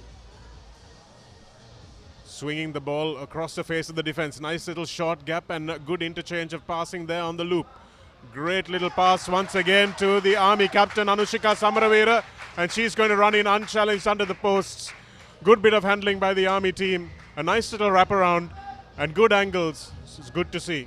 Sorry, that was Tilini Dattanayaka. Thank you, Sachin.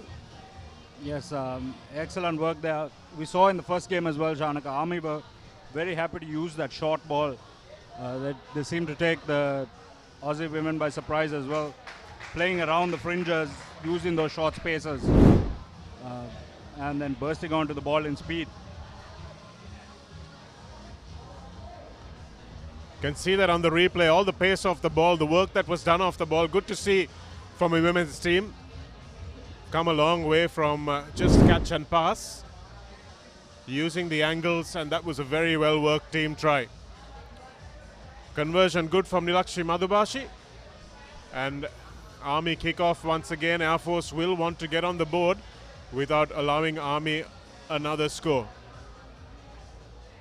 That time it was a big number 1, Nirasha Veerasinghe, who takes a couple of Army defenders with her to allow her team to swing the ball back the opposite way. 3 defenders.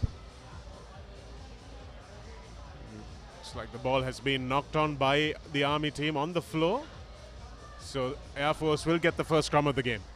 Yes, the Army defenders were quick to get on that, to try and force that turnover. Unfortunately, just couldn't get her fingers on the ball, rolling forward. And Air Force now have possession inside their own half. A scrum under pressure.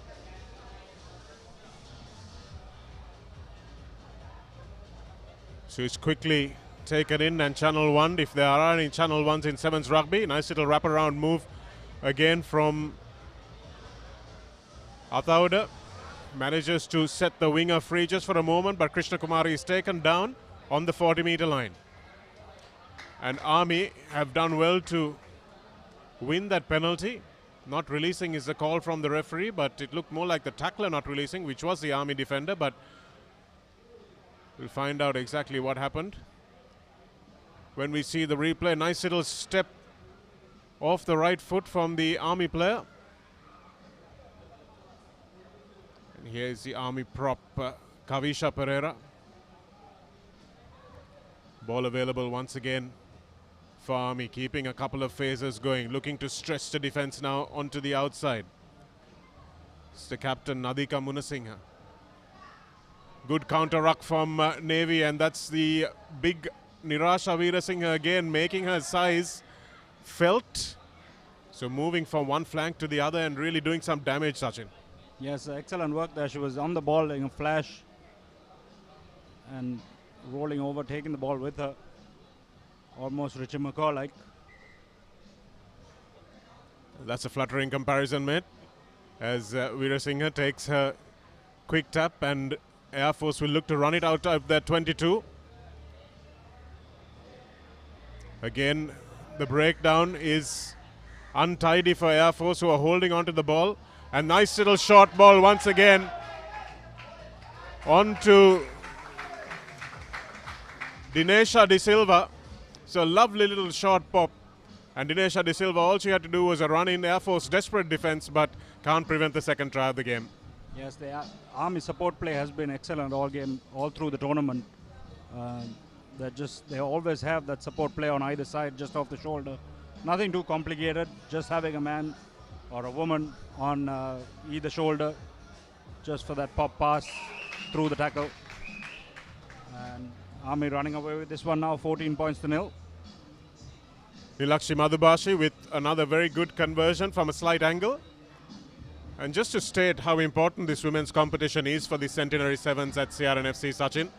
CR, one of the trailblazing clubs, one of the first to allow female members, and also to allow the vote for female members as well. A vote that's equivalent to male members, and also having female representation on their general committee. So quite a few firsts, and gender equality is one of the big themes of Hiran Muttaya's leadership here over the centenary years.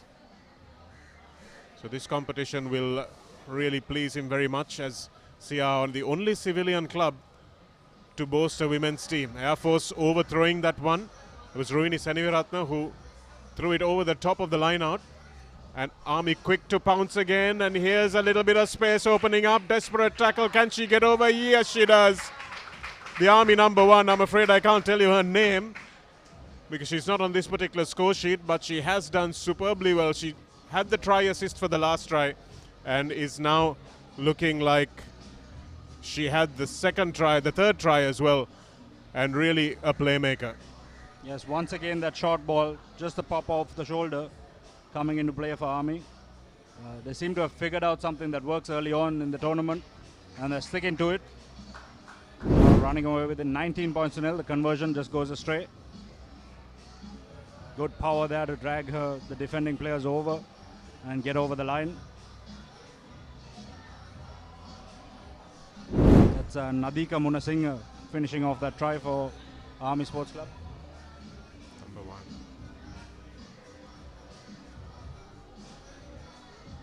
Good aggression in the tackle once again from Army, and yes, it's picked up in the tackle, so referee says no problem there. And here's the initial try scorer, looking like she's going to get a second as well. Well, a lovely little turn of pace from Tilini Dattanayake. You can see that her acceleration is on par with the men's, and she manages to just burst through that gap. Army playing what's in front of them.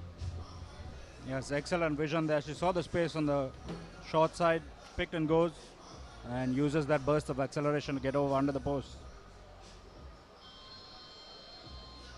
As the halftime hooter sounds, Army knocks over the conversion.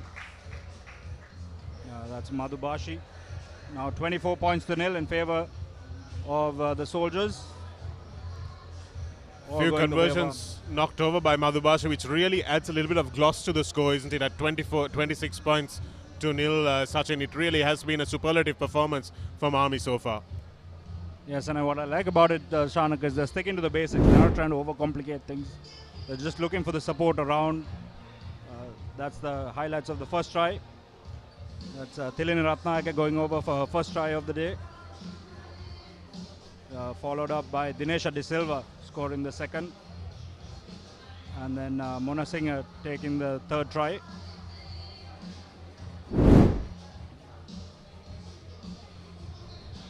Looks like the conditioning of this Army team is also a notch above the other men's teams, Sachin.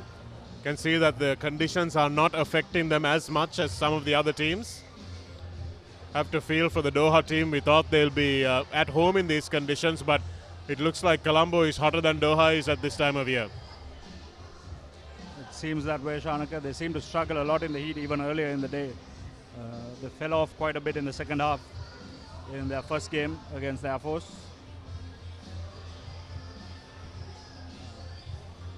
So Army don't have to do much in the second half as we bring you the upcoming match as well. The CR&FC team, the hosts, up against the BWRC team from Australia, the Bara Rays.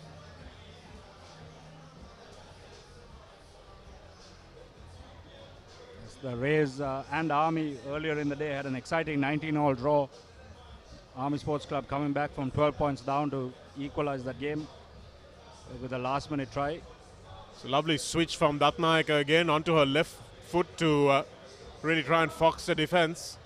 And here's Army's number 7, Nadika Munasinghe, going around the corner. There she goes, and she's got the pace to go around the entire Air Force cover defense. That's a wonderful try from Nadika Munasinghe. Brilliant work, and just showing that the conditioning, as we talked about before, is really something that's coming to the fore in this game. Exactly, Shanaka. She just turned on the gas, a few steps of acceleration, and she's around the defense and able to just coast in. Lovely individual try there by Munasinghe.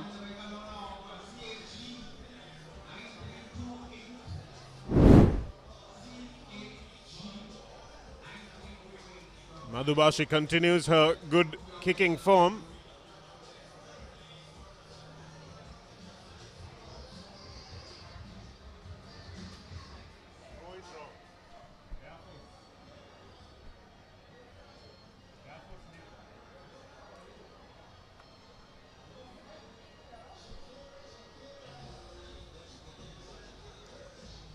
Air Force rolling the dice with a few substitutions. Yes, in this heat, substitutions will be key for both sides, especially with Air Force just looking to bring on some fresh legs. Anushika Samaravira, the captain, urging her support player to come in on the switch. Eventually they do. And Air Force will now look to hold on to this ball. They haven't had a lot of it in the entire first half. And no clear release, says the referee. So Army will concede a penalty. Now Air Force will look to do something with this. They really have to get some points on the board. As Shanika Atauda manages to win the not 10 meters penalty. So she'll have to get another one. Here's the replacement player coming on for Air Force as Chamilka Silva. and 3 penalties on the trot, so Army will have to be careful with their discipline now. The first time defense is being tested. Here's Athauda going again. Army retreating the required 10 meters this time, but going straight towards the touchline. Not sure that was the best option, and Thisara Deumini is bundled into touch by a grateful Army defense. Yes, Army's defense getting a bit over-eager around the breakdown. They won a couple of turnovers early on in the game, and they're still trying to continue with that. This time the referee onto them in a flash.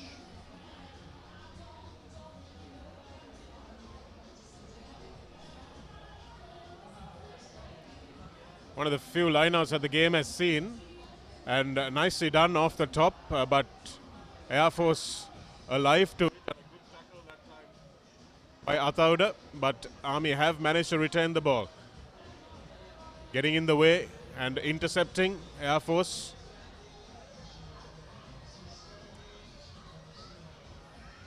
Quick ball that time to Chamilka Silva. She's tackled just around the 40-meter line, so Air Force going backwards.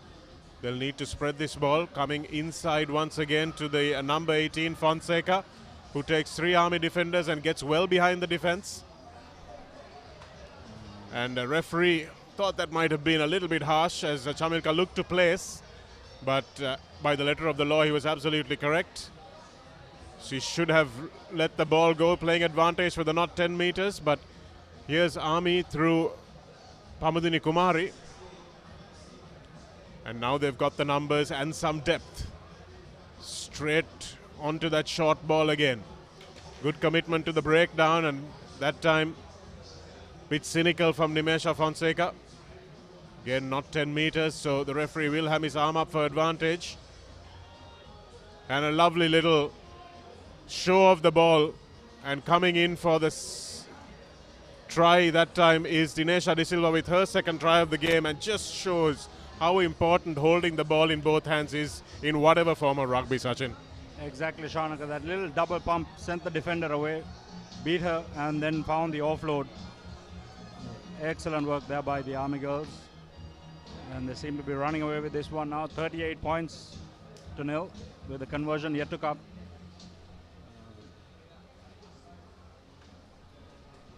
So far, the high score of the day has been 38 points to 0 win that Candy had over Police in the first game of the day. Army, still 2 minutes left in this game, so we can see them running away with this. You have to put your money on Army scoring. Lovely little burst between the two defenders, managing to free her arms. Any young players watching, that's exactly how to do it. Make sure you keep the ball in both hands. Gives you so many options. Even if you go to ground, it's much safer that way. Good basics from Army, and I think that's the take home from this Army performance. They really have performed their basics to the highest level. Air Force with another replacement. And you can see the fitness conditioning coming into play as well for Army. They're sucking in the deep breaths, making sure they recover while they have the time. Nice high-hanging kickoff this time. Datnayaka switches to the left foot once again. And not many options on this time for Anushika Samaravira. The skipper has tried to play a lone hand in this Air Force performance. Manages to win the penalty. Here's Air Force looking to go quickly. They have no option but to do so. And a beautiful tackle by Datnayaka. Timed it to perfection. She really has been one of the live wires of this Army performance. Been at every breakdown, providing the link as well as the finishers. Quickly taken. Referee calls her back to the mark though, and Datnayaka will take it for the second time. Here it is coming back the opposite way. There's numbers over, but choosing to take the contact. And this time it's an easy run in for the Army number 9, Umayangana Tatsarani. Beautifully done. Again, clear dominance by Army, and now the highest score of the day. Exactly, Shanaka. And again, sticking to the basics, looking for the spaces, using it well. And the key has been the direct running. They haven't been trying to go too far sideways. We've been talking about it all day. And they're just running straight, pulling in those defenders and looking for the support around them. And on that occasion, nobody defending the blind side. and Army happy to take the point. Saw the gap.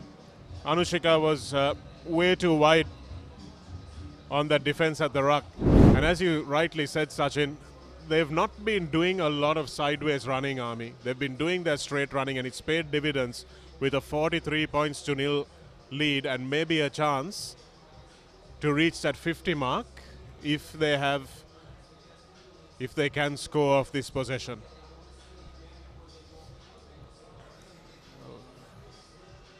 Air Force willingly assisting in that endeavor, but no, it's just short of time, so Army don't get a chance for the 50, but they do get a thumping win over their Forces rivals, 43-0. A superlative performance from this Army team. Really, really good sevens rugby from them, and I think they will be in contention for the championship the way they are playing. Yes, Army now sitting atop that group with the game coming up now will be CR&FC taking on the visiting Australians, the BWRC women.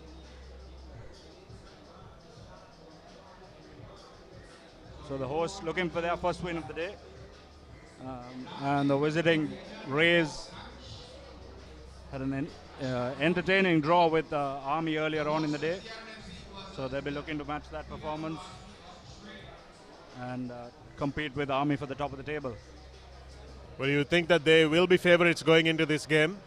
CR&FC, although they are the host team, one of the few civilian, actually the only civilian women's rugby team, so probably don't have the time and the resources that some of these Forces teams have, and I think you saw the benefit of that resources and time with the Army team in the last match.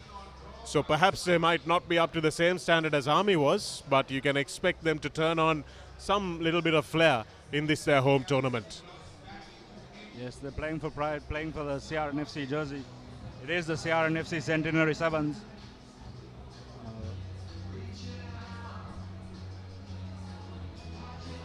The Rays definitely going into this one with the physical advantage, but they have to play under this heat, Chanaka. Australians, no strangers to the heat, but I don't think they're used to this kind of humidity. The Barra Rays, I'm assuming Barra is Canberra, so probably from the ACT.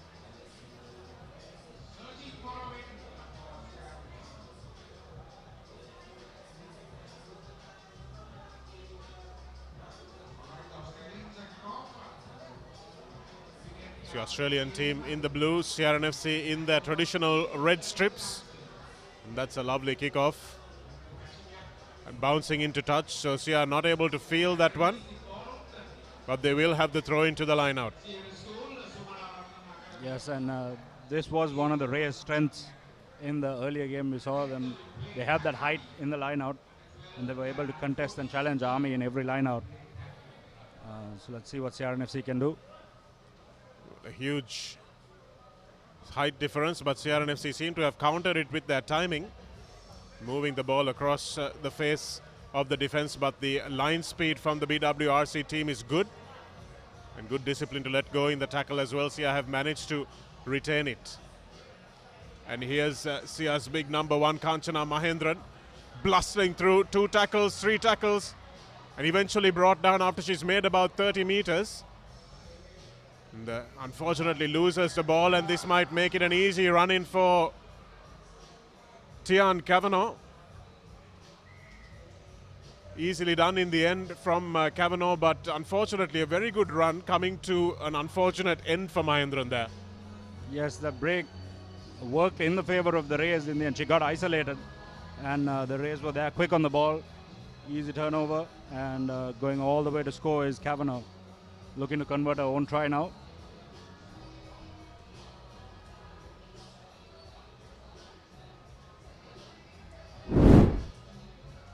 Here it is, just picking up, and nobody in defense. The support players had tried to get to the breakdown, and unfortunately for CR, there was nobody in the guard position. Allows an easy run-in. So remember Coach Grant Dwyer, also from Australia, saying sometimes the worst thing you can do for your team is make a 10-meter break. Sachin, and you can see why that can sometimes be a little dangerous if you're not in the right positions. Here's Kanchana dealing with the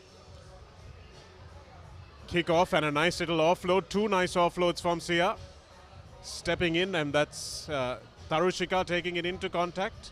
Little slow emerging from the base of that ruck, and they're going backwards now. You can see the line speed is pretty good from the Bara Rays, but here's again another isolating run outside towards the touchline, but good support play that time from Sia, managing to retain the ball. This is encouraging play from them.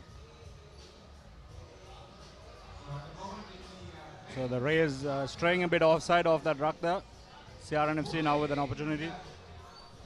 Looks like they're going to go to touch, take the territory. So Shia showing some confidence in their line out. Looks like they're not too intimidated by the superior size and height of this Bara Rays team. Yes, timing does beat size all the time, Shanaka.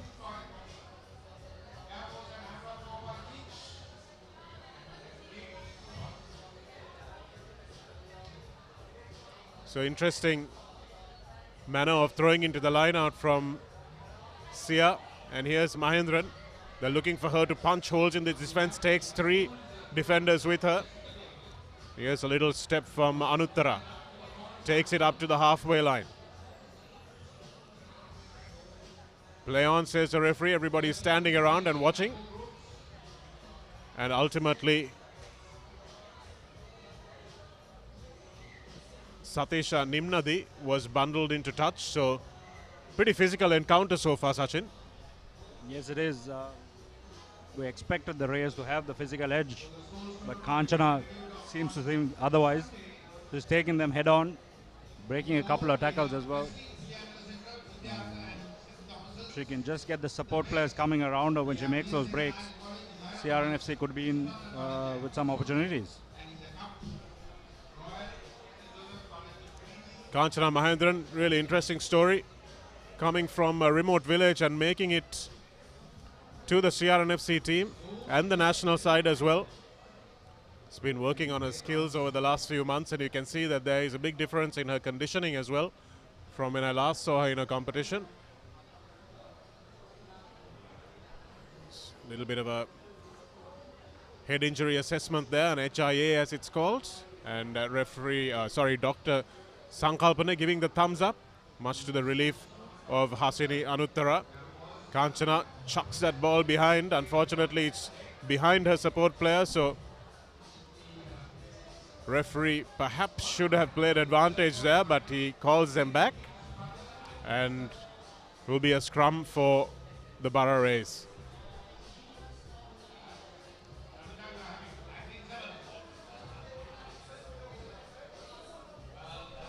So it's still 5 points to nil, Sachin, and going towards half-time, I think Sia will be satisfied with this scoreline. Yes, they definitely will if they can hold on to this scoreline, Shanaka. The Rays looking to go down the blind side, seeing a bit of space. And that's Kavanagh finding a bit more space on the blind side, just trotting over for a second try of the afternoon.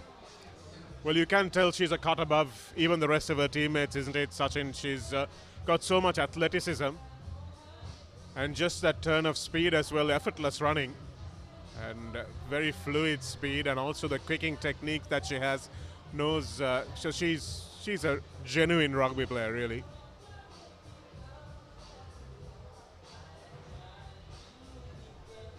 Conversion is no good, both from tight angles.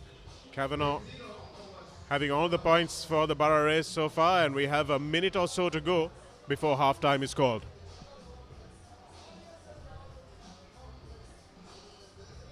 Both teams in no real rush to get play going underway again. You can sympathize with that, given that it's 1:30 in the afternoon on a blistering day here in Colombo, the Centenary Sevens of the CR&FC club, the wonderful facility that we are playing at right now.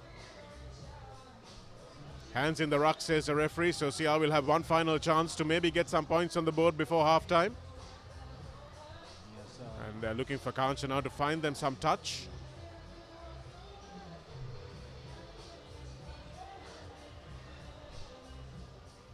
So CR&FC clearly very confident in their line-out. They're going to the corner, looking to play the territorial game, and perhaps look to Kanchana to run this one up the middle. It's one big difference between the Army team we saw in the last game and this CR&FC team is there's a lot of lateral running and trying to run round the defense, whereas Army were prepared to allow the ball to do the work. Kanchana coming through again, so that seems to be their go-to pattern. Unfortunately, they're not really looking at how the defensive players are lining up for the Rays, and here's some space coming up, and this is going to be a first half hat-trick for Tian Kavanagh. It's been a great performance from her, just popping up in the right place at the right time as well, and she should, with her technique, be able to convert this one, which is right underneath the posts, and probably take her team to a 17-0 lead.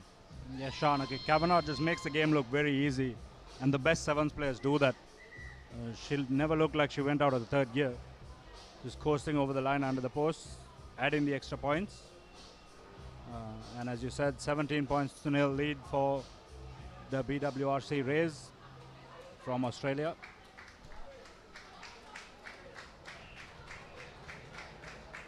We'll take a well-earned breather. 3-0. I think CR will be desperate to get at least one try on the board, Sachin. They have looked like they've got the potential to do that, but as much as they're going to their line-out, they haven't been able to win the line-out and do something with it. They are winning the line-out, but that's just not enough. Yes, and the tactic just seems to be to give the ball to Kanchana and hope. And the Rays have countered that by putting their biggest player, Libby Holloway, in front of her. And you saw in that last run-up, she just got taken down. The next match coming up after the lunch break will be Sri Lanka Army versus Kandy Sports Club. This one now an all-important clash. The Group A, Shanaka, is wide open. CR&FC beating Kandy earlier on. Army and CR playing out a draw earlier on in the game as well. So a 19-all draw for Army and CR&FC. So two teams with one win each so far and a draw. So it'll be a pretty crucial game, and I think Kandy will be smarting from that defeat, and they may just show the quality that they have. Here is tackling change, the 100 years centenary celebratory coffee table book, presented the first one to Mr. Suma Navaratna, a legend of the club, has been around for almost as long as the club itself, Sachin. Yes, an excellent story there as we get things underway once again. Here the Rays looking to throw the ball around a little bit, but Kanchana quickly on to the intercept, but not having too much support.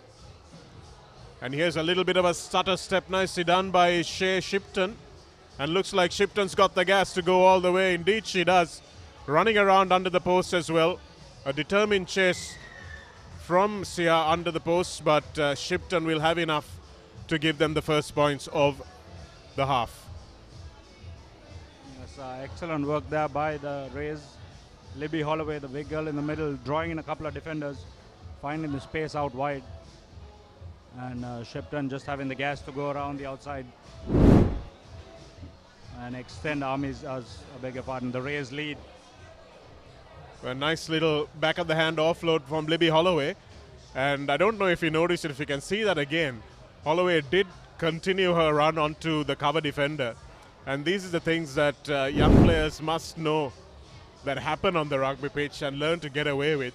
We can see that replay again. We'll show you exactly what we meant.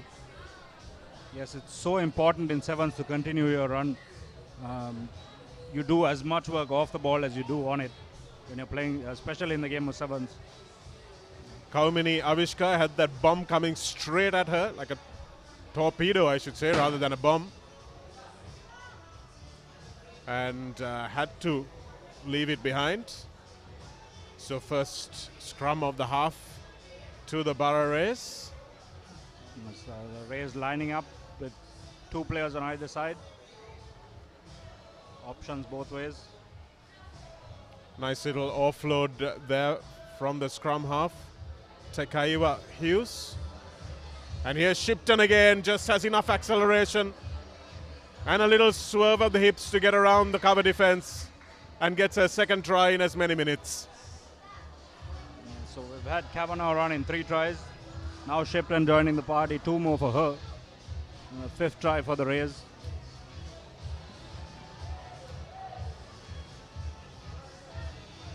So 2 snap tries for the Borough Rays. Tian Kavanagh has been taken off, and why not when you've got the likes of Shea Shipton to bring on. Slips the ball. She'd had a lot to do, and just a little swerve of the hips getting out of reach of the grasping fingernails of the Army the CR defender, I should say. And we might see another high score. Sachin is 29 points to nil already. And unfortunately for Anuttara, it's another knock on, but the referee might have deemed that it came off the face rather than the hands. It's allowing play to go on. It's another penalty, so the breakdown discipline is something that the Rays will have to contend with. Sia now with an opportunity. This is Umesha Ishini trying to go around the outside, turning on the gas, but just run down by the Rays defenders. So didn't release the ball there. And that was a run by Ruanti Tanushika, actually. Running across, and a nice break. So CR does have the opportunities, just haven't been able to convert and link up play with support players. Seen quite a bit of the ball, Eva Cahill, in this second half. And here's a big run up the middle now from the Borough Rays, and this looks like it's going to be a run in all the way under the post, an 80-meter try for Scarlett Heather Scarlett, perhaps I should say. Yes, and these tries going to be very important for them, Shanaka. As we've mentioned before, they drew with Army in the first game, so the points will come into play at the end of the day when the scores are tallied up for the table. You can see the difference in athleticism there very easily. Heather with just a little bit of acceleration to get her out of the tackle, and then cruised all the way to the line. Exactly, something that's very much underrated in sevens is that change of pace, the ability to accelerate and slow down as needed. It plays a big part in beating that tackler. So the 3rd consecutive knock-on from a kickoff from CR&FC. This won't be helping their cause at all. 36 points to nil with 2 minutes left on the clock. So we might be looking at a 50-pointer if CR are not careful. Yes, the fatigue also just starting to set in.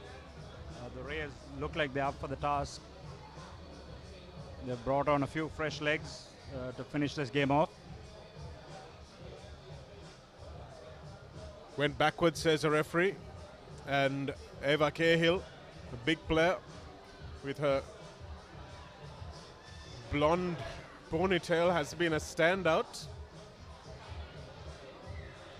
And again, straight in at the ruck, says a referee, and Mahendran is frustrated with herself that she didn't manage to win that turnover cleanly. Good defense that time, a gang tackle. Yes, entire CR&FC line not getting back the 10 meters. And referee sending her off to the bin. Doesn't seem too keen on going. Shafra Wafur it is who reluctantly goes to the sin bin. She doesn't understand exactly why. Perhaps there is a bit of a communication gap.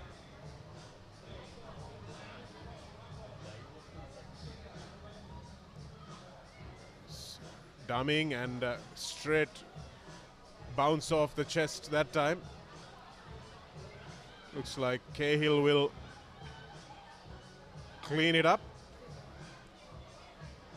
and look for the player on the outside, who is Heather, and she will need no second invitation to run this one in. So good hands from the Borough Rays there, making sure everyone touched the ball. and getting their 41st point with 43 to perhaps come. Yes, they had the numbers out wide there and they used it well. Spread the ball out wide, and Heather Scarlett ran in her second try of the day. As the full-time whistle goes. So 41 points to nil in favor of BWRC Australia, beating CR&FC quite handsomely. And now just 2 points between Army and the Rays in their battle to top the group.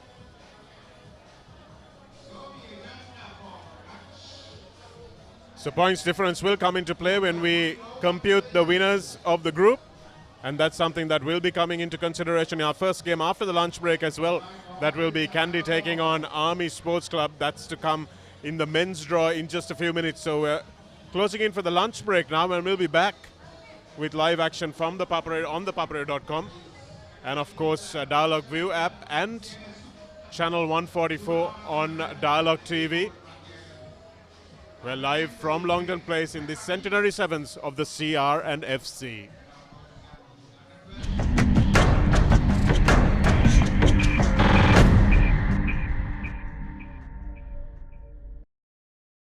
Want to watch that exciting moment again? Simply rewind on your Dialogue Television VU Hub. Now you can activate your favorite Dialogue Television channels via the My Dialogue app, SMS, or missed call. Dialogue Television, Sri Lanka's #1 television experience. Meet the Pereiras. Just like any other family, they share everything. Kanti shares her amazing cooking. Minoli fills the family in with the latest gossip. But what happens when they sit together to watch their favorite TV shows at the same time? Well, it's not the same. Now, no more fighting for one TV. Make every room in your home a TV room with Dialogue Television Multi-Room. Get your second Dialogue Television connection for as little as 625 rupees a month with a saving of up to 50%. This is Dialogue Television View Mini. Wow! Live TV channels. Down the ground he goes! It's an endless movie time. I can talk to my remote. Yes, go, go, go! The screen just got bigger. Change the way you watch TV with Dialogue Television View Mini, powered by Android TV. Feel the adrenaline pumping through your veins. Witness magic bursting into life in front of your eyes. Explore the unknown and unravel the deepest mysteries of the universe. Celebrate life when you enjoy the best of entertainment in high definition with Dialogue Television. Activate your favorite HD channel now. Dialogue Television, Sri Lanka's #1 television experience.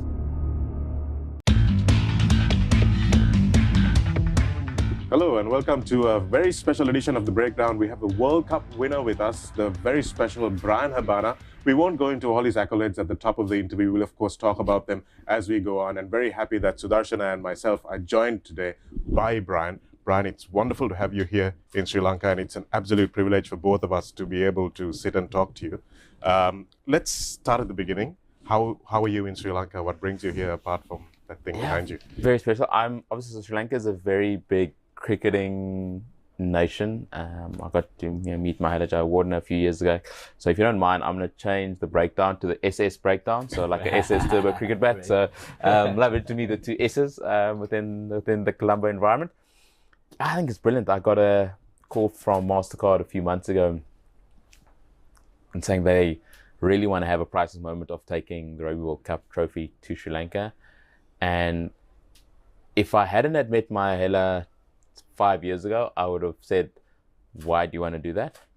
But having met Mahela and understanding the passion for the game of rugby, particularly at schoolboy or school rugby and club rugby perspective, it was a no-brainer for me to accept the invite and opportunity to come tour with this very special trophy that I get to hold without any gloves on, having won it in 2007, and take it to not just Colombo, but the various areas within Sri Lanka to allow people in a Rugby World Cup here understand what this means, the inspiration that it can start giving off, but more the hope that potentially can come with it, and understanding the power that sport has to play. So as a mascot ambassador, to be able to accompany this very special trophy and tell stories and let the values of rugby be portrayed by visiting this beautiful country was a no-brainer. So when the offer did come, it was easily accepted. Yeah, it's a great thing you mentioned about telling stories because it's part of the Sri Lankan culture, because our history wasn't written down way back in the day,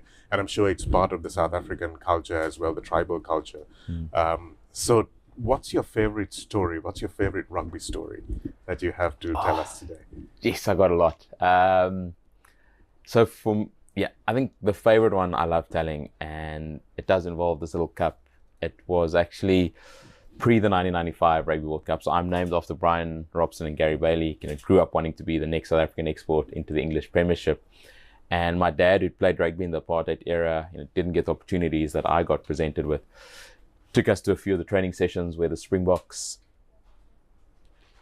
in the amateur days, literally had to drive in their own cars for a training session. So the last training before they went into the Rugby World Cup camp tournament, we went at the Wanderers Rugby Club, and the likes of it, James Moore, Lewis van Westhuizen, and Francois Pinot, Kitch Christie, the coach, was there. And as young boys, I was 5 years old, and we were getting autographs. Like, I'm never going to watch this off my arm ever.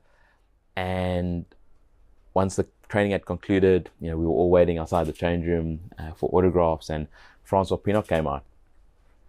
And I was like, oh no, Francois Pinot's the captain, got to get his autograph. And he called myself and two other boys to help him carry his bags to his car, because they didn't have a bus. They had to go jump in their cars, amateur day rugby. And I was like, just so stoked. I was helping the national captain carry his bags to the car. And on going to the car, like, Francois, you're amazing, wishing him well for the World Cup. And he said, no, don't go anywhere. And we're like, no, but I need to get back. And he said, no. And then he took out, 3 items of memorabilia, and he gave me one of his training jerseys. And I think I slept in that thing for about 5 years. I had training sessions in it, and it is actually still in a very special place in my home. And I want to say it was like, Joseph and the rainbow colored coat, but it was almost a passing on of a legacy. And I had never played the game before, but to then be inspired in that moment to get to the Rugby World Cup, be in Ellis Park, but then to 12 years later, reflect back on that moment back in 95 that not many people know. And I then got to share that story with Francois and tell him how integral what was pretty an insignificant moment for him, because, as a professional athlete, you give a lot of things away and you give memorabilia away, but for a young boy who had never played the game before to receive a garment from the national captain, who a few weeks later went on to lift this trophy aloft, was pretty special. Yeah, that is a wonderful story. Thank you for sharing that with us, Brian. I'm going to ask you though, as a young boy, pre-95, so you come out of apartheid in 1992, so you've lived a good 10 years within that structure. Did you see a big shift when you came out, or was there something that changed a little bit in the culture? So where we were I don't want to use the word protected, but my parents, who were very much from the colored environment or the mixed race environment of South Africa, not given opportunities. My dad worked extremely hard and became a very successful businessman, working for one of the big retail chains. And as children, we got given a lot of opportunity and privilege in comparison to the average person of color in South Africa. So I went to extremely good schools. I didn't have to struggle. I didn't, like Sekulisi, wonder where my next meal is coming from. So I had white friends. I went to white schools. I had black friends, pink friends, colored friends, Indian friends. So there wasn't, in my upbringing, this level of differentiation or discrimination either way. I never felt underprivileged. I never felt excluded from good opportunities. And we got installed with values of respect, firstly for yourself, for those around you. And for that, I'm extremely fortunate, because I do want to say I was potentially in a bit of a bubble that 60 to 70% of our country wasn't fortunate enough to be in. And that was because of the sacrifices of my parents. And that allowed me to be given good tools that would one day hopefully translate into success. but it was because of the upbringing, and I was probably a little bit oblivious to circumstances because we were protected and shielded from that, and my dad didn't let me understand that he was excluded from his local coloured rugby club because he went to go watch the Springboks play the Lions, in the early 80s. So I wasn't full to that. You only heard these stories a little bit later. So I was potentially a little bit oblivious to the history of South Africa. But then, even as a young kid, you don't understand the political volatility that came with apartheid. I was 92, I was 9 years old, when Nelson Mandela, and you see that experience and you're overawed with emotion and joy, and you see people. But I didn't understand that white people were scared for their lives. They were packing, large homes and storing up for potential, civil unrest because of, this coming out of apartheid where so many were discriminated against. So I was unfortunately a childlike oblivious to what was happening. But then 94 happened, with our first democratic elections. 92 happened when we got re-entered into the global sporting front, and South Africa played in a Cricket World Cup, and that John T. Rhodes dive, is etched in so many people's memories. And we then got to vote for our favorite, cricket player. And then 95 happened, and I think for a lot of us, I only understand it now, rugby was seen as an impressionistic sport by 60% of our population. So there was a lot of tension, there was a lot of unease when that Rugby World Cup. But then again, having pioneers, having catalysts, and someone like Nelson Mandela who understood the importance of sport, 27 years in prison, not holding a grudge, forgiving, but understanding the impact that sport could play in bringing people together, in breaking down barriers of race, of religion, of color, and seeing how he stood at the forefront of being a massive advocate for the Springboks wanting to do well in that World Cup, literally visiting the players and shaking their hands and telling Frans Arm, Nelson Mandela became the godfather to Frans Opino's two boys because of that moment and because of the impact they have. So as a young 9-year-old, 10-year-old coming out of apartheid, I was oblivious to the political turmoil, the volatility that sat and the fear that sat in many people's hearts, white, black, colored, Indian. But that 95 experience, the culmination of Nelson Mandela forgiving, Nelson Mandela understanding the important role that sport had to play, and rugby in particular, that was predominantly seen as a white sport, but having heroes like Chester Williams, gone and scored 4 tries against Samoa, being the guy tackling Jonah Lomu. It was phenomenal. So as a young kid, you didn't understand, but it imprinted an incredible understanding of the power that sport has to change minds, to change mindsets, and to change perceptions of what was wrong and what can potentially be right. And how does that impact you now as an adult now who's aware of all this stuff? How does it impact the work that you do? I do want to say I'm still oblivious because a lot of people say, oh, you mean so much to the people of colour in South Africa, you mean so much to this, and I'm like, I'm just South African. And I think that's because of my upbringing. I don't see myself as, yes, I was the first player of colour, to go on and play 100 test matches, for my country, first player of colour, to win the IRB, World Rugby Player of the Year. But I don't see myself as that. I see myself as a South African, and I think as a South African, I understand the important role South Africans have to play as individuals, making our country a better place. So very much like Sri Lanka, South Africa is a developing market economy that has its problems. We have political instability and volatility. We have crime, we have corruption. And you think 30 years on from becoming the democratic alliance, you would have overcome the wrongs of the past, but we do have problems. And I think for me, I see myself as South African, and I think that's important, that we are all trying to make our country a better place. And unfortunately, a lot of our state-owned entities aren't doing that, and it's potentially going to take the private sector and individuals to really put their best foot forward in making our country a state that is as beautiful as our scenic nature is. But I think for me, it's about being South African, and as much as I understand the impact that I can play in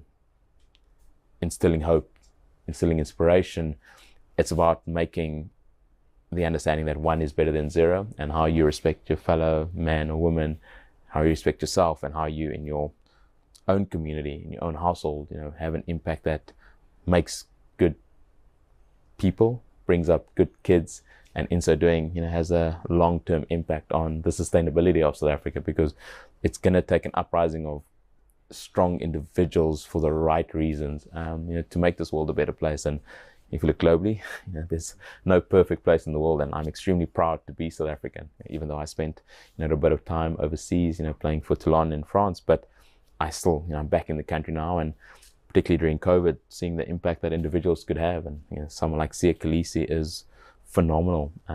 Yes, inspirational as a global superstar, but in his foundation, giving back. I'm trying the same with the Brian Abana Foundation. Laureus of funding 20 programs in South Africa. So there's a lot of individuals that need to put their best foot forward, because we can't rely at this stage on our government to do that. So if as people, as individuals, we're ready to cantle that mantle, put on that cape and make a positive impact to those around us, this world, and not just our countries, will be in a better place. Brian, just to take you back again to the 1995, like you said, despite having the change of elections, having the democratic elections, do you think the Rugby World Cup in 1995, whereas in South Africa, rugby was considered a white sport majority, but in 1995, Nelson Mandela supporting the Springboks, was that a defining moment in the South Africa's journey of transition into becoming a more democratic country? I'd love to think so. And no one can dispute the pivotal role that Nelson Mandela played in changing mindsets. And I was fortunate enough to be one of the 60,000 in Ellis Park that day on the 24th of June when the Springboks won that trophy, and being there and seeing the airplane fly over, seeing Nelson Mandela walk out, and white people chanting Nelson, Nelson. I mean, that would have never happened 15 years prior. And that did start a catalyst. I think having experienced the joy of winning a World Cup and seeing the impact that it has in instilling inspiration, bringing about hope. I think unfortunately sometimes those moments of extreme highs within sport, of winning a World Cup, taking it back, doesn't unfortunately turn into political stability. So it breaks down barriers. It allows people to dream. When I was winning a World Cup in 2007, CR&FC was watching it in a local bar called the Shabin in South Africa, because his grandmother didn't have a TV in her house. He was a couple of years, 9 years younger than me, but he wasn't understanding, where his journey, he was going to school because he was wanting a meal because he hadn't eaten the night before. So those moments are massive in changing mindsets, understanding the power of teamwork, understanding what can be achieved if you put aside your differences, if you work towards a common goal. And it's a showcase of what is possible. Unfortunately, on a Monday, people are potentially more joyous, they're more positive, but they still got to go to work and they still got to go to a job, and it doesn't translate immediately to political stability. So it's a fleeting moment of what is possible, but that fleeting moment of what is possible doesn't then become a sustainable impact of how possible needs to be achieved, which I think is unfortunate. And I think Sri Lanka experienced it when you won a World Cup, you celebrate, you have the bus tour, and there's that joy, there's the emotion, there's the passion that is resounding. And as those that did it, you encapsulate in that moment, and it's etched in your brain for all of time. But that doesn't translate to the average person that needs to go to work the next day, an economy that's struggling or volatile. So we saw 95 was incredible. 96 South Africa winning the Africa Cup of Nations. The likes of a Neil Tovey, a Mark Williams was phenomenal. It was Mark Fish. It was just incredible. We saw the same in the 2010 Soccer World Cup in Bafana, and then I was fortunate enough to be in Yokohama Stadium in 2019, and there were a few experiences in that World Cup. The last pool stage after Typhoon Hagibis, where Japan played against Scotland, and that took me back to that moment back in '95. But then I got to witness CR&FC become the first Black African to not only captain his country, but then lift this this very special trophy aloft. And that cataclysmic was much bigger than, in my opinion, 95 and 2007. Purely because it was the most transformative team South Africa had ever had on a rugby field. You had Makazole Mapimpi, who became the first ever player to score a try for South Africa in the final, which maybe doesn't say a lot about me, but then you had the likes of Lucanio Am, Ches and Colby, who again became the second player to score a try in a Rugby World Cup final. You had Bongi and Mbonambi. So you had these names that resonated with 60 to 70% of our population. When I was there in 95, it was only Chester Williams. When I was on the field in 07, it was myself and JP Peterson on the field. So from 1 to 2 to like 9, that massive 15, shift. There was one game. Yeah, there was 15. 15. So to go from 1 in 95 to what we saw in that final in 2019 was absolutely phenomenal. You had 7 on the field, which was scary, in comparison to what we'd seen before. So does it automatically translate to the economic upliftment of a country? Potentially for a fleeting moment in time, but the sustainability then needs to become infrastructurally more sound, for global economic growth, in my opinion. Brilliant. And it's very interesting, something that you just mentioned. Now, when you look at the Proteas, the South African cricket team, there is a quota system that is in place, forced upon them. So that when you take the composition of the side, sometimes that could be a little problematic. Whereas the Springboks, they do not have a specific quota system for that, do they? So there is a transformation charter in place by our sporting ministry. So it's maybe not sound, or maybe not well known to everybody, but there definitely is a transformation charter in place. And I think the difficulty, I get asked quite a bit, why transformation, why quotas, why this? And I'm like, okay, well, where do you want to start? Do you want to go back 40 years? And it's just this process of, do we go back 40 years? Do we change the past? You unfortunately can't change the past. You can try put things in place that will change the outlook of the future. But when you have a population of 60 to 70% within South Africa that isn't situated in a developed or a rural environment, to take someone like a CR Kolisi out of Zwede in the Eastern Cape and putting him to grade PE, firstly costs money. It costs a support system, who's sustaining that financially. So if it wasn't for, the person that identified Sia and 2 other boys within his community and took them to grey, funded that, supported his family, CR Kolisi wouldn't be where he is today. And that's unfortunately the problem. So how far do we go back in trying to change mindsets? And I get asked, but surely the quota system is not the right thing because it's bad for players of colour and those that. But I'm like, well, if we go back 40 years, not everyone got equal opportunities, and because of what happened 40 years ago, not everyone currently has equal opportunities. Because for someone in a undeveloped or rural area, shanty town in South Africa, to potentially want to get the sustainability of someone going to a Grey Bloom, for instance, where nutrition, physical wellness, all those mental wellness components are given to you, and you go back and you don't have that, and in a shanty town in South Africa, in a squatter camp. So there is an imbalance.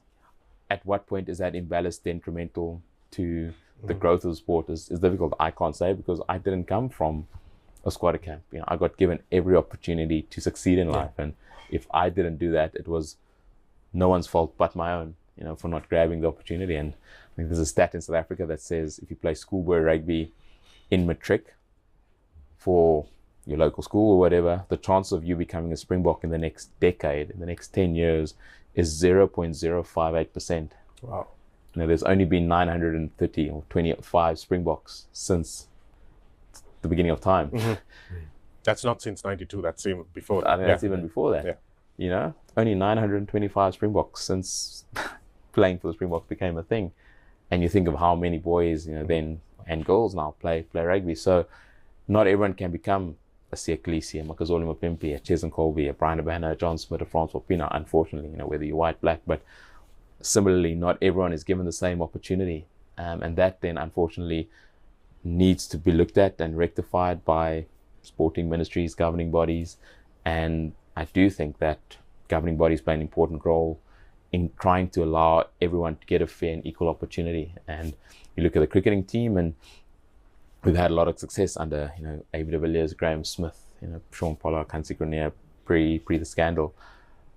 But not everyone had been given the opportunity to be given the right to play cricket at sport in school or further on for then. So I don't know what the answer is. Do I believe that having systems in place that tries to allow people the opportunity, because who's determining, if both are given the same parity, the same opportunity, to succeed, do you then give someone of color or someone that's not colored that opportunity? It's not for me to call. I think we all love to see the best players in their position representing their country, but it's also understanding that not everyone has been given the opportunity to become the best player because of previous circumstances, which is very difficult. And there's no simple answer to try to rectify the wrongs of the past, but there's also, things that need to try to be put in place to make sure that the rights of the future don't depend on the wrongs of the past. I think England cricket and Scottish rugby are very happy about the quota systems. But yeah, they definitely. Yeah. Just as a one-word answer to the quota system, Brian, I think Lukhanyo Am would be the one name that I think people would be able to put on there and say, wow, this guy has just wowed everybody else. But one moment that stood out for me from that 2019 final, he could have gone on his own, and he didn't. What does that say about the brotherhood and the quality of these players? It says a lot, and much like you, I honestly believe. So I was sitting in the comms box or in the studio with Brian O'Driscoll, Johnny Wilkinson, and Sir Clive Woodward, and I was like a kid in a candy store. I was jumping and screaming and going absolutely ballistic. And like yourself, I look at that moment, and I think the cohesion, the understanding, the brotherhood, the selflessness of that moment was indescribable. And you look at Lukhanyo Am and his rise to success. He was nominated as one of the players of the year from a World Rugby perspective last year. I think unfortunate to have got injured so early in the year, because I honestly believe he was en route to really win it. And he was playing some phenomenal rugby. His leadership capabilities, he's not a extroverted in the public eye the whole time type of guy. And his rugby genius is on another level. And that moment in 2019 really encapsulated the cohesiveness of that team, the respect that they have for each other, and the selflessness with which they were playing the game, installed by Rassie Erasmus, who'd come in 2 years prior into a rather dismal state of affairs for South African rugby. And I'm not sure if you guys have watched Chasing the Sun. There's a beautiful moment where Rassie talks about handing the jerseys out, and on the numbers of the jerseys, their family members were posted, and Makazole Mapimpi had only a picture of himself in his number 11. And apparently, hearsay is that there was a lot of jokes made on handing the jersey. Like, and then Rassie said, "But Makazole, why your face? Where's your family and friends?" And he said, "I have no one."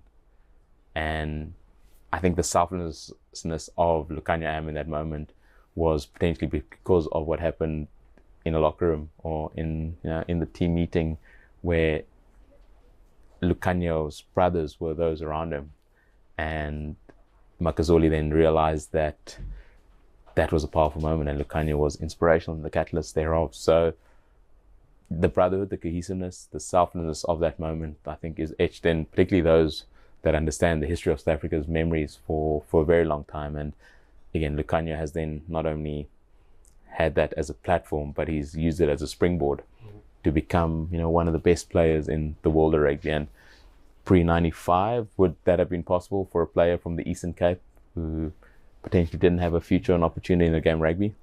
It's not for me to say, but he was identified, given the correct nurturing, and grabbed the opportunity, because I think a lot of players of colour potentially get given that opportunity, but they don't grab it with both hands. Someone like Damien Willemse, Johan Rupert's daughter Caroline put him into Paul Roos.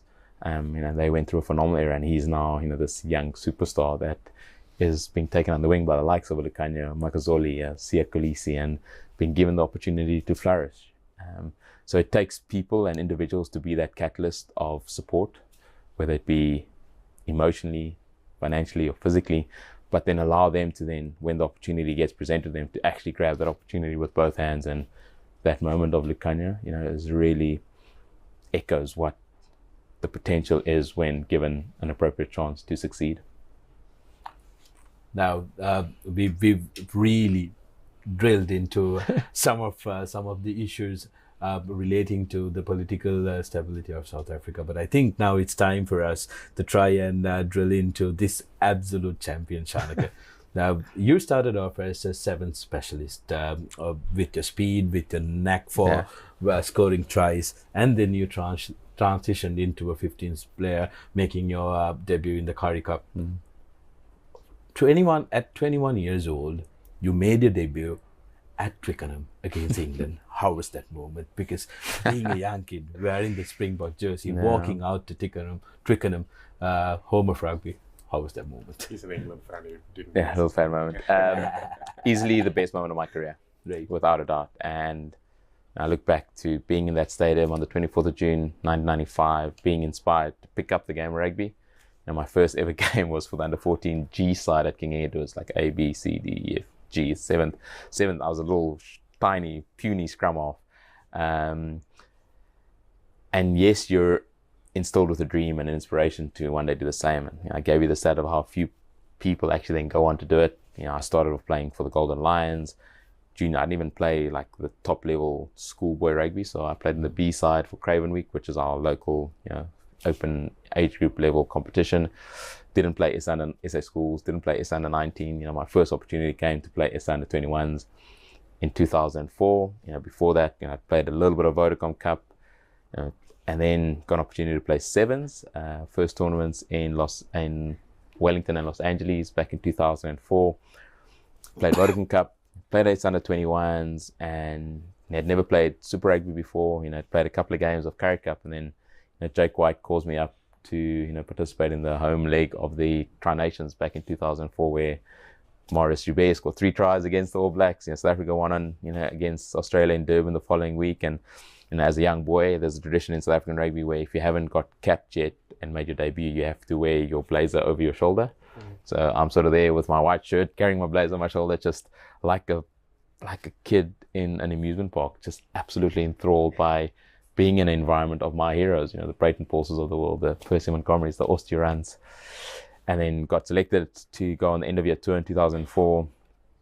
Maurice Joubert and David Barry as a centre pairing were phenomenal in 2004. And me being centre at that stage, it was pretty tough to knock the door down, but I'd never played Super Rugby before. So there was this educating moment of Jake White letting me sort of stand in line with likes of Percy Montgomery, Brayton, Morris, and learning the ropes, learning what it takes to be a Springbok, and not being in the first game against Wales, and then missing out on the second game against Ireland, where we then lost the opportunity to win a Grand Slam by a very untowards quick tap by Ronan Nagaro when John Smith had been told that he can speak to his team quickly, but to then get selected on the bench,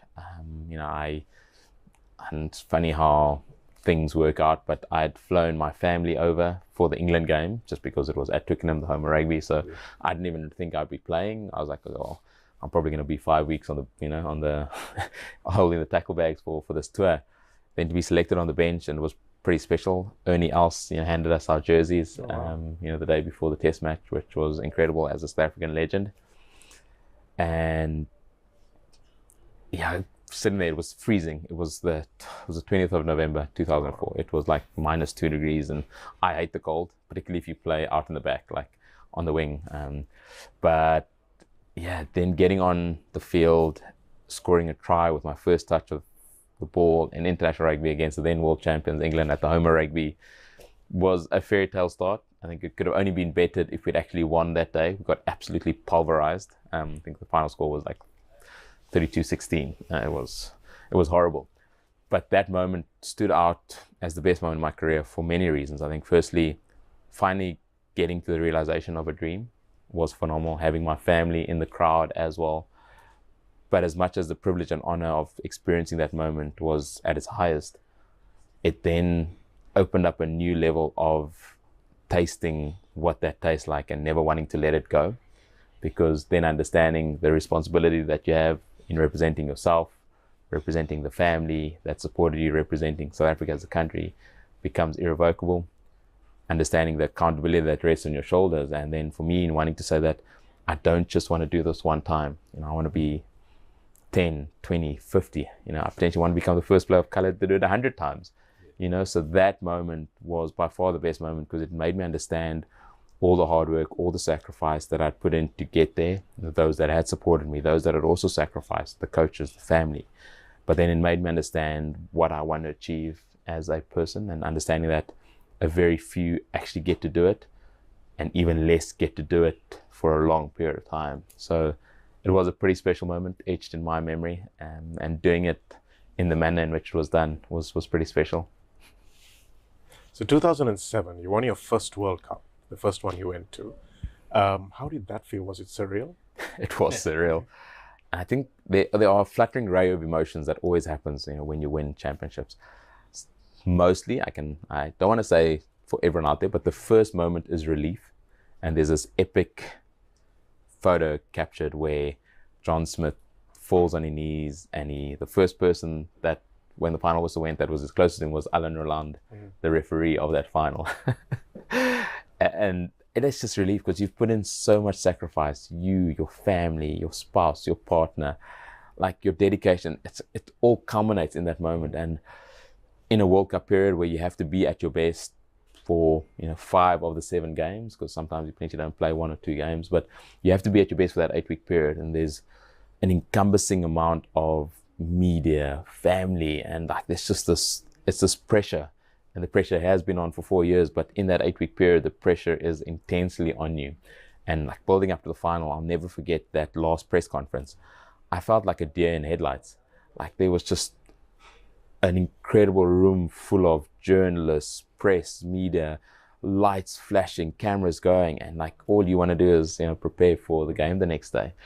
Then we had our president, Thabo Mbeki, come in the next morning before the game to wish the team well, and like it's just that moment when the final whistle goes and everything culminates and you just almost having this huge sigh of relief, like that the pressure is now off. And I think that's the relief for me was the first emotion. Then it was running off to try find a match ball, and then going back to join my team to celebrate. And the bonds that are created through victory, the bonds that are created through moments that can never be taken away from you. And for us, the brotherhood that was formed in that 4-year journey in getting to that point of winning a World Cup was absolutely brilliant. And we're still on a WhatsApp group together. We're still supporting, having coffees, having lunches, meeting up with each other. And yeah, that 2007 relief, but then being able to go back, and we were the first Springbok team to win the World Cup outside of South African shores, and we were fairly removed from, there wasn't an immense amount of emails. There was only Facebook. There was no Twitter, Instagram, Snapchat. There wasn't these social media platforms. So we were very far removed, and we had our liaison and PR lady, Anne-Lee Murray, had to actually print out all the faxes and emails that she was getting and put it on the wall because it wasn't displayable anywhere else. And it's only on going back to South Africa and just seeing the impact that it had. I mean, for me, I was one of those kids on the streets in Johannesburg with a trophy parade and waving at my heroes, and I was being inspired. But then for us to go back and arrive at OR Tambo International and just, I think there were 30,000 people on arrival back to South Africa. Then you go on the parade and you just see, in the Eastern Cape, we had kids under 10 years old running, half kilometer barefoot behind the bus to get a glimpse of the trophy, get a glimpse of that heroes, but get a glimpse of inspiration and hope, which was incredible. And then go to Cape Town and Newlands, DHL Newlands, and just overawed by the amount of people. And we then understood that impact that I as a young boy got to experience, and how that was a watershed moment in my life, and to then see how that became a catalyst for change in the likes of Sia Khaleesi, Zulu Mapimpi, Lukhanyo was pretty special. The next two weren't that great. Australia in the quarters in 2011, and then that amazing game, the semi-final, where even Dwayne's little backflip didn't do the job. How did you feel in those two encounters, Brian? After winning the first one, it must have been a different experience. Yeah, and we went into both, full belief that we could really go on and win it. And I think 2011, we'd had a phenomenal 2009 under Peter de Villiers, where we'd won the British and Irish Lions, we'd won the Tri-Nations, beaten New Zealand 3 times in a calendar year, which sort of first time ever.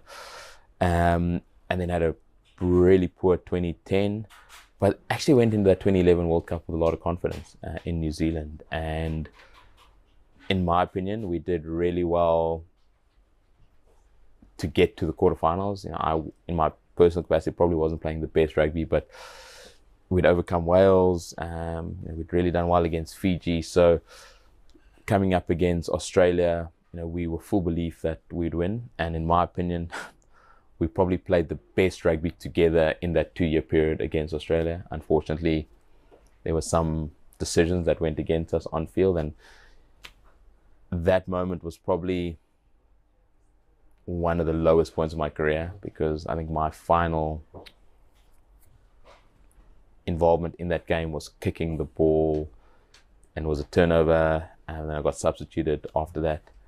And I'd really thought that was the last time I'd ever play in the Springbok jersey again. And the disarray that I felt, the heartache that I felt walking off that field, thinking that this was now the last time I'd ever represent South Africa, was pretty rife.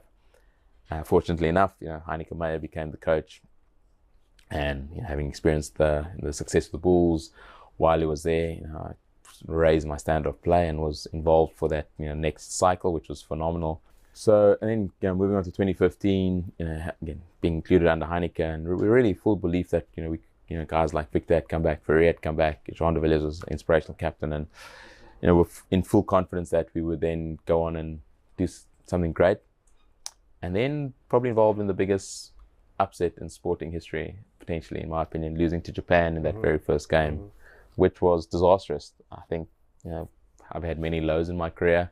That was as low as one could possibly come.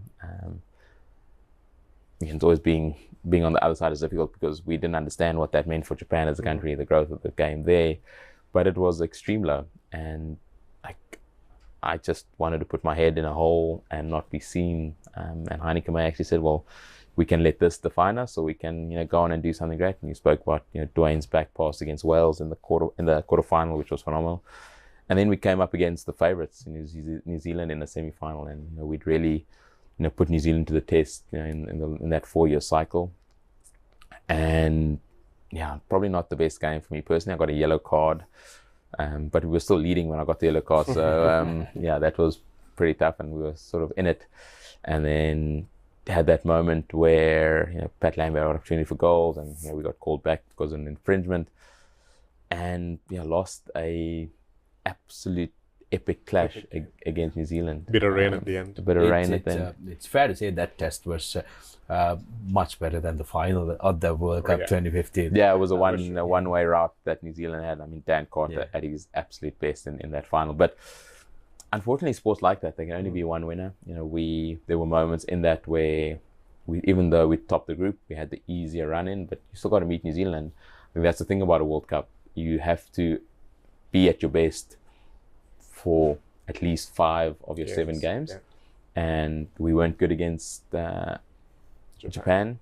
We weren't good against, we were okay-ish against Wales, but we were probably at our best against New Zealand, and fair play to them. They put us to the test, and they came out victorious, and went into that final and absolutely dominated Australia. Would we have dominated Australia as New Zealand had done? I'd honestly like to believe so. But disappointing that 2015, my last experience in a Rugby World Cup, ended in us losing that semi-final. Yes, we won 3rd place, beating Argentina, but the joys and the despairs of sport, there can only ever be one winner. And as much effort as you put in, I think there's a sound reason why New Zealand, were so dominant in that 2010 to 2015 period. They were an insane group of players, the likes of Richard McCaw, Dan Carter, Marnonu, Conrad Smith, Kevin Mialamu, Ali. It's just it's too many to mention. It's too many to mention. Julian Sevilla, 2015, equal John Lone my record of scoring 8 tries in a single Rugby World Cup men's tournament. So disappointing that it ended that way, but in so doing, again, the memories that live with you for the rest of the time. I never forget Marnonu joined Toulon at the end of that season, and being able to celebrate a moment with him, congratulate him, but then share moments on the field. A couple of months later, playing for club rugby in Toulon was pretty decent. 3 World Cups, 15 tries, joint highest top scorer in the World Cup, alongside a guy called Jonah Lomu. People may or may not remember. What's it like being up there with the greatest player the world has ever seen? Rugby's first global superstar. Yeah. Rugby's first global superstar. Yeah, like so, when I actually scored my 15th try, and when it took Jonah 2 World Cups, it took me 3, which already should probably state, how massive he was. And technically, we're only the joint highest try scorers of the men's Rugby World Cup, because Portia Woodman has scored 21 tries in Rugby World Cup, so we don't have that global ranking. But when I scored the 15th try, I actually missed an opportunity to break Jonah's record against America, the USA. Billy LaRue put a little grabber through, and literally 2 meters from the line, all I had to do was scoop the ball up and dive over, and the little bucket that I had went straight through, knock on, and I never got an opportunity against Argentina to score. And in the post-match interviews, everyone's, oh, you've equaled Jonah's record and you could have broken it. And I actually said that it's actually deserving that Jonah's record stands for a little bit longer. What he gave the game of rugby, in my opinion, I think very few would ever be able to do in rugby globally anymore. He was a phenomenal athlete, the humility with which he played the game, but how he changed mindsets about how a wing should function or be, but just his human being as a person was phenomenal. I got to meet him in France in 2007. I think he was actually in the crowd in 2015,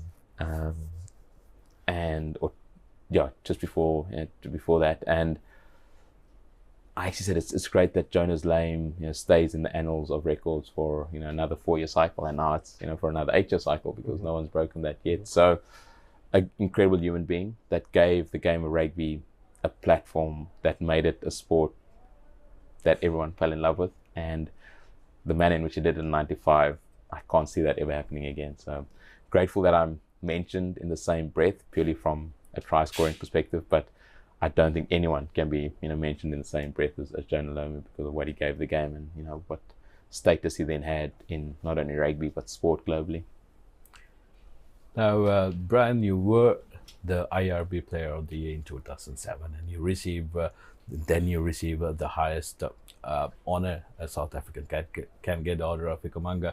Now, after you received that, coming on to the next World Cups, being a professional athlete, what kind of pressure did that have on you? Because come 2007, or when you made your debut, there was not much expectation on you. You were largely unknown quantity to a lot of South Africans. But then, from 2007 on, you had that marker on you. Was that a big pressure on you? It's a pressure I loved, and I think that's probably the biggest pressure for me that I had on myself. It wasn't the expectation of the public. It's the expectation that I had on myself to make a contribution to the team that I was involved in. Did I always get it right? Definitely not. I think there were many moments in my career where we were at our lowest.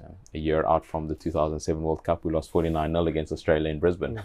No one expected us to go on. Jake White was going to be sacked as a coach. John Smith was going to be removed as the captain. 2008, Peter de Villiers, who was my under-21 South African rugby coach, again had a tough start. 2009, we just went from just scraping the barrel to beating New Zealand twice in 2 consecutive years, winning 3 times in a row against New Zealand. 2011, not great, and there were various. 2016, my last ever game for the Springboks was in South Africa's first ever loss against Italy. So there were many lows, but one looks at the lows, and I think for me the pressure I put on myself to succeed. And I think it was having a mentality of never thinking that you're number one, but almost training like you're number two. That Kaizen principle of continuous improvement, and you had to adapt, you had to change, you had to pivot, because to your point, people expected you to be in that place, and if you're going to not change, then you would not be able to be successful or productive in that environment. So doing things differently, working mentally, physically in different methods to try, yes, still have the basics as integrally important cogs in your armory, but making sure that you are doing things differently that allowed you to attack space differently or chase differently or do things, particularly the older you get, the more recognizable, the more defensible you became, that you're doing things uniquely different, to keep you there. And that pressure that I put on myself was extremely important. Yes, there was always the expectation, when Brian Abana touched the ball, something needs to happen, but it was me wanting to make a contribution, and sometimes it, in the latter part of my career, became an opportunity where I was a decoy or a dummy, because, if I was a decoy or a dummy, it was opening up space for someone else. So it wasn't always about me, but it was about the impact and contribution you were having in the team success, because as an individual, there is individual brilliance, but it's more importantly to contribute to the global success of the greater good, because an individual doesn't win games, a team wins games, and you need to play your role and understand your role within that. And later on, becoming a leader, becoming, someone that needed to look at influencing the younger generation. So you just couldn't worry about yourself. You needed to take certain people under your wing. You needed to improve and allow people to understand, like Percy Montgomery did with me. So it's an ever-changing landscape and dynamic. But for me, it was about putting the pressure on myself to succeed. You mentioned about the many laws you had during the game, and also we know about your absolute brilliant successes. Being a professional sports person, being a professional rugby, it's a given that you have to look at your physical fitness, but mental fitness and mental health is something that goes unnoticed by many. How do you manage that, and what was the support that you received to be mentally fit and mentally be in that moment to handle that support? Oh man, I think mental wellness has become such an important topic of conversation. It really wasn't there in the early days of my playing career. You almost thought that speaking about the mental wellness that you were going through, or speaking about any form of impact that the mental instability of what you could do would impact you, could potentially be seen as a weakness by your fellow teammates and your fellow opposition. So I think it's an incredibly important role currently being played in the game, not just of rugby, of all sports and life in general. Mental wellness is something that the science is learning a lot more about, and is doing things appropriately to try and make people understand themselves better, understanding that it is okay to not be okay. And in my opinion, in a very testosterone-filled environment, not potentially seeing it as a weakness, but potentially using it as a positive, to be better, to understand your own well-being, and in so doing, knowing that the physical and mental component harmoniously together, provides for much more success, which I think is really important. And it's great to see that people can talk more openly about it, that people can really be comfortable in talking about their mental state, and in so doing, change mindsets, because the transition period is one that is extremely mentally challenging. When you potentially lose your identity, loss of income, all those things that come at you at a rate of knots, and all of a sudden you've got to enter a new environment. And if you can't mentally handle that, that then affects not only yourself, it affects your family unit, it affects your circumstances. And we've seen a lot of detrimental circumstances of players and athletes that have retired because they haven't paid special attention. And a lot is being done. Do I believe that more can be done? Definitely. But that needs the correct support, the correct sustainability for that to happen. But it's great that it can be so openly spoken about in today's world, which again, in the early days of my career wasn't as common. Mm-hmm. Brian, I think we have to let you go. We'll be able to talk to you for hours otherwise. Very quickly, toughest opponent? So not a direct opponent, and I tell this easily, Richie McCaw. And the reason I say that is whenever you played against the Crusaders, whenever you played against the All Blacks, coming in on a Monday, the first thing everyone talks about is how do we nullify the Richie McCaw threat. Like it literally is the area, and you look at videos, you do your analysis, and the forwards say they're going to be up for him, physically. They're going to dominate him, at the breakdown, dominate him in the tackle.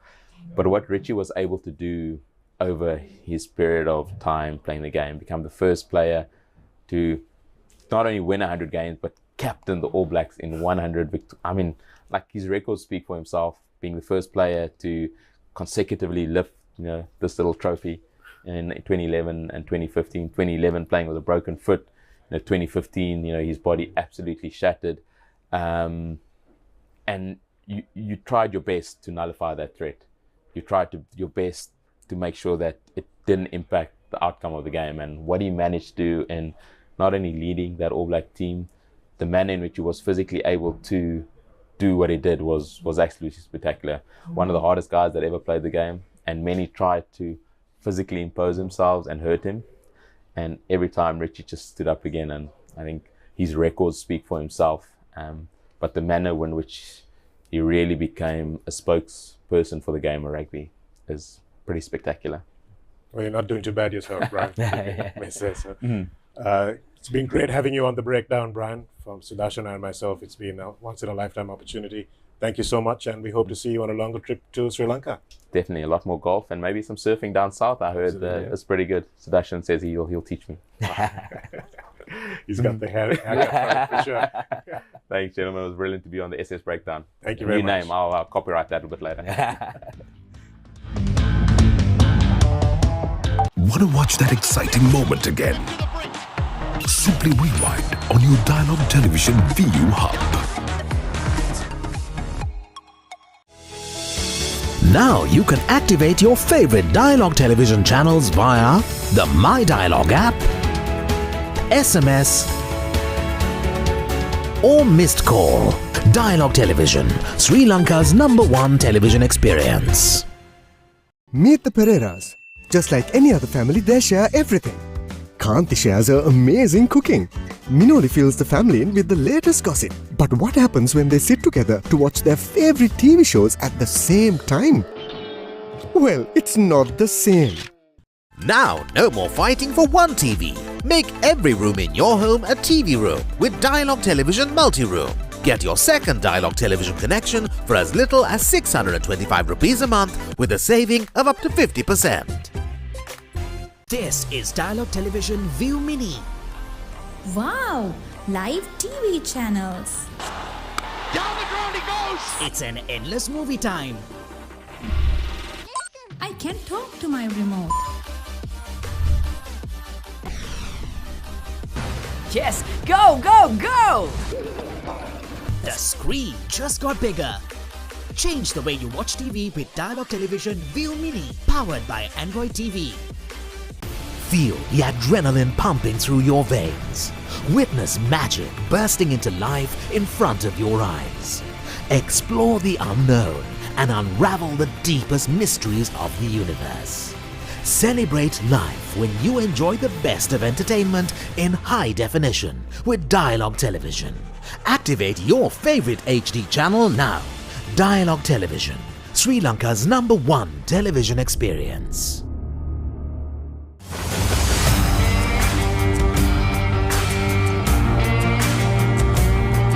நேரடி ஒளிபரப்பு யாழ்ப்பாணத்திலிருந்து මාතර කොටවිල ගම්පියසට ඇවිල්ලා තියෙනවා.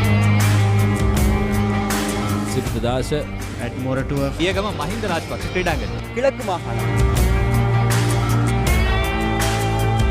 Sugaddas Indoor Stadium is the Fox Hill Supercross.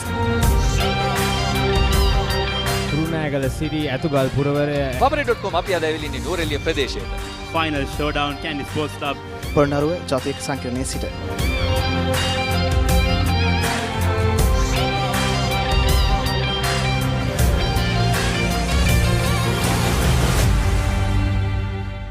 Season 1 දැනුම, Season 2 චරිතාවලිය, Season 3 ක්‍රීඩා විප්ලව.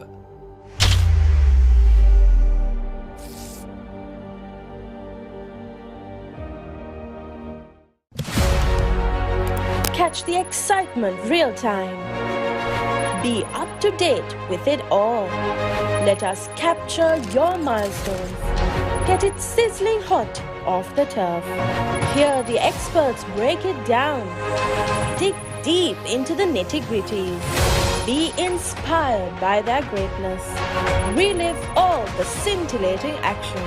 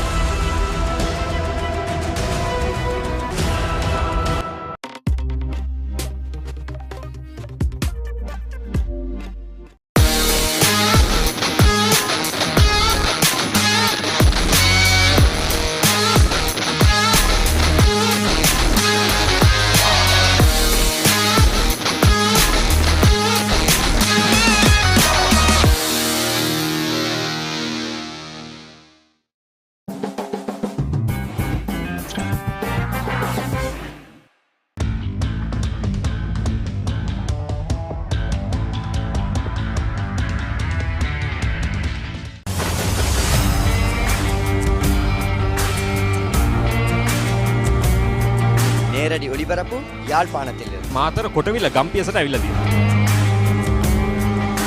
සිද්ධාස ඇඩ්මොරටුව පියගම මහින්ද රාජපක්ෂ ක්‍රීඩාංගණය. කිලක්කු මාහල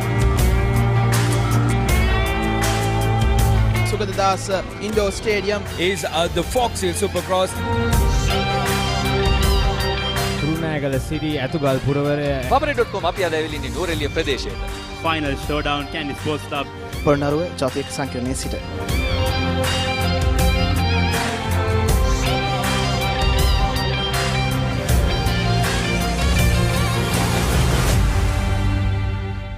Season 1 දැනුම, Season 2 චරිතාවලිය, Season 3 ක්‍රීඩා විප්ලව.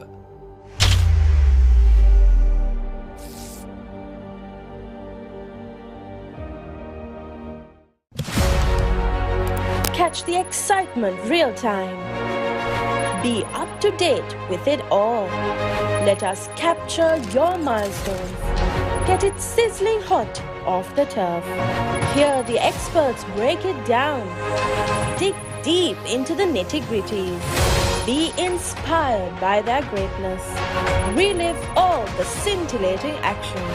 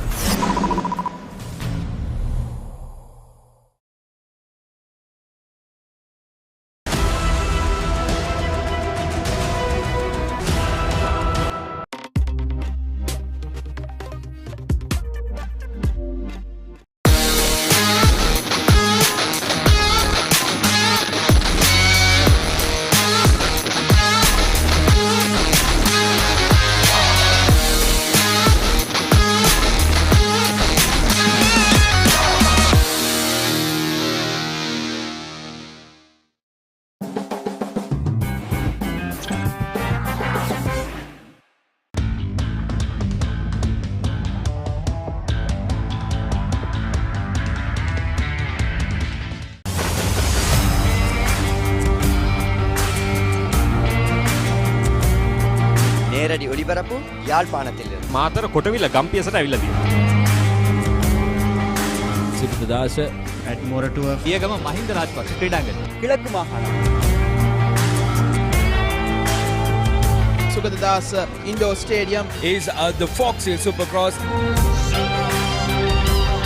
කුරුණෑගල සිටි ඇතුගල් පුරවරය Papare.com අපි අද ඇවිල්ලා ඉන්නේ නූරෙලිය ප්‍රදේශයට. Final showdown Candy Sports Club. Polonnaruwa ජාතික සංකීර්ණයේ සිට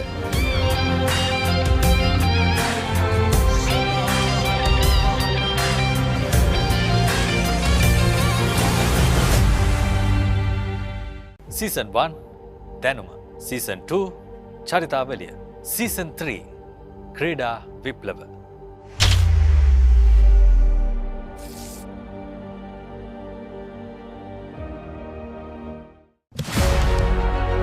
Catch the excitement real time.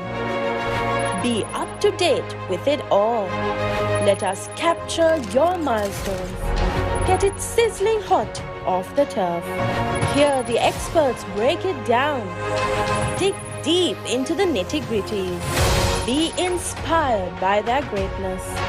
Relive all the scintillating action.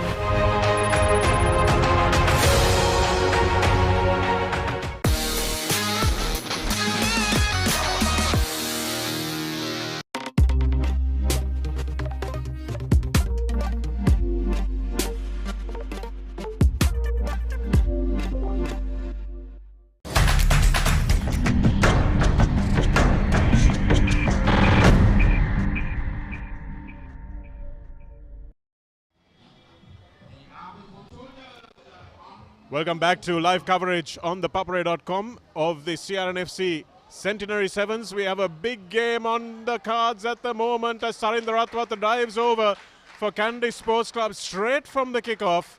And Army find themselves in 2-try deficit after the lunch break. And Kandy are looking to avenge their defeat a little earlier on in the day against CR&FC, which has blown this Group A wide open.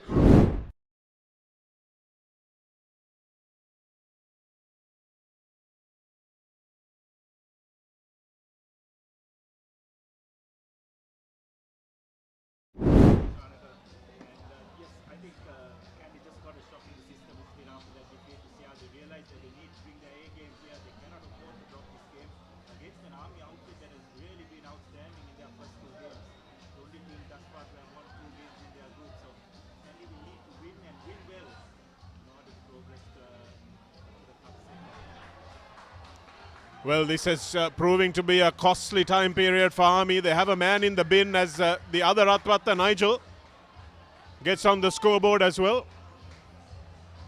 Certainly not looking like he's in his mid-30s the way he finished off that try.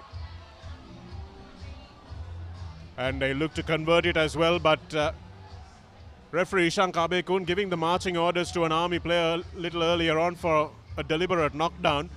But we were talking about this, Abdullah, and deliberate knockdowns, it should be a yellow card when there's a try-scoring opportunity on, or if there is a move that was building up that was deliberately interfered with by the player. But in sevens, you're likely for the ball to rebound and to hit your hand. The bounce of the ball kind there for Ratwata and no stopping him once he's got behind the defense. Yeah, that's right, and also the intention, he definitely made an attempt to hit the ball back to his side, and it was a bit unfortunate for Army, so they are down to 6 players, and Kandy have made maximum use of that. They've scored 2 tries since then. They're leading 17 points to nil, rather. I think the Army is now restored to its full complement, hacked ahead, but nice little football tackle that time by Lavanga Pereira. And referee brings them back for a knock forward.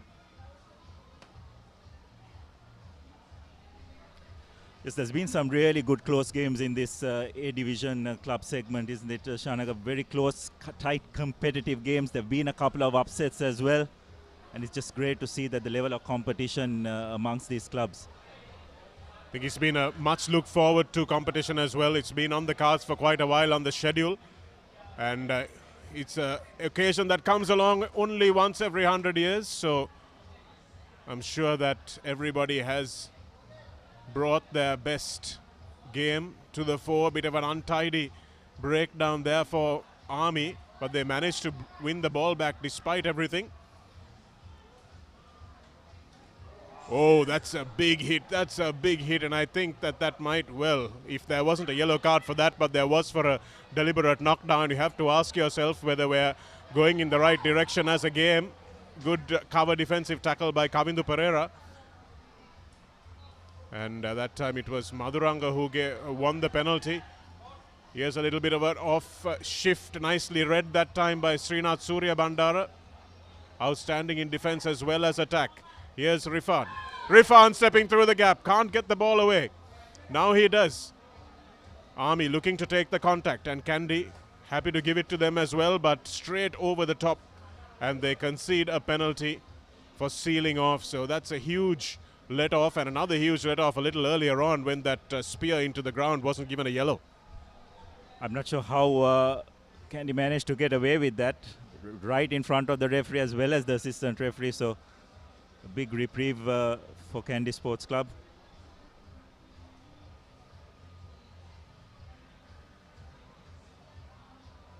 Chatura Soiza taking the ball forward, and now it's in the hands of Srinath Surya Bandar, who's so strong, steps in, steps out, eventually taken down in a tackle, and a high shot, and the referee will correctly call it back for a penalty that time. And it looks like Nigel is asking whether it's half time. He wants to maybe try and run this one out. Kavindu Pereira stepping in, and there's no going to be stopping him. Rifan will race him to the line, but there's only going to be one winner in this foot race, and Kavindu Pereira wins the race quite easily. Probably the fastest man in this competition. And the referee will have a chat about whether that ball was grounded. We can look at it on our replay while they have that chat as well. The Army player did get back, Rifan Mohammed, and there's no try. It was Manoj Kumara who got his boot in the way. And it looks like this new pavilion side is where boots get in the way of tries being scored. And they seem to happen quite often when referee Abekun is in charge as well. A bit lazy by Kavindu on that occasion. Just took it for granted, and smart work by the Army number 2. But Kandy nonetheless sitting pretty, 17 points to nil.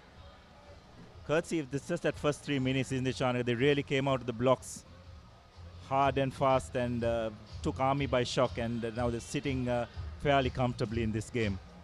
And suffered during that six-man period, didn't they, Abdullah? That's when both of the tries were scored, when there was no sweeper in play as well. But coming back to that incident, when you look at it, it looks like Manoj Kumara kicked the ball out of Kavindu Pereira's hand as opposed to getting his foot under the ball. So this might be a case for a penalty try there. He just kicks it out of the hand, and I'm not sure whether you can kick the ball out of someone's hand like that. Not sure what the ruling is there, to be quite honest. But there was no grounding, that's for sure. Yes, well, that definitely is an interesting point. So this is the next game that's coming up, CR&FC versus Police. Police probably out of the reckoning at this stage, having lost both their previous games, but CR&FC will need a good win to confirm their place in the cup segment. They have 1 draw and 1 win under their belt. So the result of this game will decide the seedings in that group, perhaps. CR have won 1 game. Kandy look like they might run away with this one and get their second win of the competition. Army have won 2 games and drawn 1. So it's going to be very interesting to see if Army will pip CR to the post. But if CR win their second game against Police handsomely, they should be able to secure a top 2 finish depending on the result of this game. Nicely collected that time by Army. That's Manoj Kumar who prevented the try on the other end. Good handling that time by Mohammed Rifan. Good strong play by Army. But it is knocked forward, unfortunately, on the floor. That was Chaturanga Pereira who couldn't hold on to the ball. He's the big lad for the Army players. And now a really nice attacking platform. A centre field scrum. Tarinder Atpatha going in at prop, and what a luxury it is to have a player of that caliber who can prop for your team.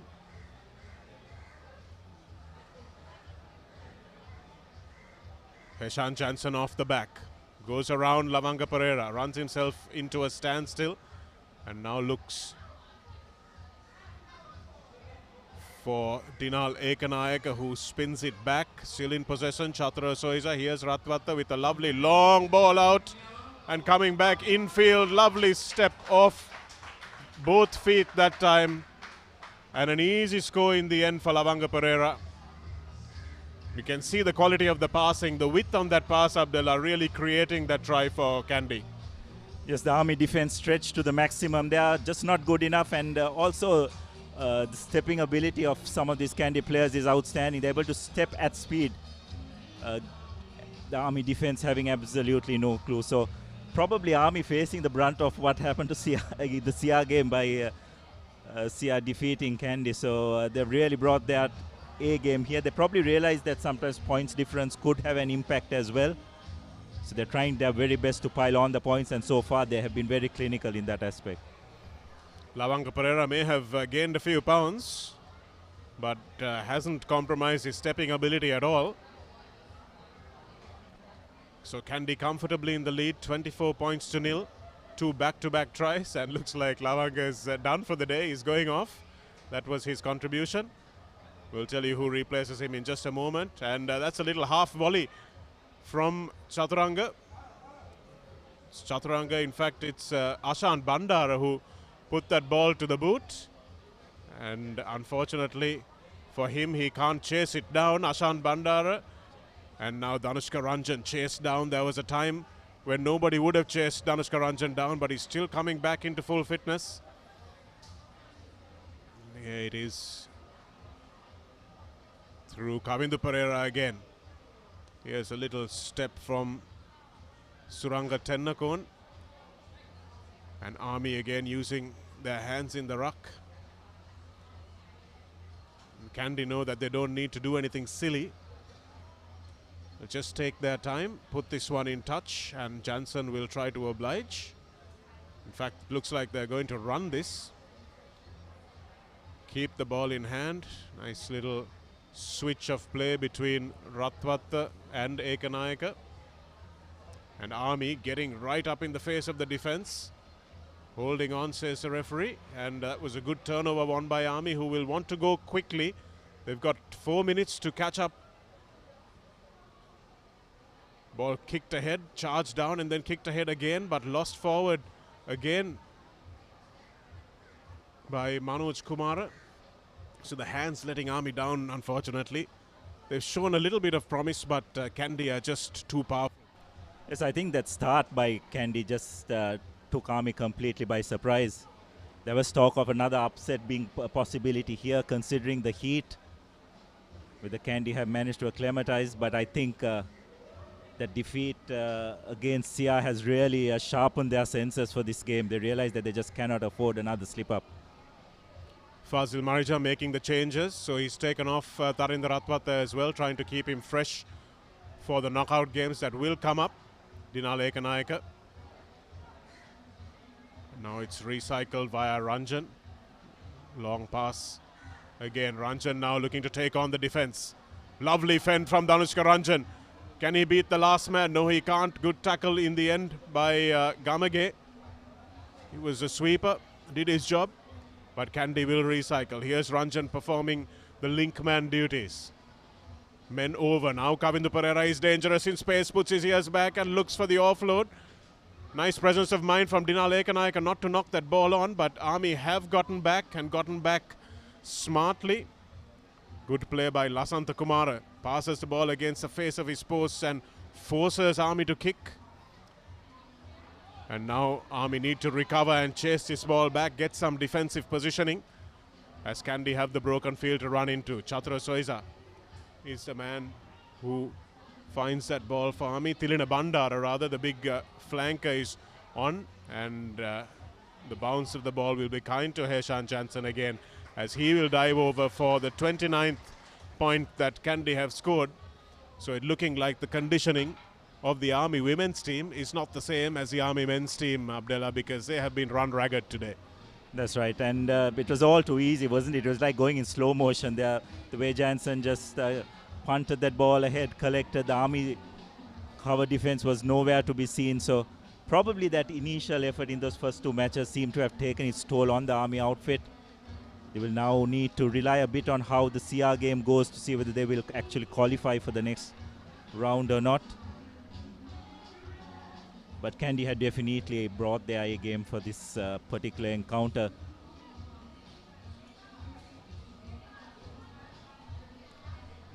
So lots of internal competition as well among the Kandy players, Abdullah. It's not often that Danushka Ranjan has to play his way back into the team, and you can see that he's trying to do that. And it's competition that keeps the performances on the up and up, whether it's internal or external competition. Stepping again from Army. It's nice work. Heading back into the middle of the field by Nalaka Maduranga. Numbers over, but Kandy swiftly closed the gap. Nice little switch of play. Read well that time by Dinal Ekanayaka, who stops Army in its tracks. Another step straight through. That's Army's Lahiru Ratnayaka, who's fresh onto the field. Offside, says referee Abekun, and it's taken quickly. Army will look to operate without going into contact, but that time again they are forced into it to Tacharanga Pereira. Angled run, that time from the Army number 9, Jayatunga. Floats a ball away to Manoj Kumara. Manoj Kumara gets away from one and lovely little offload. Does Army have the gas to get in for one try? Yes, they do. And that's Lasantha Kumara who goes over in the corner, and Army get a consolation point on the stroke of full time. Yes, as you said, Chanaka, consolation try indeed. Not have much of an impact in the overall result, but you never know. Those 5 points, when a countback does happen, could prove important. But overall, it was a very commanding performance by Kandy. A real response from a champion team after their previous defeat. 31 points to 5. So Army finishing off with 2 wins and a draw. And 1 loss.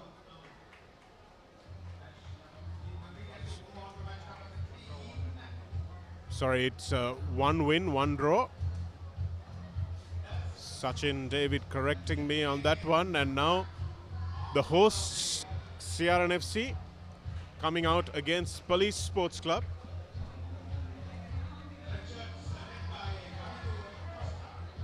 CR&FC led in their centenary year by the Clifford Cup winning captain Kavindu de Costa, winning the Clifford Cup for the first time since 2006, when the man sitting next to me in the commentary box was the assistant coach to Grant Dwyer when CR&FC last won the Clifford Cup. Must be happy memories for you, Abdullah. Yes, indeed. Bit of nostalgia this time when CR finally broke that long barren run, as it were. What a wonderful effort to do it in the centenary year as well. So as we get ready for the next game, another crucial encounter for CR. Need to get a good win here as well to keep their cup hopes alive. So they've just a 1 win so far. That one coming against Kandy. They drew against Army, and they look to be getting off to a good start here against Police, as the captain himself, who we were just talking about, will run this one into the corner. And that's one of the longest tries he's scored in a long time. And a 60-meter try from Kavindu de Costa. Skipper leading from the front. Again, just the start which CR would have wanted. Will just settle those nerves, give them the confidence they need for the rest of the game. The last thing they would want is to be knocked out of the cup segment in their own centenary tournament.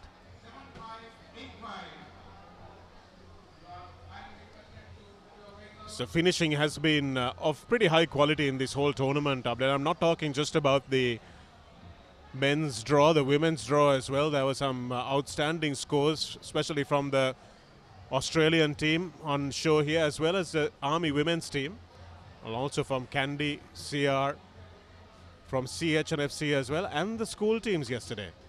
Yes, the school segment was very competitive, isn't it, Shanika? Right throughout, from the group segment to the knockouts as well. As the conversion hits the upright. And even today, we're talking about the women's segment. I thought that Army versus the Australian representative women's team, I thought that was probably one of the better matches of the entire tournament. Quality of rugby was of a very good standard in that game. So it's just 5 points. The conversion, difficult conversion, I have to say, from the touchline, coming off the upright. And here's a little bit of spreading of the ball wide, but unfortunately that did seem to go out. Looks like might be an injury as well. Gamunu Chetia came down pretty hard there. Looks like he might be going off.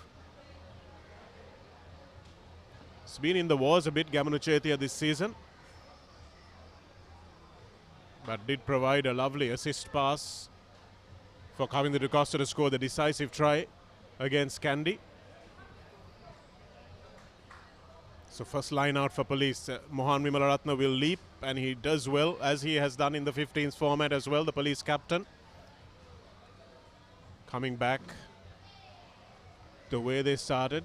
Here's Vimalaratna coming infield. Nice little offload and a high tackle is the call from the referee. Chatura Seneviratna doesn't agree, but we will have to take the referee's side on that one. And that's straight off the side of the boot. It's interesting, Shanaka, how some teams prefer to go to touch in the game of sevens, isn't it? While some teams like to take the tap and keep the game moving. I guess it depends on your strengths vis-a-vis the opponents. It's a very tactical decision that is made, really. Prince Charmera putting the ball into touch, and this one is overthrown, but regathering it is Police, and now finding a gap. There is a sweeper to beat, and they'll bring the captain down. He'll make the ball quite easily available for a quick ruck ball. And now a little bit of space opening up for Army. For Police, rather. Holding on is the call, and CR will run this quickly. It's Gamunu Chetia who has stayed on the field. Nice long ball. Here's Kalindu cutting back into the field of play. Was CR through Lasindu Karunatilaka. The big number 8 finding his place in the sevens competition as well. Gamunu Chetia now stays on his feet, takes 2 Army defenders with him, still going. Manages to get the offload away. Lasindu Ishan drops that ball backwards. Good presence of mind from him, and Kavindu De Costa makes the unselfish pass, and Gamunu Chetia will touch down for the second time for CR&FC. Wonderful team try there. They just kept the ball alive, isn't it? Lovely support. There are not many wide passes, but the supporting lines from close quarters, the communication was absolutely brilliant, and CR have further extended their lead. Some real talent in this CR team, isn't it? Guys like Gamunu Chetia, outstanding schoolboy Rugger-rites during their time. Bit slow to make that transition to the club rugby, but now seems to be coming into his own with time. Hopefully we'll be able to make that Sri Lankan squad very soon, because if he can perform anything close to his what he did at school, will be brilliant. A wonderful conversion by Chatura Seniviratne, I think it was. Yes, Chatura Seniviratne, indeed.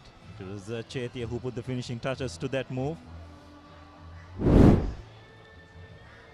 Really nice try, and sure you remember junior coaches, Abdullah, who that was a penalty because the man was in front of the ball for Police. Seniviratne will take it quickly and look to spin it now. Chetia, the try scorer, coming back infield. He'll have to make the ball available. Does so. Police line is up quickly. It's 3-on-2 with a quick switch. Nice play by Lasandu Ishan.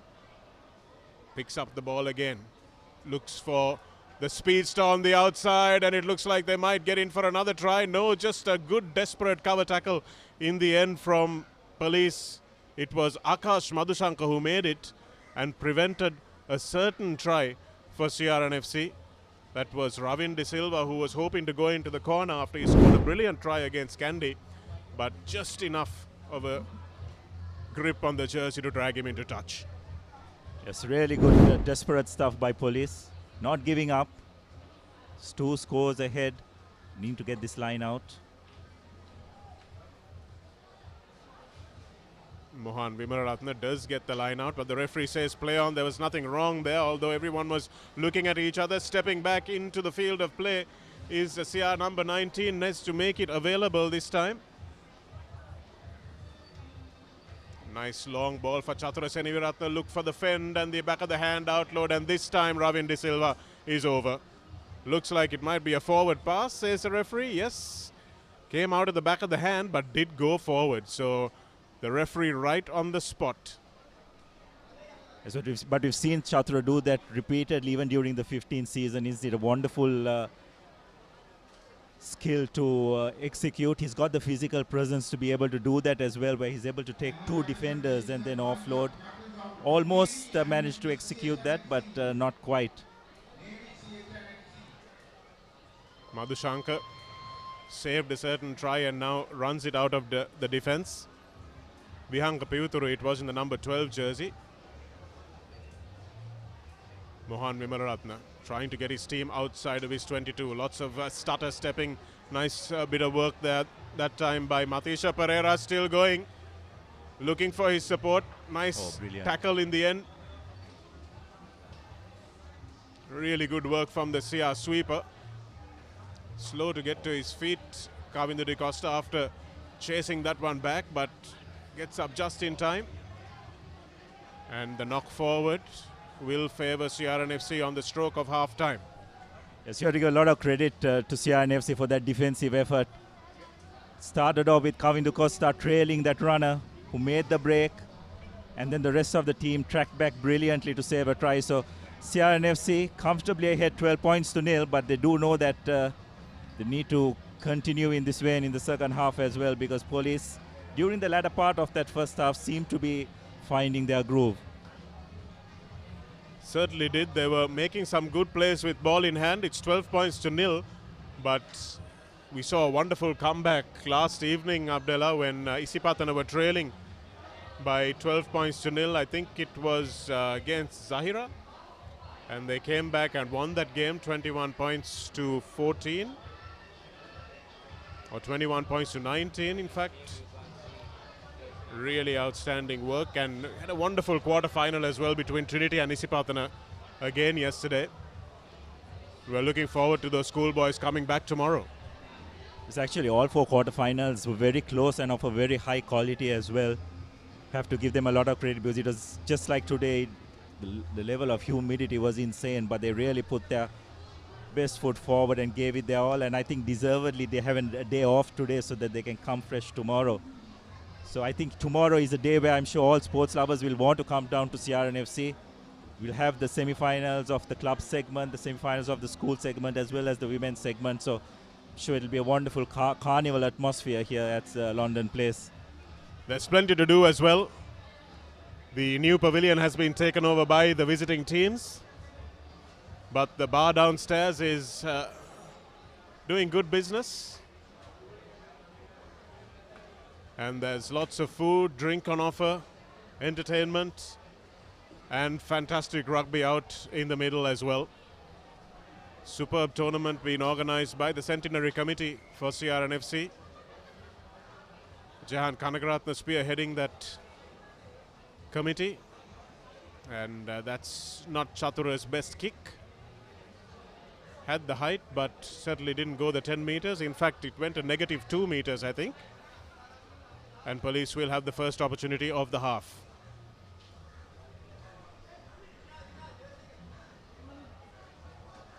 Cutting back infield, lovely little exchange of hands for Vihanga Pivithuru to try and attack the defensive line, but Lasindu Ishan Karunatilaka meets him in just the way he knows how, and now looking for the counter-ruck, but Police managed to get it back.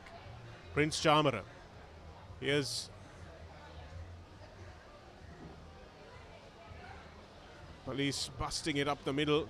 Prince Chamara again tries to kick that ball through, and it looks like Gamunu Chetia will have enough to let this run into touch. And they will come back for the scrum in field. And the referee saying no, there was no obstruction. Prince Chamara is not in agreement.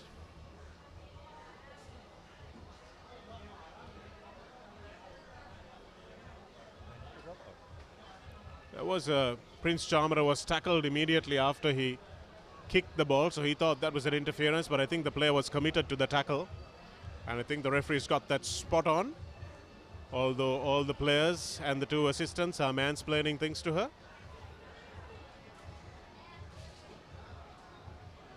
Here's a little dab into the defense by Primesh Danushka. The lively scrum half for Police. It's like Zubair Dore is on the park for CR now as well. And that's a lovely bustling run from Vihanga Pivithuru. Really well done by Lasindu Ishan Karunatilaka to get back. And now Gamunu Chetia receives the outside pass. Exchange of passes between Zubair Dore and Gamunu Chetia, but it's fallen instead for Police. It's a bit scrappy on that occasion, wasn't it? Passes going all over the place, but not finding their target. So a bit lucky for the ball to have bounced their way. Can see fatigue definitely setting into these players now. Hands on hips, hands on knees. Lactic acid probably taking its effect as well. Well, the latest research, Abdullah, shows that it's the most efficient way to breathe with your hands on your knees. I need to send that to a lot of my junior coaches. I was ahead of my time. But here's Kalindu Nandila being dragged to the floor.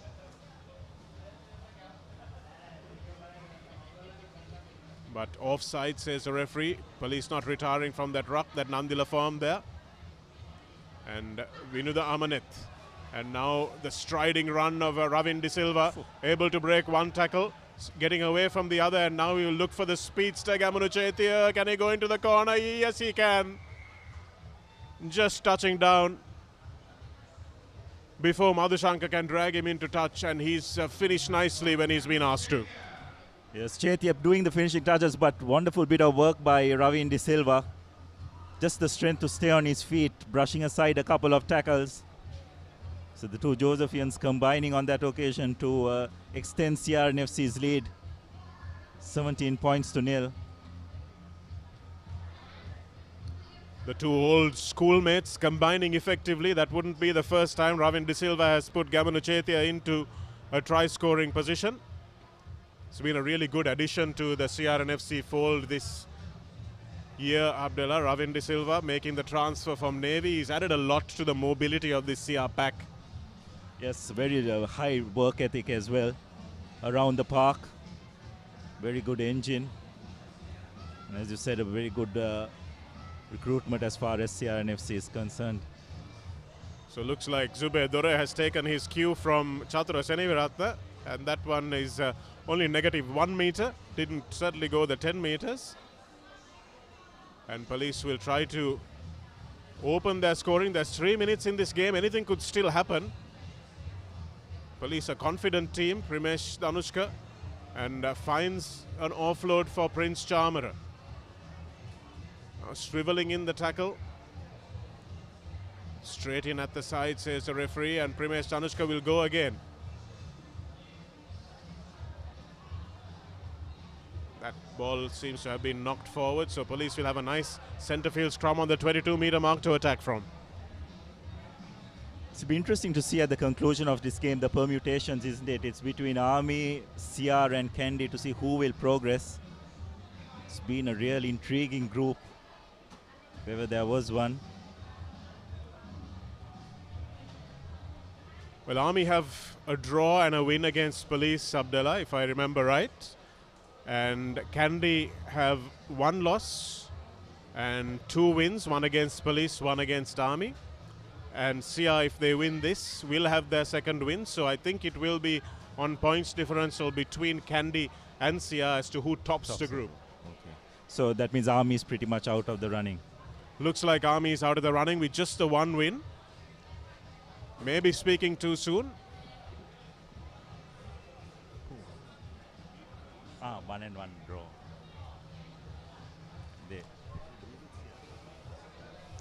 Vinud Amaneth is in the number 23 jersey for CR against Primesh Danushka, who is a really wily customer for Police. In the mold of those really irritating George Gregan type scrum halves. Prince Chamara trying to find the dangerous Akash Madhushanka. You can see the strength that Madhushanka is showing. Looks like there's a CR player down with an ankle injury, and here's a nice ball across the face of the defense. Cutting back infield is Mohan Vimalaratna, using those tram lines to good effect. The big forward, the 2nd row for Police, the captain this year. Lovely little step by Primesh Danushka, but he's got enough to take him over the line. And this Police team has a few good 7s players in it, Abdullah. They just haven't been able to get the ball into their hands often enough. But they look like they mean business when they have the conditioning.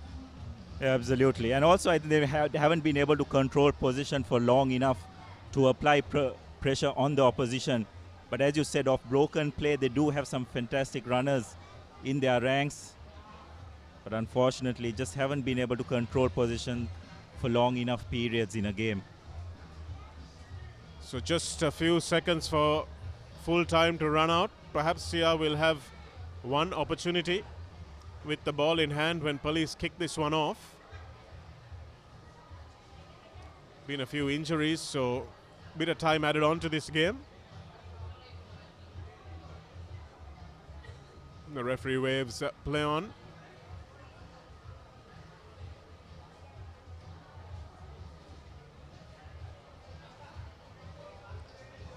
Kick fielded by CR quite comfortably.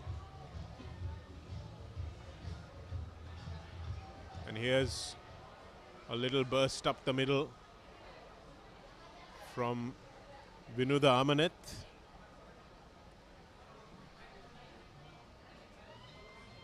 Chatura Senivaratna with a kick pass, but the kick pass straight to the police captain. Now he makes a tackle. And, here's a little bit of space opening up for police once again. Will they go in for the final try of the game? No, because it's knocked on.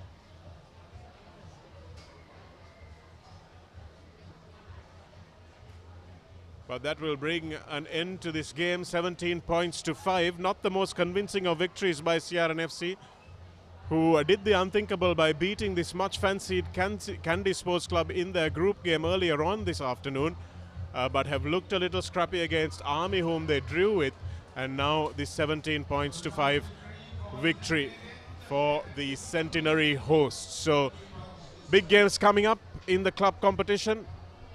In the men's draw, in the next few minutes, a change in commentary will be handing over to Piris and David.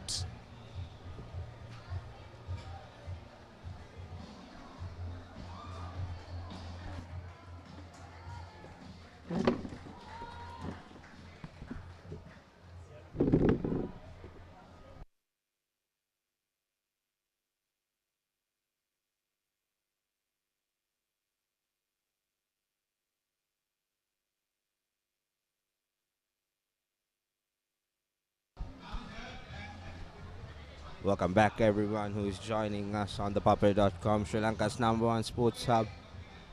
We are here bringing on CR&FC Centenary Rugby Sevens. So it's Air Force taking on Havelock Sports Club.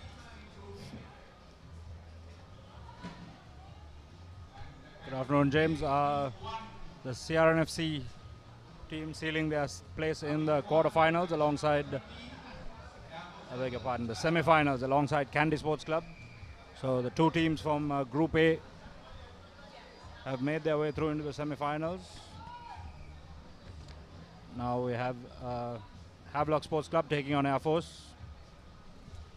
This is also a must-win game for both teams. Havelock Sports Club not very convincing in the previous game. Won their first but lost their second game, so it's a must-win for them to get qualified for the semi-finals. So they take a quick tap, sends it out. Good rush defense from Air Force, forcing Havelock's players to go back. Not supporting body weight, says referee, so Havelock still with possession. Quick penalty taken, sends it out. Good switch back, beating two defenders, going on strong.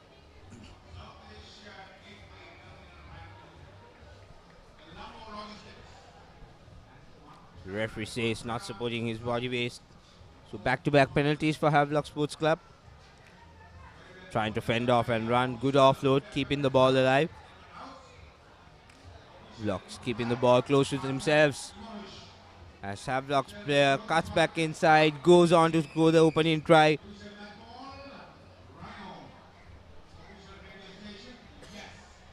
Yes, excellent play there by the Havelocks. They held on to possession, put the pressure on, and finally broke through on the inside. A number of penalties going the way of Havies. So discipline playing a big role, big part in that try for the Park Club. So the conversion is through. 7 points to nil. Havelock Sports Club leading. We've seen Air Force playing really well before this. The previous game also they managed to win comprehensively, but they look a bit out of sorts after the break, Sachin. Yes, perhaps a big lunch. Havies regain possession once again. Looking to use the space out wide.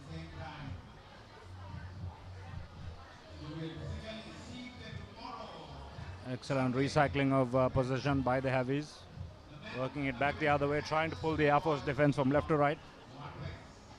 Good powerful step off the left foot, and on the inside he goes, finds the inside pass. Excellent tackle there by the Air Force player.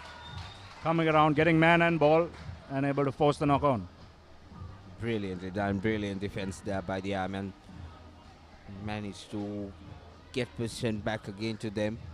They need to score early and fast in order to keep this game going. Yes, an all-important game. Semi-final decider here. Effectively a quarter-final for these two teams. As Air Force takes on the line, tries to go out wide, misses it out, manages to get the ball, but the touch that says it's a line out. Very unfortunate for the Air Force, but good opportunity for Havelocks to get another try in to extend their lead. Yes, you can't afford to make mistakes like that when you're playing inside your own in-goal area. The passes have to go to hand. There's no room for error when you're under pressure like that. Havies, quick, easy line out. Step back on the inside, and over they go for try number 2. Or not. The referee going to have a chat with his assistant referee in goal.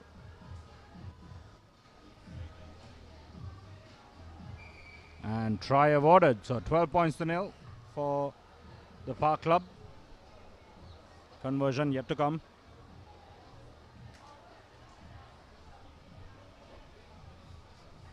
So Havelock Sports Club on the front foot in this game. And the conversion goes through, 14 points to nil. 2 converted tries for Havelocks. Comfortably in front. But anything could happen. This is a game of sevens. You cannot write off Air Force. Yes, the game can change in an instant when it's in sevens rugby. Still 3 minutes left, or 2 minutes left in the first half. Not much is going to change for the Airmen if they keep playing like this though. Havelock Sports Club running in another try, making it look very easy at this moment.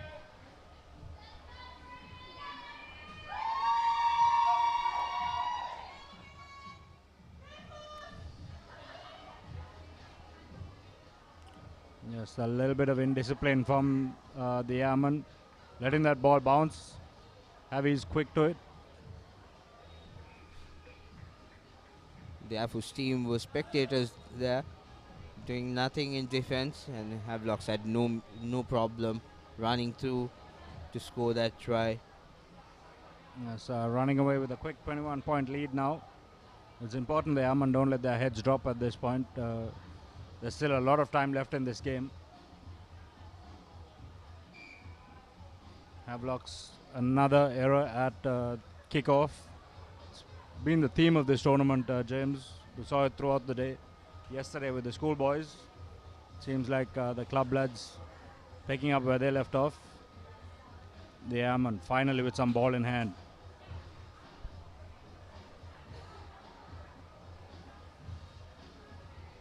The veteran Idamaguda sends it out wide. Now Air Force has a chance to run on the outside. Cuts back inside. Taken down by 2 players. But holding on, says the referee. Crucial mistake there. They had momentum to go forward, but unlucky, giving the ball away. Yes, excellent work there by the Havies player, getting in over the ball, getting his hands on there, and forcing the penalty. Air Force this time penalized for not rolling away, so a little bit too over eager in the ruck. And Havies now have a chance to hold on to position.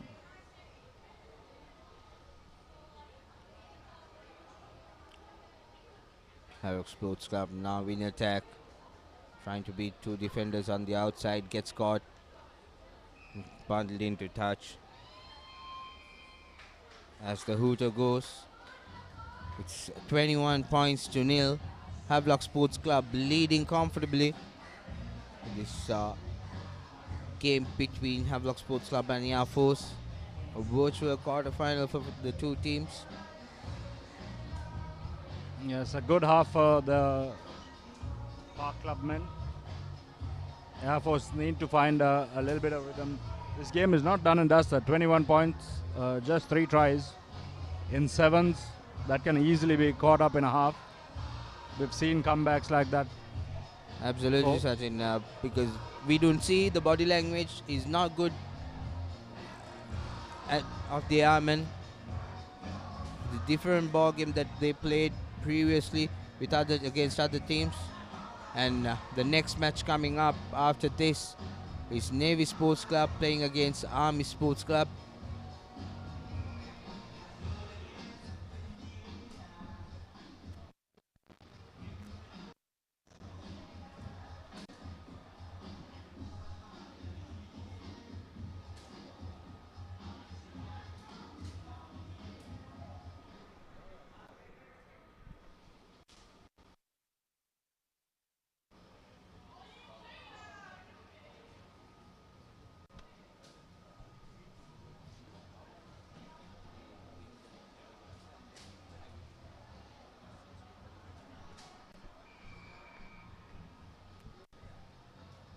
Heavies getting their second half underway. Nice high hanging contestable kick. Taken out in the air, says the referee. He's going to have a chat with his assistant referee.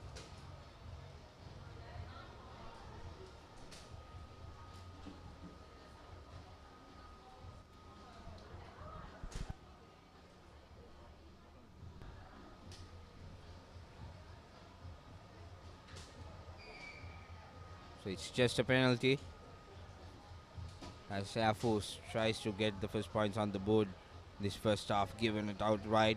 Good rush defense from Havelocks. Taken down. Referee has his hand out. It's advantage for Air Force. Can they make this count? Idamagoda goes into contact. Brilliant hit by the Havelocks player. No advantage, says the referee, so goes back to the initial infringement. Actually penalizing Havelocks for a high tackle. Air Force now restarting with the penalty. Damagoda gives it out.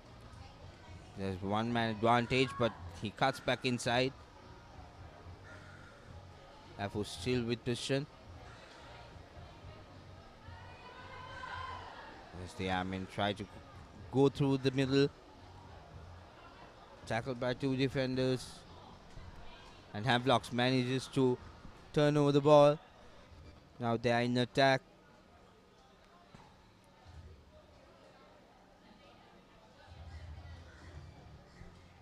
Havelocks will start trying to speed up the pace. It's a small chip out to the number 10.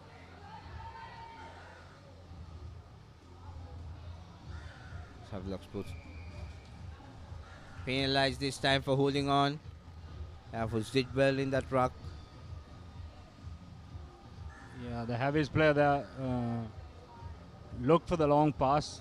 Felt he couldn't make the pass with his hands, so just booted it over to his teammate.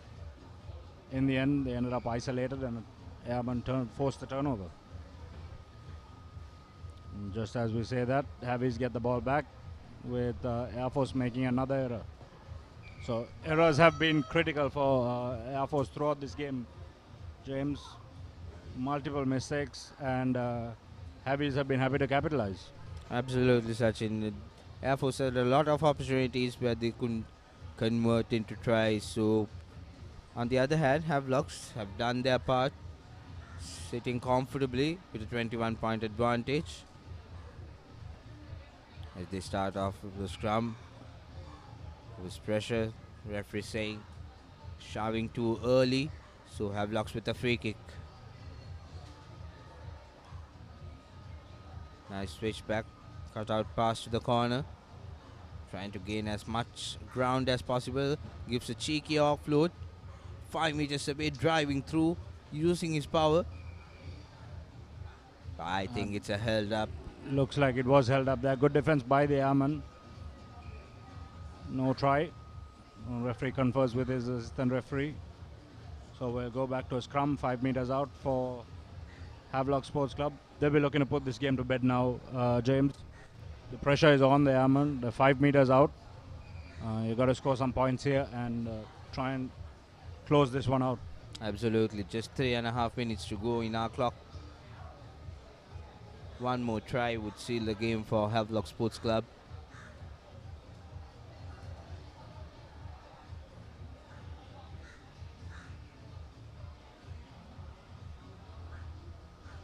I think everyone expected a better game than this from Air Force for what they did in the previous games. It has been disappointing performance in the end.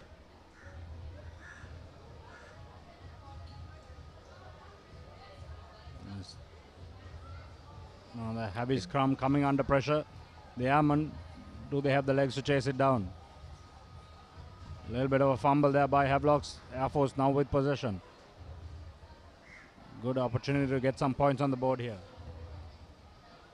Lost forward by Havelocks as the referee, so we come back to the scrum.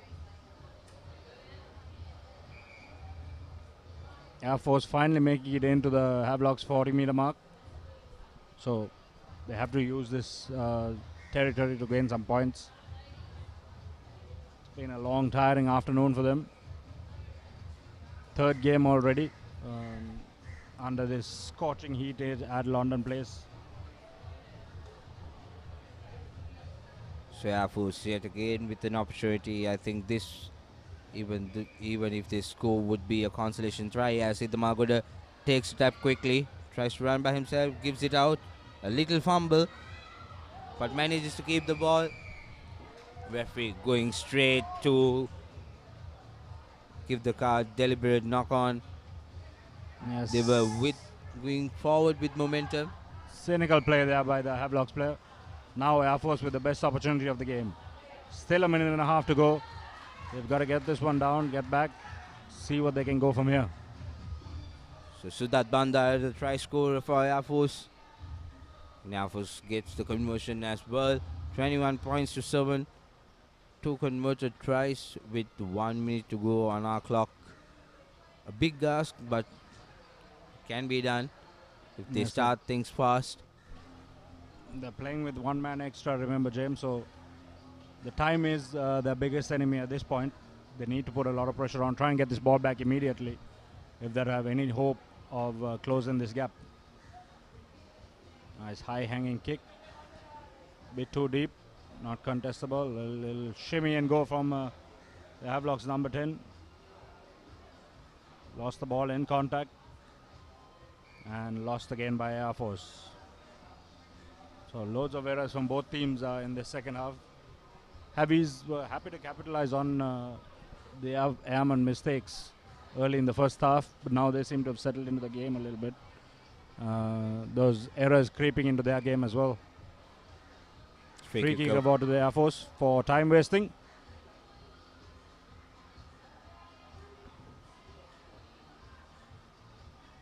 Air Force now had numbers on the outside with the extra man.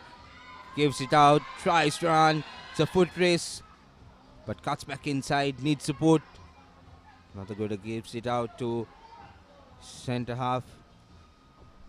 Brought down in the middle. Air Force now has to have quick ball out. Yes, they've got big numbers out to the right. They need to use it. There's a 4-on-2 advantage to the right of them. They seem to be intent on going down the middle. Big fend off, taken in the tackle.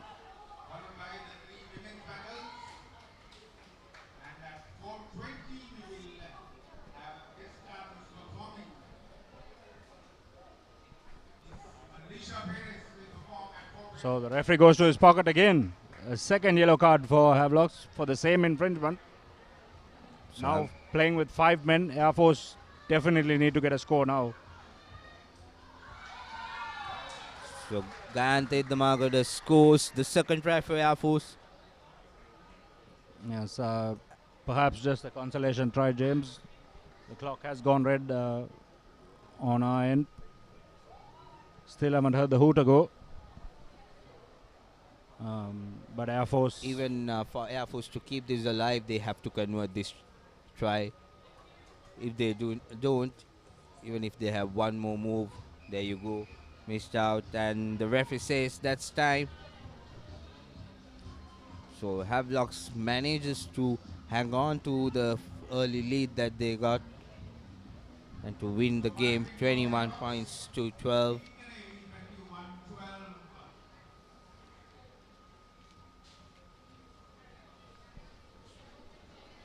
So 21 points to 12 in favor of Havelocks. They booked their place in the semi-final.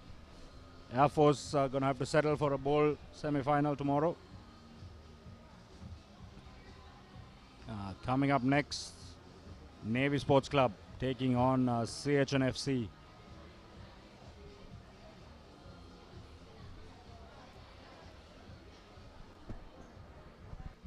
CH has been very impressive this tournament, Sachin. They've been playing very well, won both games. This is the third game. They just have to play their hearts out, and they'll be straight away into the semi-finals of the cup segment. Yeah, so CH and Havelocks have booked their place in the semi-final from Group B. This just a game for Navy to perhaps get some confidence going into the second round tomorrow. And CH will be looking to maintain their momentum. So far, the only unbeaten side left in this tournament. Actually, CR has been unbeaten as well, but only team, if they win this, to have 3 wins. Yes, they'll definitely be looking for that unblemished record.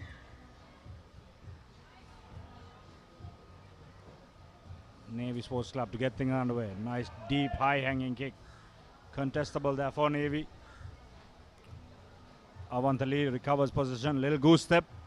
Turns on the afterburners. Does he have the support on the inside? Shows a little dummy. And out wide he goes. Getting chased down by his opposite number. That is Lienage. Ishara Lienage chasing him down. Making that tackle. Excellent work by him. CH now looking to send it wide. Big hit there coming in from Navy Sports Club. Penalized for offside. CH looking to get on with things. Step on the inside. Dinesh De Silva. Now out to Mithun Hapugoda. A shimmy here, shimmy there. Goes on and then gives it out to Ravindu to score the first try for CH&FC.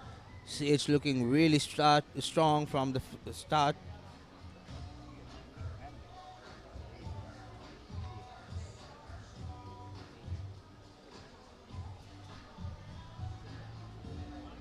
So 5 points ahead.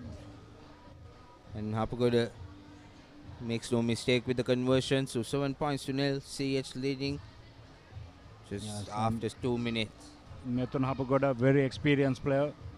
Been in the Sri Lanka outfit for many a year.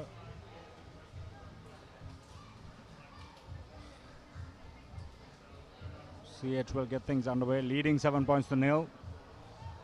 2 minutes into the first half.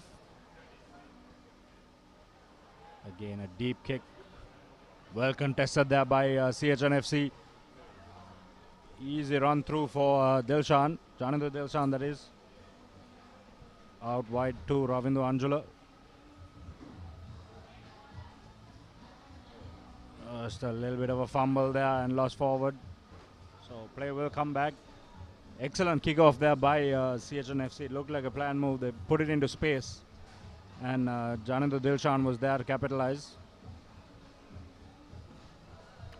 Good collection and a passage of play. I think CH&FC, if they had a bit of support, Ravindu could have given it out and they could have gone on to score another try. But yet again, they have possession.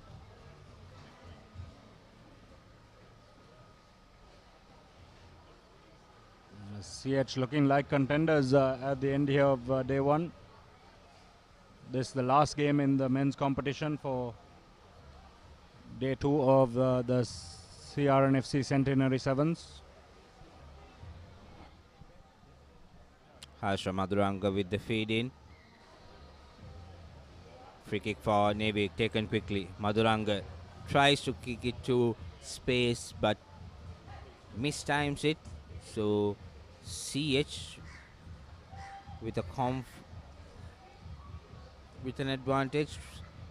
Tried to take it quickly, but referee says no, we have to go. Yeah, with that the kick norm. just sliced off his boot, James.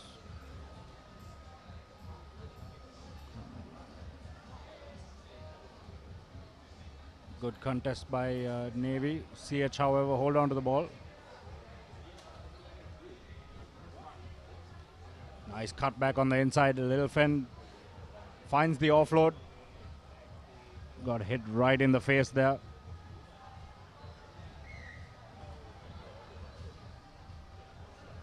Referee penalizes him for holding on. I think the player is feeling uncomfortable. As soon as it was hit, you would have seen on your screens, he held on to his nose. I think there was a shot to his nose directly. Yeah, that's Mohammed Absal, the former Kingswoodian. CH&FC decides to take a scrum of that penalty. Better to have 3 players stacked up together from the defense, where you get more opportunity, more width, more space in the rest of the field. Yeah, fairly central scrum here. CH opting to split their attackers. Going left is Absal, looking to step on the inside. Steps in again. Tries to find Hapugoda on the inside. Just a bit short. Navy come away with possession. Nice bump off there. Finds the offload to the man on the inside. Once again, Navy looking to run it from inside their own 22. Gives it to the gas man on the outside. Good cover tackle there coming from Fernando. A quick line out taken by CH&FC. Hapugoda now trying to do something fancy and run by himself, but decides to give it out. And now Abzal fends off one, tries to fend off the second player. Brought down now. Hapugoda to Avanta Lee. Lee to Ravindu. Ravindu, 2 dummies, goes through the middle. 1 man to beat. Draw and pass. Beautifully done by CH&FC. Ishan Fernando goes on to score the second try. Yes, the credit for that try goes to Ravindu. Excellent little step. And throws the dummy, breaks through and looks for the support on the inside. And sends his man in under the post. So CH&FC leading 12 points to nil. Kick to come. Under the post for Hapugoda. You would think this one's a gimme. Knocks it over. 14 points to nil. 30 seconds left in the first half. CH&FC look very, very good today, James. Absolutely. They look very composed and they play with a plan that is really good to see. And it's going to be an interesting knockout stage tomorrow when it comes to semi-finals. Yes, doing the math here, I believe CH will end up playing Candy Sports Club tomorrow morning.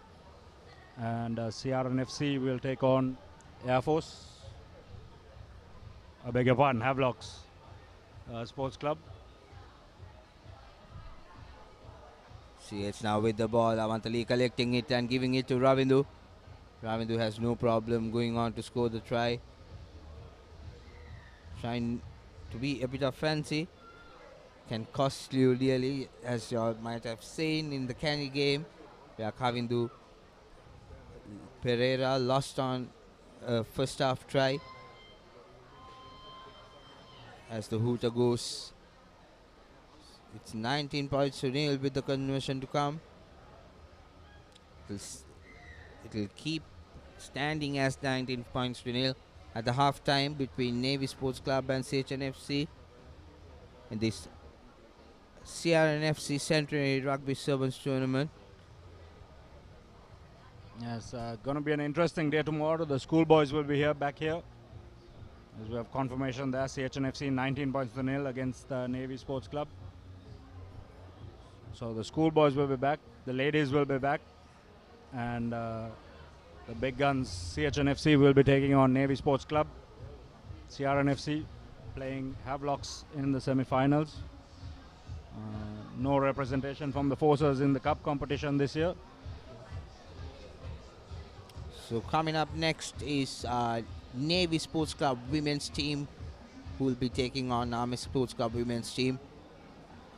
Interesting, more and more action tomorrow as well, where all schools and club rugby teams will play together.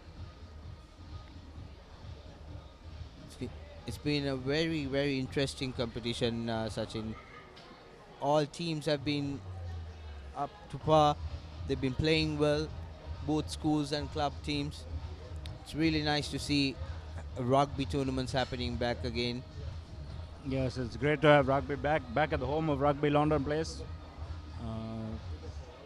And as you said yesterday, the schools quarterfinals, extremely competitive. Two very, very close games coming down to the wire last evening, with last minute tries sealing the deal. Now the last half of the men's competition for today. CR&FC already in the semi-finals. Navy Sports Club just playing for pride at this point.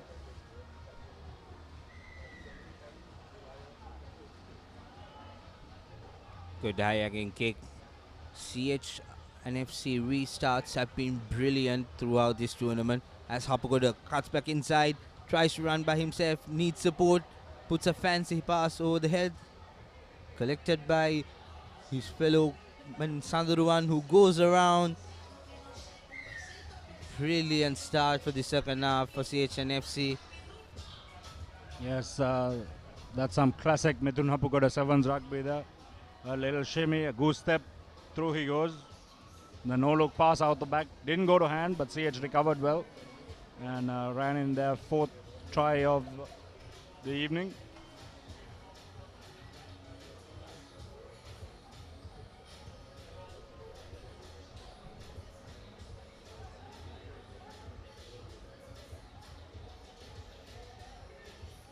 Conversion is not successful, but CH will lead 24 points to nil, comfortably in front.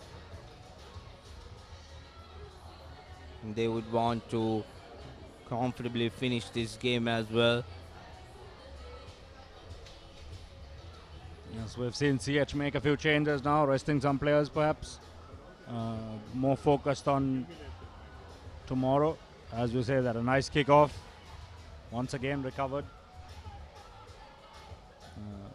Like you said earlier, James, CH probably one of the only teams that have nailed this kickoff. Getting it pinpoint accurate, managing to contest that ball. A little touch pass to the back. Now taking it up is Janidu Dilshan.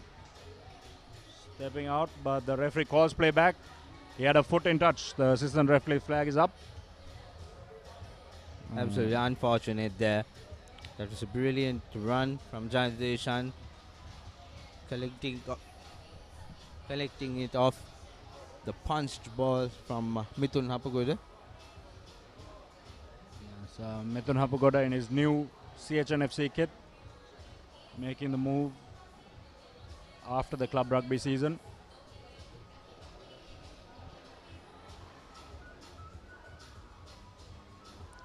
Now Navy with the line out, losing the line out. Mithun Hapagoda gives a back of the hand pass. Loose ball collected by CR&FC. Tries to run from the outside. Pereira, who's been brought down.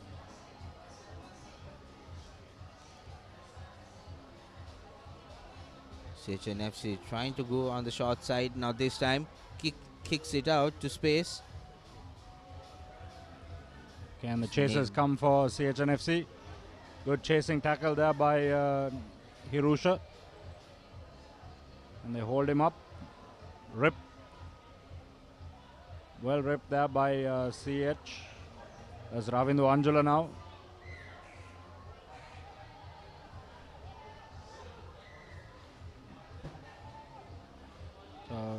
FC is not rolling away, so CH takes the penalty quickly.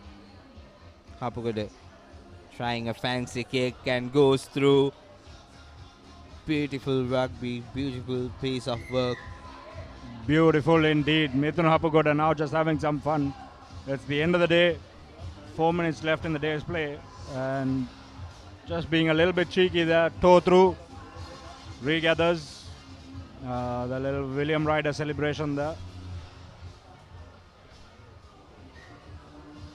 Quality piece of work, quality rugby played by CH&FC. Looks very well organized, working to a plan.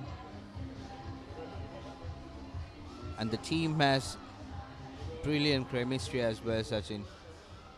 They know each other, they know where they are, and how they play. They've been impressive throughout the day. Yeah, they're linking up really well. Mithun Hapugoda, though, is new to the team, is fit in like a glove. And a player with that level of skill, when you add him to your mix, that one player can be the difference. He can just spark the difference in a well-oiled machine.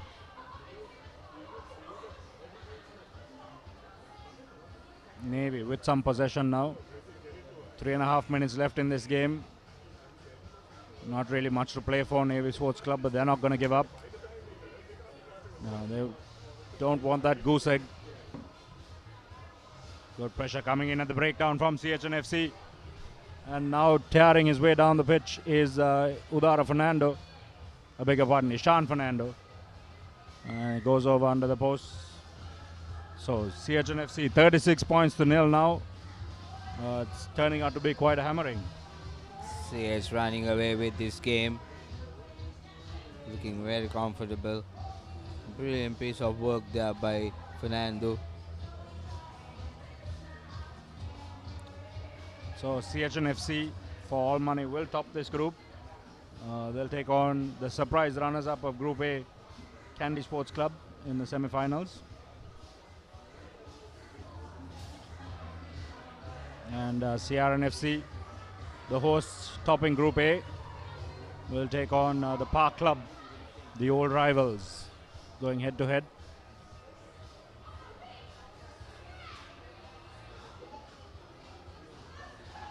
CH, another high-hanging kick. This one a little bit deeper, not contestable. Navy, 40 seconds left in the game. What can they do? Navy would want to finish this game at least with one try. Trying to play from their half. CH, even with this lead, putting pressure on Navy, making sure they don't give any opportunity as Navy now tries to run around.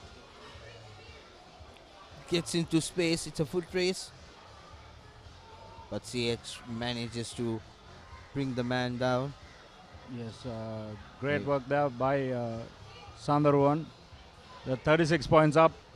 You'd forgive him for not chasing down. But CH don't want to concede any tries. Willing to fight for everything here. And that's a mark of a very, very good team.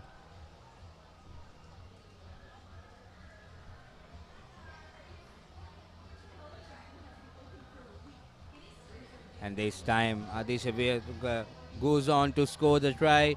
Consolation try for Navy Sports Club. So Navy do get on the board in the end. 36 points to 5. Conversion to come. That'll give them some confidence going into the bowl competition tomorrow. And that's the end of the game and the end of the day's play for the men's sevens. Coming up next, the big one. Navy Sports Club women taking on Army Sports Club women. A battle for the group there as well. take you to the next game. We'll have a changing commentary. We have Ranjika and Laksisi who take on commentary.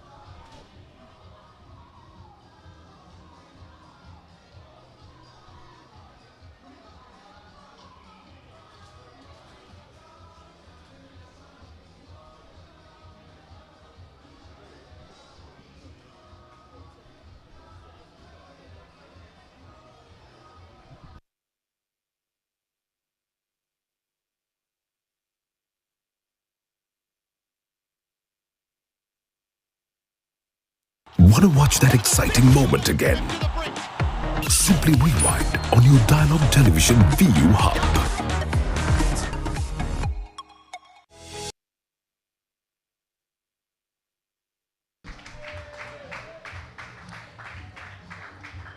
Last set of games here from the CR&FC grounds.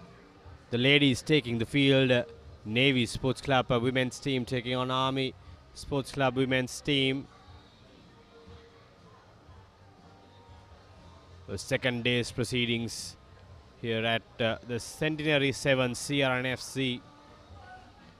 We witnessed some thrilling games in the club segment in the men's and women's sides.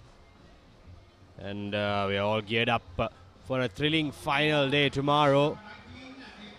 The action will be brought to you live from your number one sports hub, www.thepapare.com, starting early at 8:45 a.m. But here on our hands is now Navy women's team taking on Army, and Navy will kick off.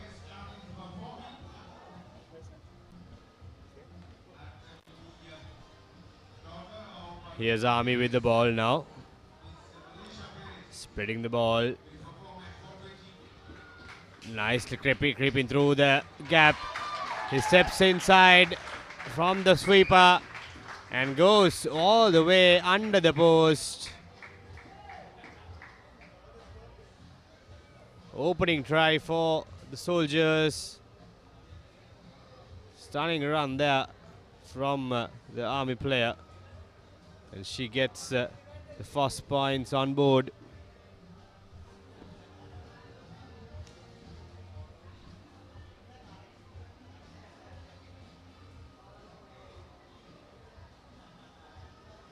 The conversion is good. 7 points to nil in the very first minute. Army taking the lead.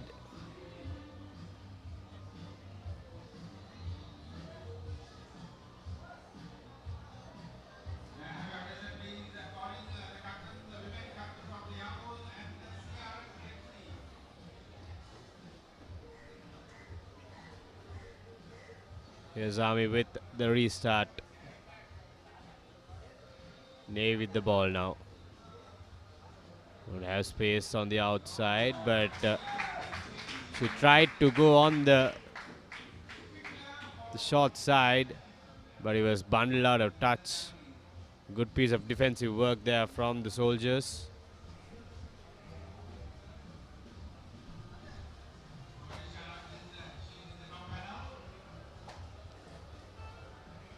Army with the lead, 7 points to nil.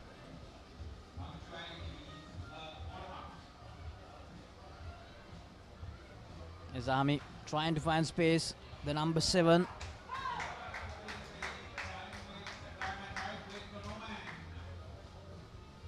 Still with possession, Army gaining some important meters here. Navy defenders trying really hard to prevent Army from entering their 22. Is the number 1. Where's the first defender? Unable to go past the next one. Gives it to the number 7. Number 4 gives it to number 6. Army. A really good passage of play here for Army. They already have the advantage with the first try. And it's a turnover. Navy. They have stolen the ball.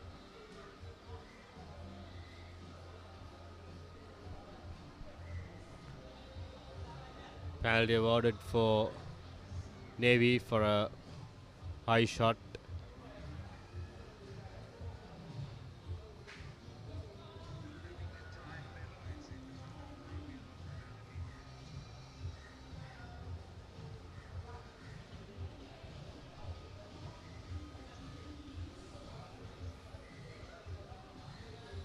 Here's Shanika Madhumali, who scored a hat-trick in their earlier game. Is Navy still searching for that first try. Given out wide, unable to find the space.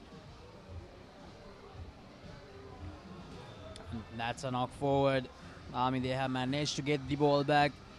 There's the number 4, gives it out to number 6, who tries to cut back inside. A good offload here. Still with possession. Number 5 gives it to number 1. Just had to give out the pass, but unfortunately couldn't give the pass well. A deliberate knock-on, says the referee. Sandika Hemakumari shown a yellow card. So Army will be playing with a numerical advantage in the next 2 minutes.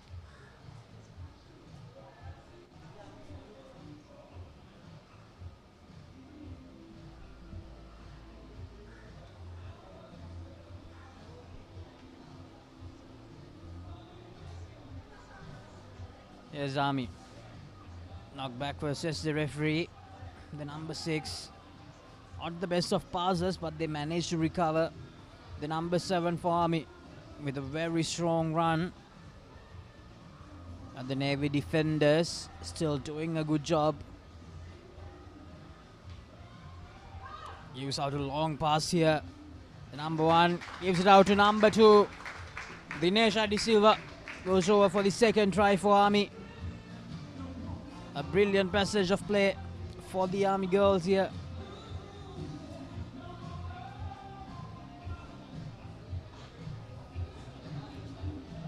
Army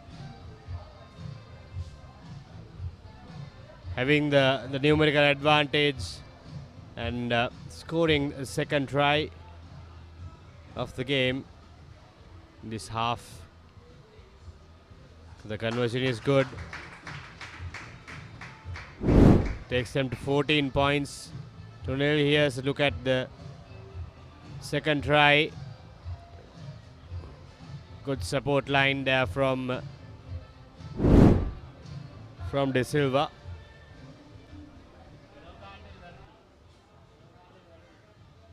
Here's the restart kick by Army. Here's Shanika.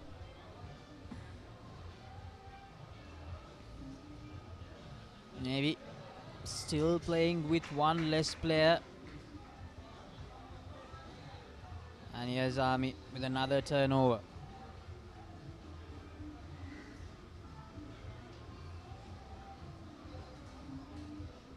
Not 10 meters, says the referee.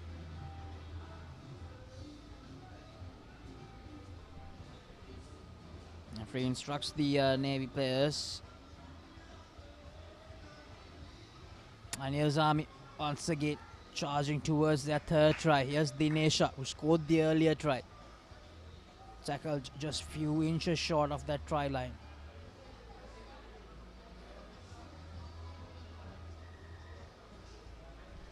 High tackles as the referee takes it quickly. Army just needs to give out this pass here. Gives it out wide, and that's another try, the third one for Army. I think it's Dinesha once again.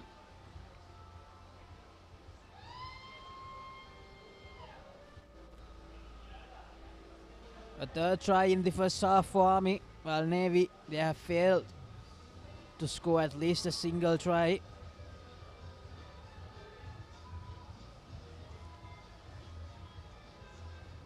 The conversion doesn't have the legs. And that's the half time here. The final round of games here on this day 2 of the CR&FC Centenary Sevens. Army SC leading 19 points to 0 over Navy. As the halftime score confirmation once again, Army 19, Navy 0.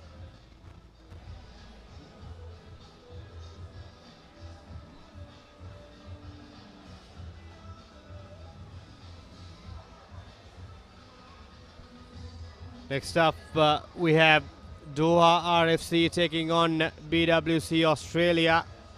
The two travelling teams going up against each other. What's up next in the women's segment?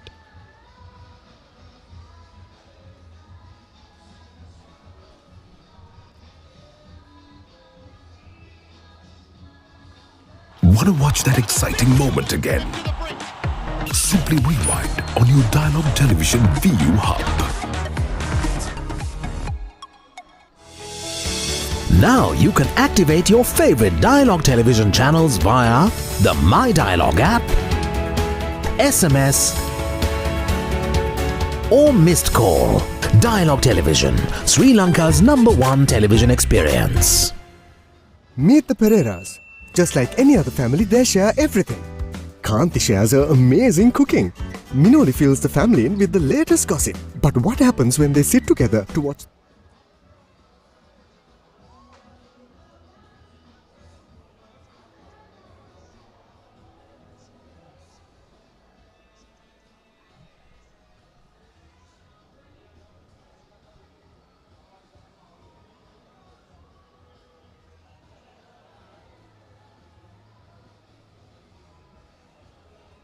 We're all set to begin the second half action. Army leading over Navy 19 points to 0 at the end of the first half. Army. And here's Navy trying to find that first score of the game for them. And here's Sandika. Yes, Shanika.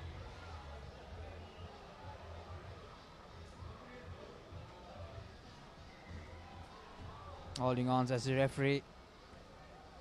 And here's Army with the ball once again. Advantage. Looks like it's going to be a card. Yes, it's a card for the number 8 of Navy. Samantha Jayamali.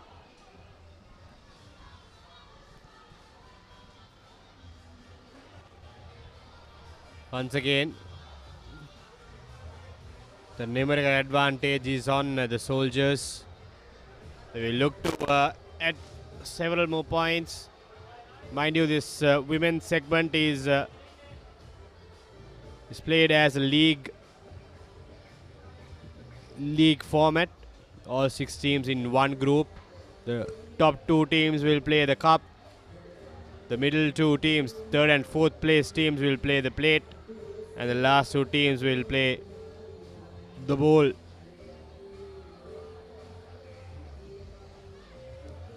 Army with the ball now, changing direction, spreading the ball out wide. They have acres of space to run into at the corner. That's what she does for Army. Just brought down inside the 22, unfortunately this time, not finishing up with a try.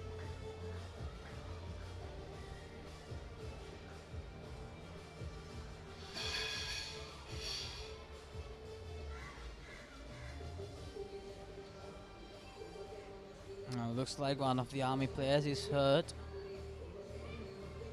The referee has asked for the medical staff to check on her. So a slight delay in this game because of this injury.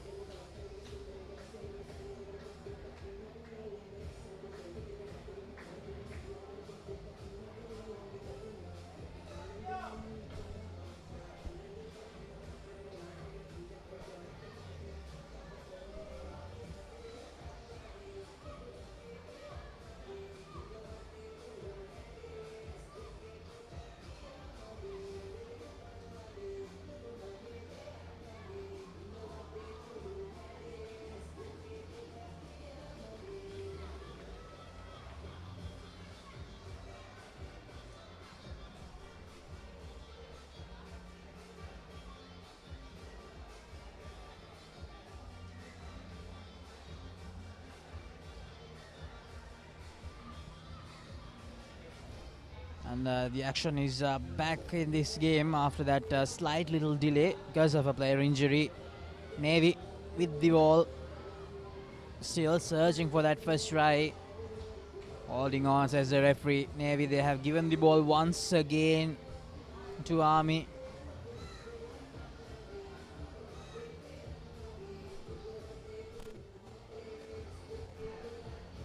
Tries to find touch Army. Fails to do so. Here's Navy with the ball now inside their own half.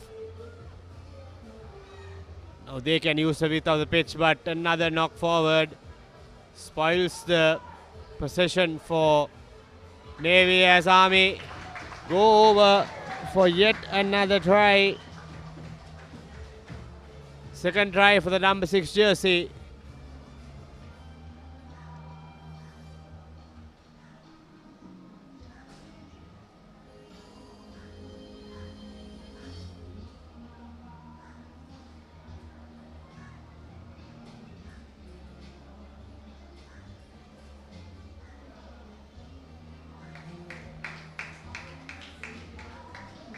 Conversion is good.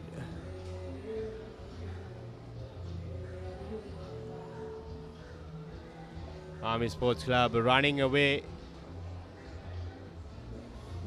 with the game at the moment.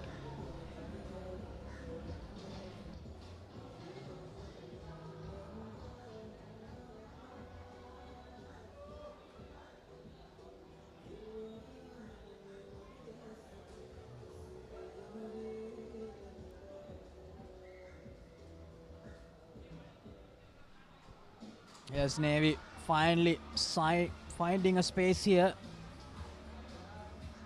But still the Army defenders, they're right on the money, chasing down that Navy runner.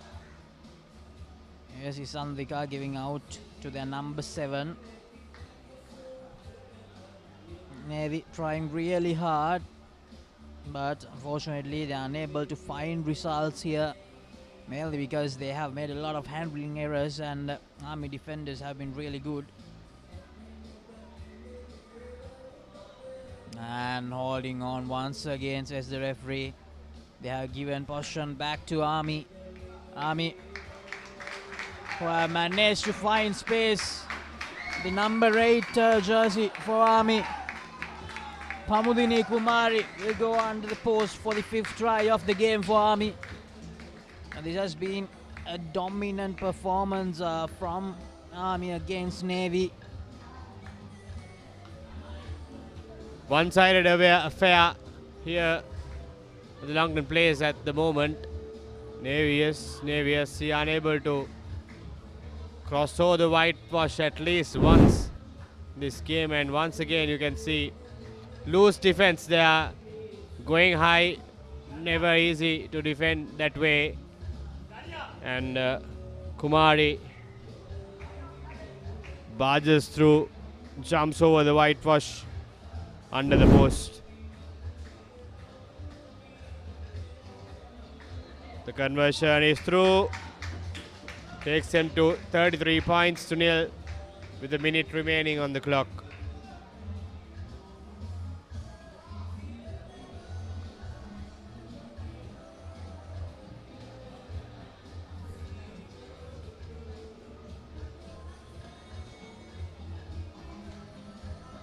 Army with the restart.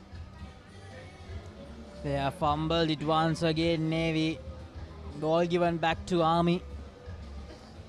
Now this has been the case in this game from the beginning. Whenever Navy had possession, they have given the ball away to Army.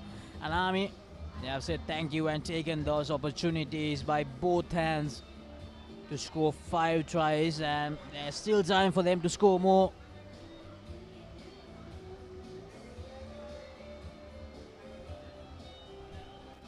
Yes, Army, the number 1. Not the best of offloads. Is Navy probably with one last opportunity to score a try in this game. High tackle, says the referee. Takes it quickly. This is Shanika Madmali for Navy, but knocks the ball forward. Once again, the ball is with Army once again.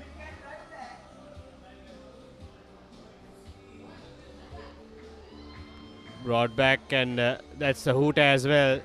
33 points to nil. Last move of the game. Army will try to get another score on board probably. Since the momentum is in their favour. Looks like they will be there.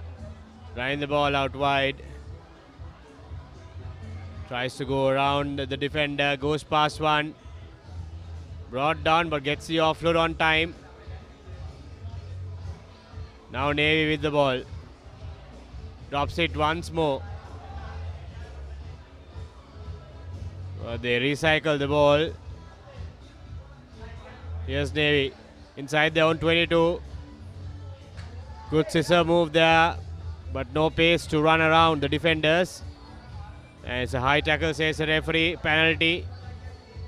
Taken quickly. Not 10, and that will be a yellow card for the Army player.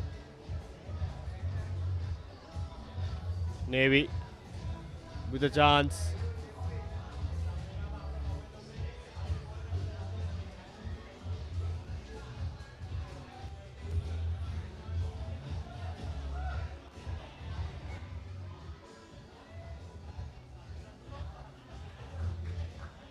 And that's again total dominance from Army women. 33 points to nil. They beat Navy handily.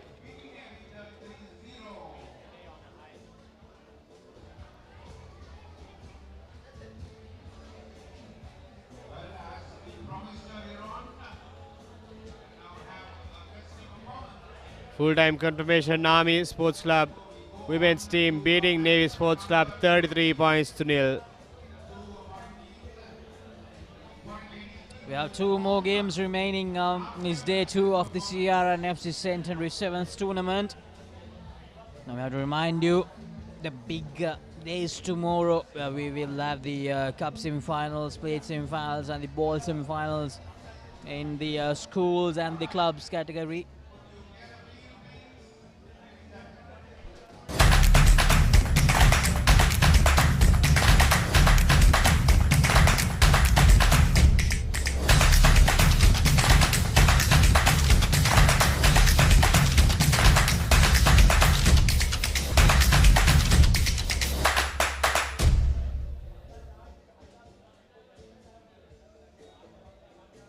Want to watch that exciting moment again?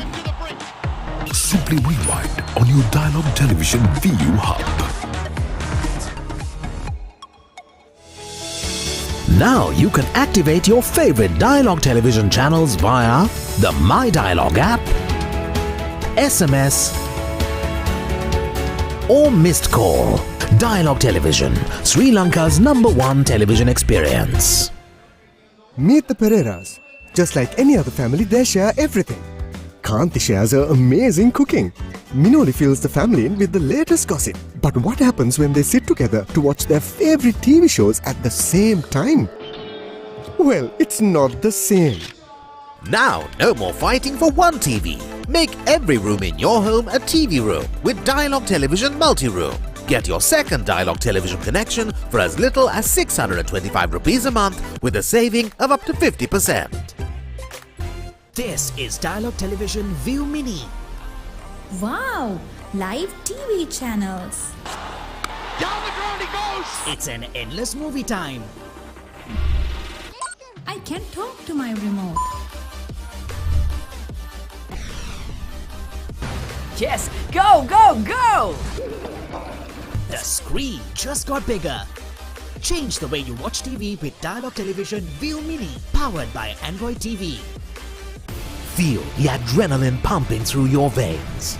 Witness magic bursting into life in front of your eyes. Explore the unknown and unravel the deepest mysteries of the universe.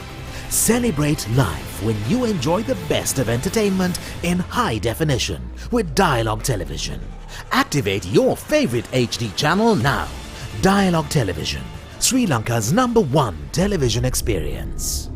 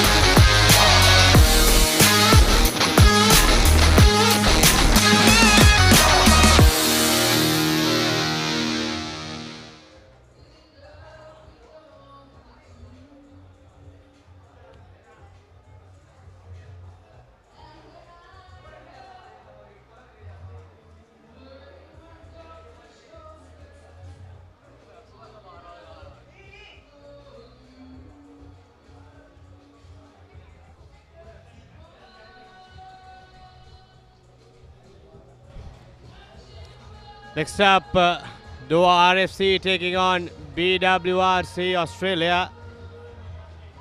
The two foreign teams going against each other.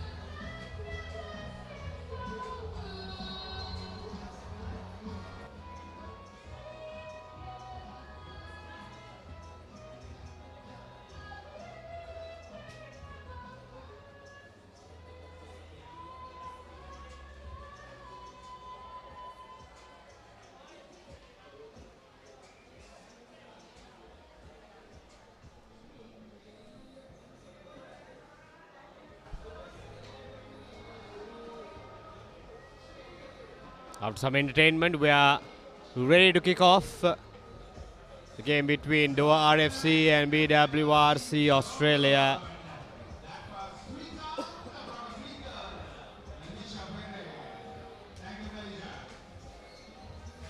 Here's the kickoff.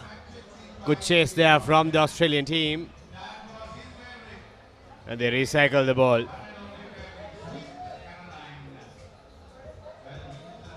That's a knock forward.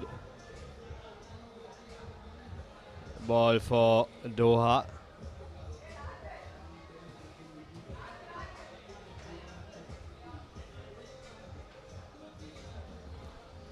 Must really appreciate these two teams coming down to Sri Lanka and joining these centenary celebrations along with CR&FC.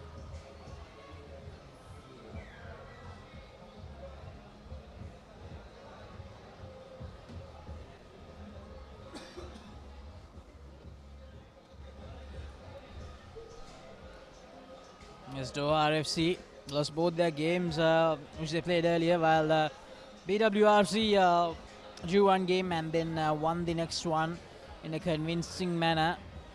So the two touring teams, no, they've had very different results when it comes to day two of this CR&FC Centenary Sevens.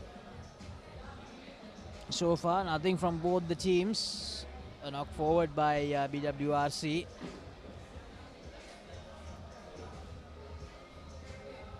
Doha RFC with the feed into the scrum.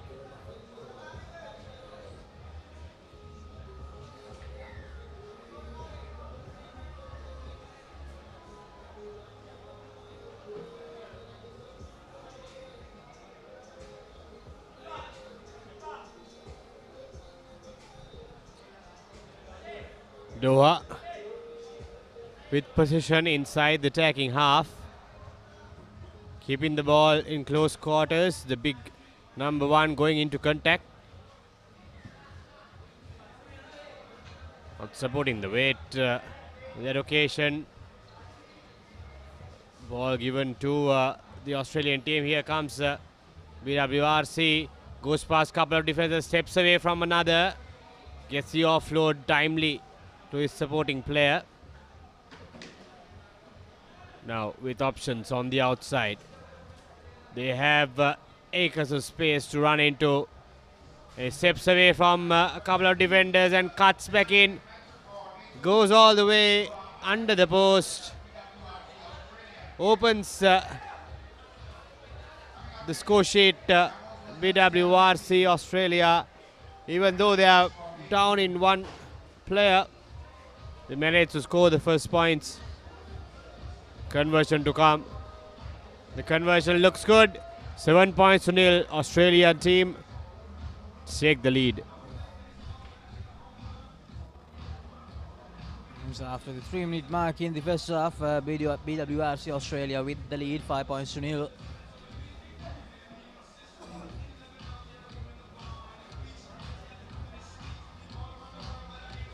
And this is the penultimate game of day 2. We have one more game coming your way after this, and then it's going to be the end of the second day of the CR&FC Centenary Sevens.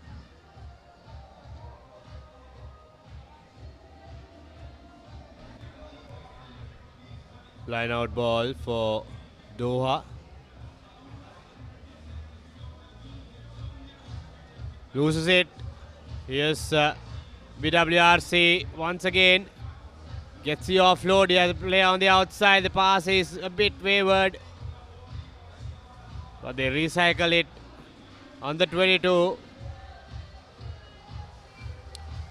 No change in direction. Here comes the second, I believe. Just inches away. Brilliant try-saving tackle there from the Doha player. Bundles out of touch.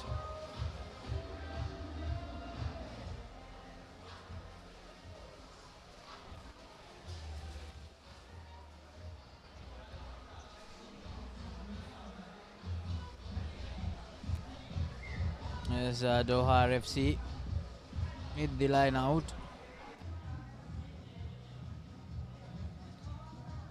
Ball given back to BWRC in a very dangerous position. Thrown out straight as the referee. So it's going to be a scrum for BWRC. Just 5 meters short of the try line. BWRC will be licking their lips here to pounce on this opportunity. And here's the number 2, gives it out to number 12. Easy as you like it. The second try for BWRC Australia.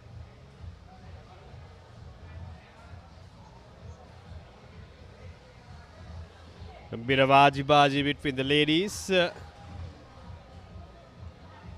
But the try scored nevertheless.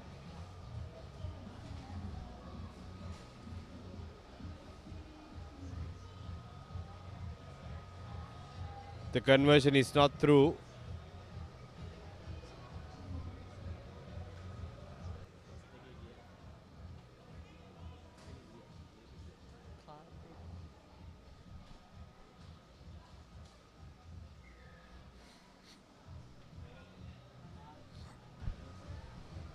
The Australian ladies to restart the game.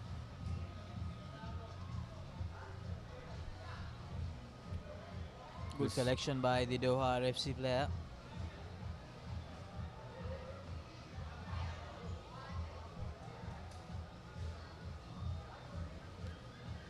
Now the big player from BWRC trying to take 2 defenders from Doha FC with her.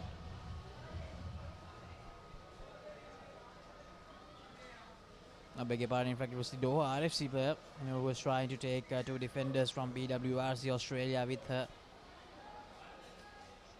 And here's the ball given back to BWRC, and looks like it's going to be a yellow card for the Doha RFC number 6. Now the same thing happened to BWRC earlier. Now we are in the dying minutes of the in the 9 seconds of the first half in this all foreign clash in the ladies segment of the CR&FC Centenary Sevens. Not a good collection, and that's going to be half time. BWRC Australia leading over Doha RFC 12 points to nil.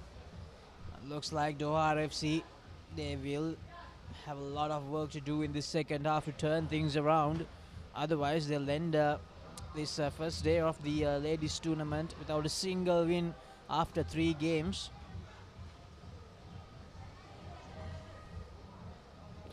Half-time confirmation, BWRC Australia leading the game 12 points to nil.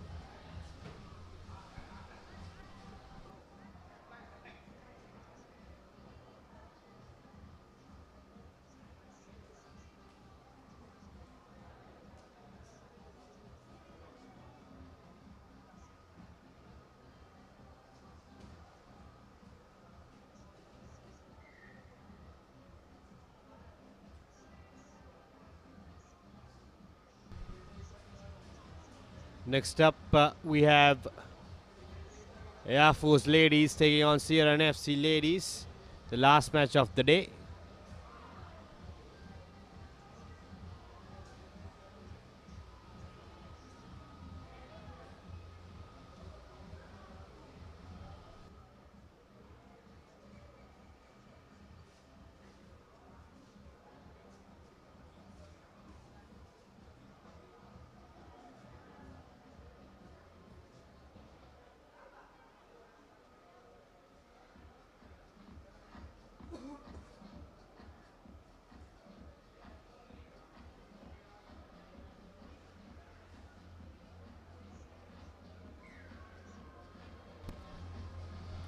Ready to kickstart at the second half. Not a good kick there from the Doha RFC player.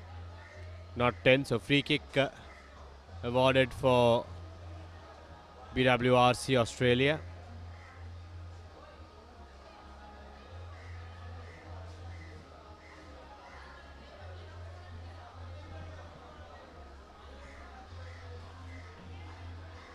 Here's going on the short side, the number 8 goes past one defender, and she will have the legs to go all the way under the post.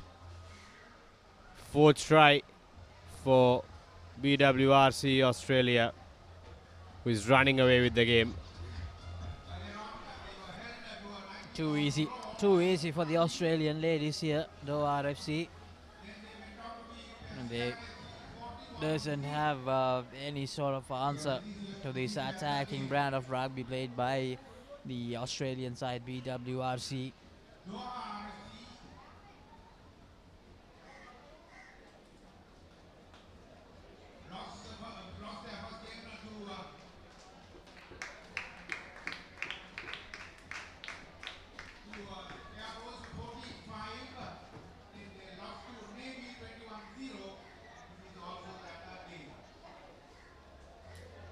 Here's BWRC with the restart kick.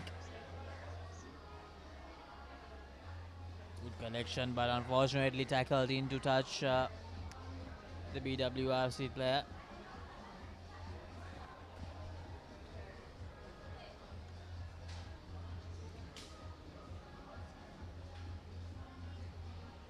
Line out for the Doha team.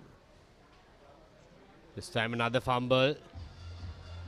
And the ball is turned over.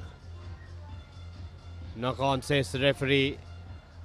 BWRC gets the ball inside the 40-meter. Scrum for them.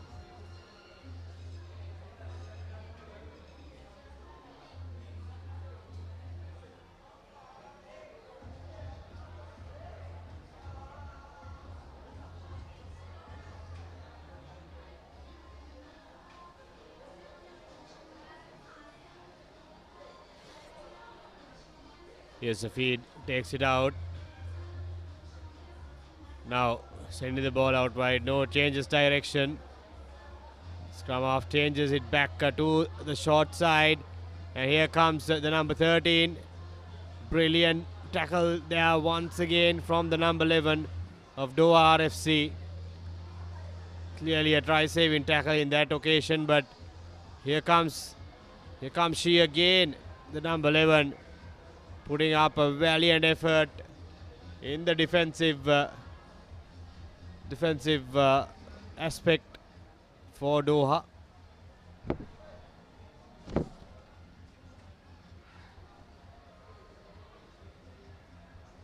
She had a hit on her head rather. Looks like she'll have to be substituted.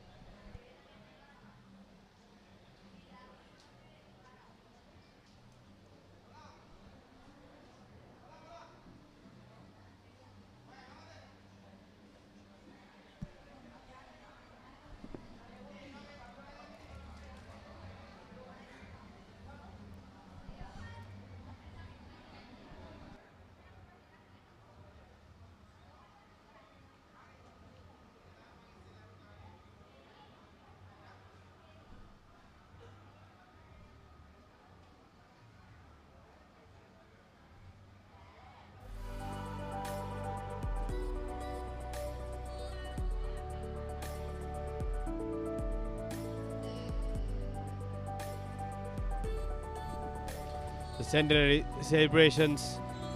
Ceylonese Rugby and Football Club, one of the most prestigious clubs in Sri Lanka, celebrating their 100 years. Celebrations are massive here at the Longdon Place Club. This is just one part of their celebrations. There's a lot of events taking place this year.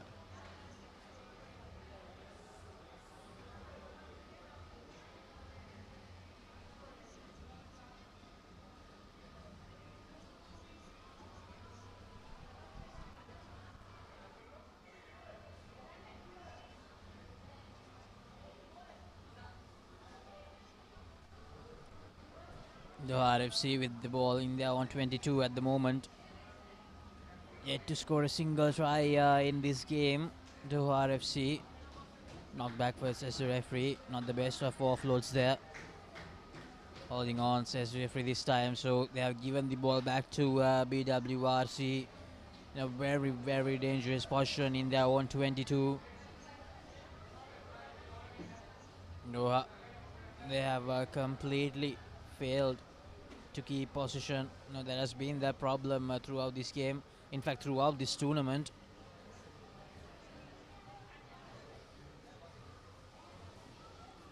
A good tackle there, but BWRC manages to get the loose ball again, and this time gives the pass out wide to number 11, who goes over quite easily for the fourth try of the game for the Australian side. And in this all-foreign battle of the CR&FC Centenary Sevens women's tournament, the Australian side, they have reigned supreme quite easily over the Doha side.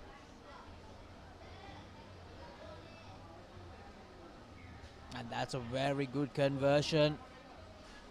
They increase the lead to 26. Less than 2.5 minutes remaining in this penultimate game of day 2.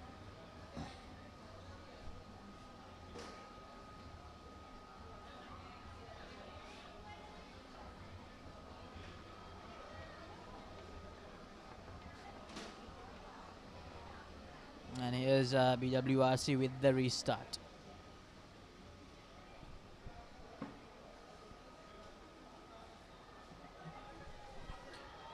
The chip and run.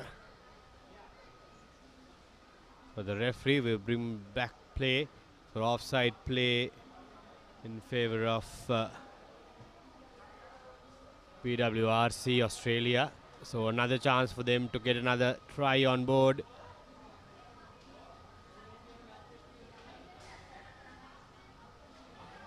Looks like another card.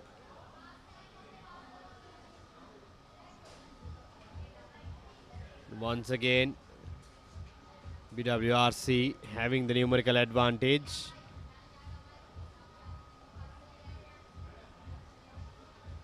Good switch there from the number 2, and she finds the gap through the middle. Gets the fifth try on board. Takes their score over 30 points with a couple of seconds remaining in the game.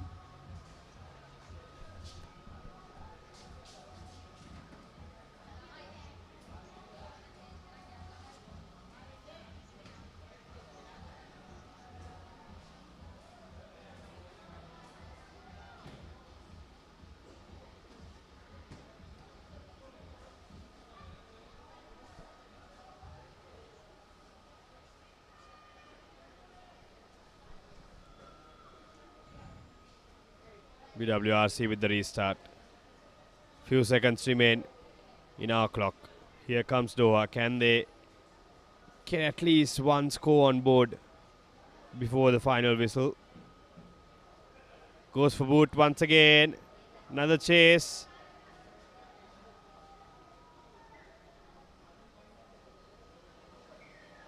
And that's the end of the game.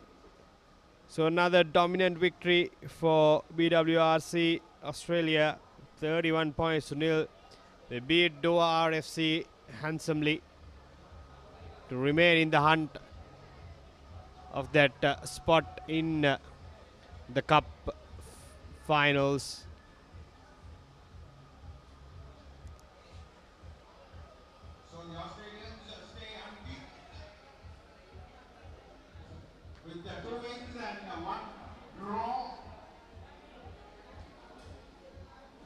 Yes, full-time confirmation.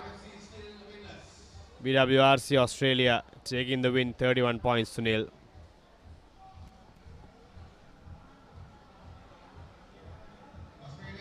After that, pretty much one-sided affair between the Australian side and the Doha side, the two foreign teams of the tournament. We have the final game coming up on day 2.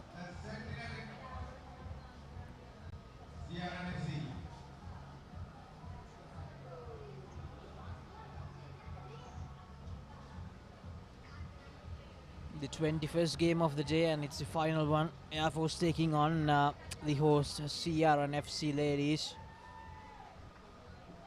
CR&FC suffering the same fate just like the Doha team. They have failed to win a single game today, so all their supporters who are here will be hoping that they can turn things around in this game to end the day on a high.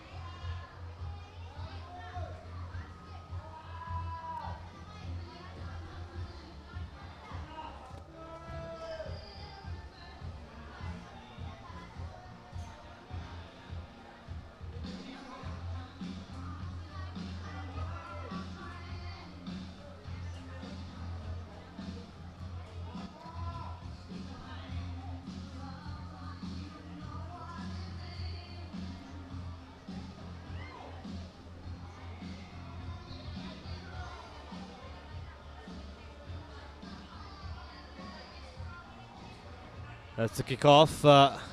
Air Force winning the ball on the 40-meter.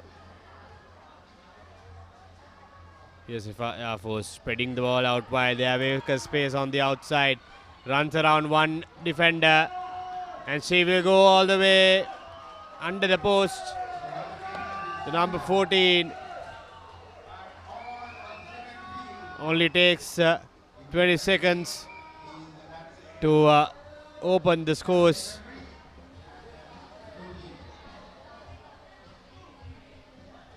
Easy work for Air Force. They convert it as well, so it's 7 points to nil inside the first half, actually, of the first minute in the final game of the day. Looks like Air Force, they're a team on a mission, and they're looking to exploit all the mistakes that CR&FC have done. CR&FC, they have not coming into this game with much confidence after losing both their opening games. So Air Force, on the other hand, it's the other way around. So they have all the advantage, and they have further strengthened it with the first try which they scored early in the game. And this is Air Force once again. The number 11 finds the space between the two defenders of CR&FC. And that's 2 tries within the first 90 seconds of this game. Air Force stamping their authority in this game against the hosts.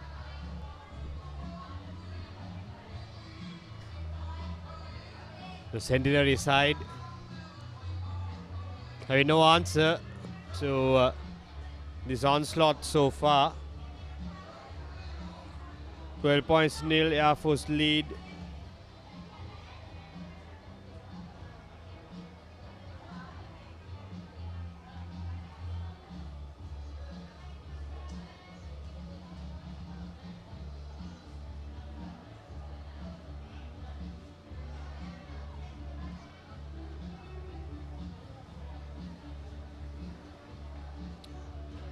The ball rolls out of touch. It will be a throw-in for CR.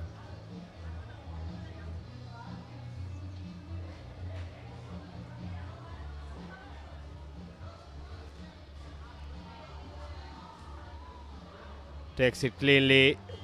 Here's CR. with the ball. Here's the danger woman. Brushing off several tackles. Still going.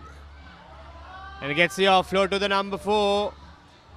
First time in the inside the 22, CR&FC.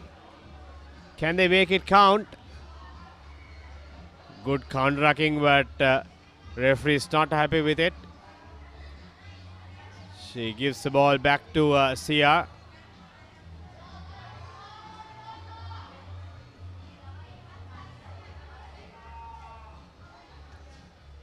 Looks like we have a player on the ground.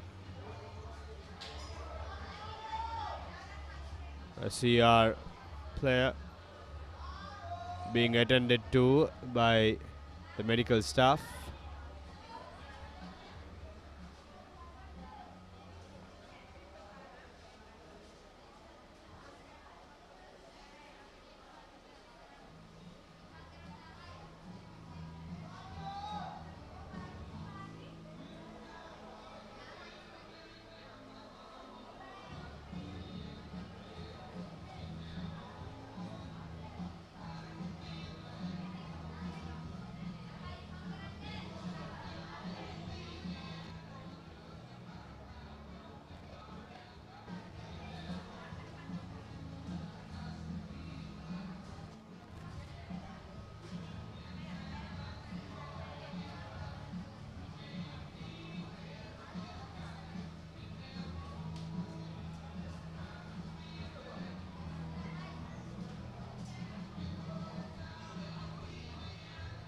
Ready to restart.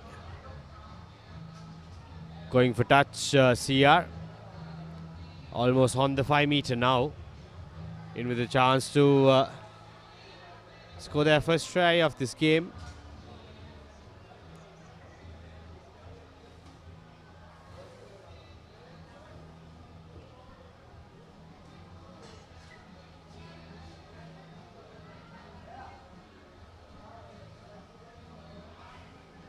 Stolen by Air Force.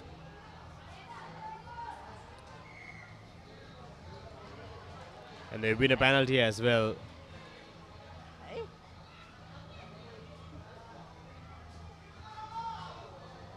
Tries to chip it over, but not 10, says the referee. Once again, Air Force with the ball now.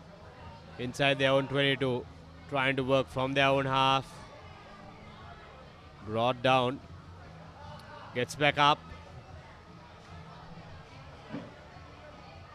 Here's Air Force now, change in direction.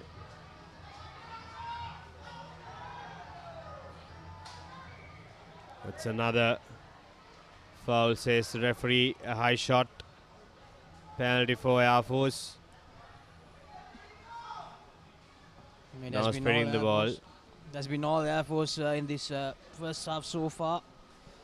Air Force, and that's a knock forward. And they were looking really good to go all the way for a third try, Air Force, but unfortunately made that mistake. So now it's a chance for CR&FC to begin their scoring before the hooter goes off to signal the end of the first half.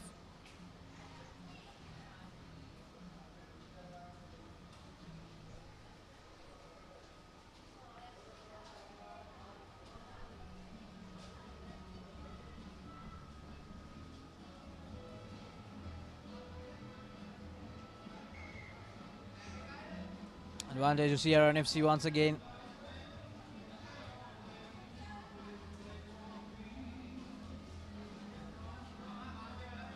Fine touch. Doing the sensible things, CR&FC. They have failed to gain any distance when they had the ball, so they decided to kick. So let's see whether CR&FC can finally begin their scoring.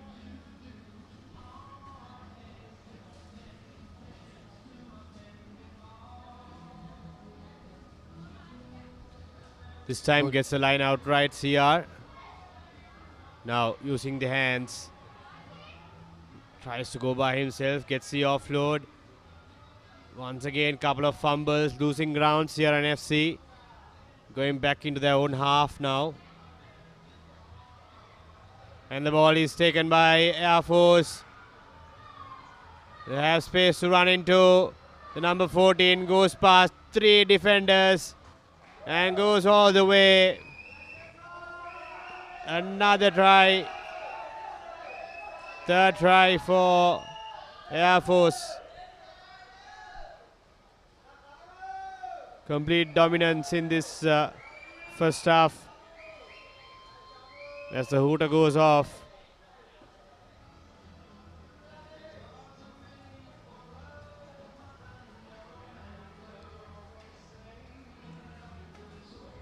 The conversion is good. Takes him to 21 points, and that's the break. Stunning performance from the Air women. Dominating the first half.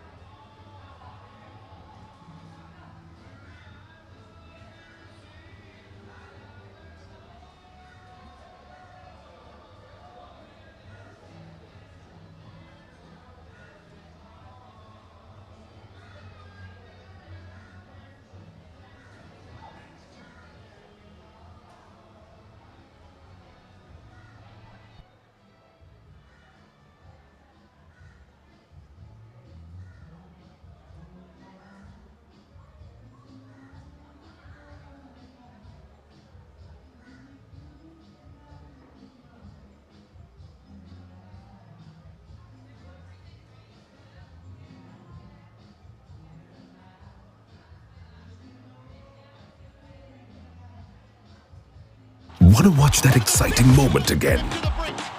Simply rewind on your Dialogue Television VU Hub. Now you can activate your favorite Dialogue Television channels via the My Dialogue app, SMS, or missed call. Dialogue Television, Sri Lanka's #1 television experience. Meet the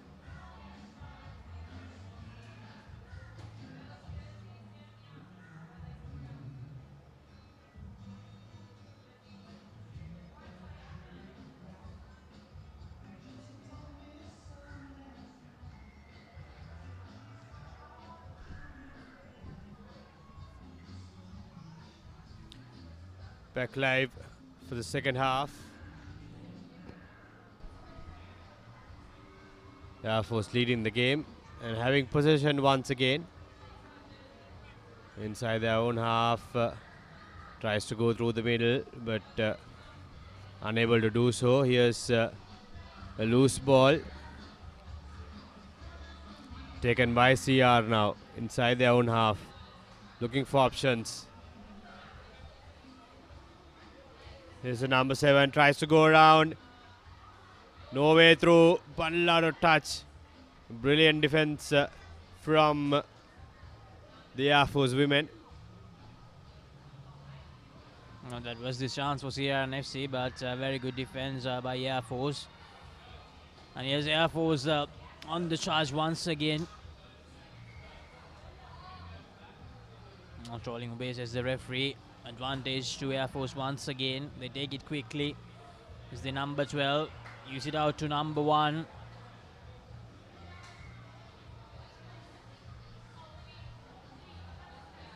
More advantage for Air Force. Takes the quick tap.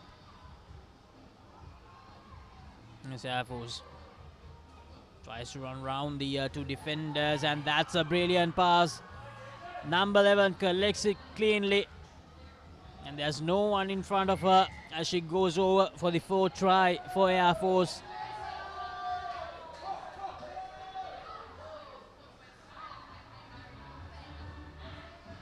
It's 26 points to nil Air Force.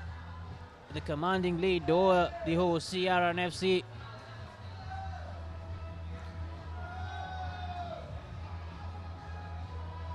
Air Force all the way. Dominating this game. CR&FC having no answer whatsoever.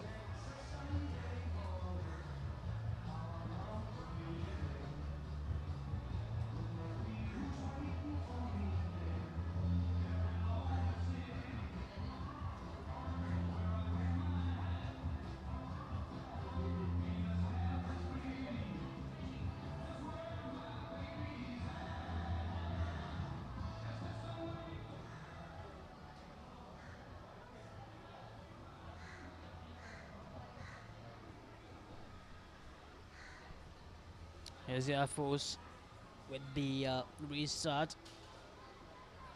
We have around 4 minutes remaining in this second half. We have to remind you this is the final game of the second day here at the CR&FC Centenary Sevens.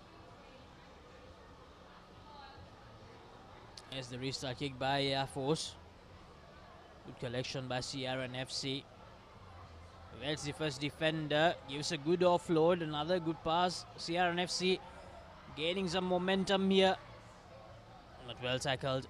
And it's a turnover. Air Force, they have been so good while defending. And here's Air Force once again.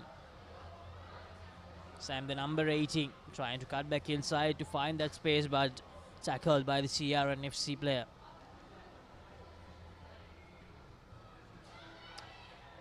Here's Air Force now. Another try, looks of it. Yes, they will cross the 30-point mark.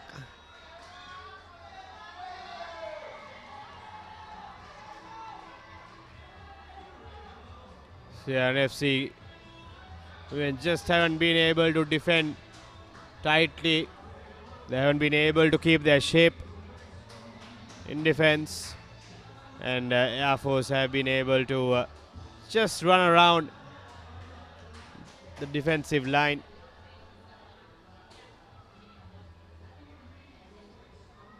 The conversion is not good, but that won't matter. They are leading this game 31 points to nil with just over 2.5 minutes remaining on the clock.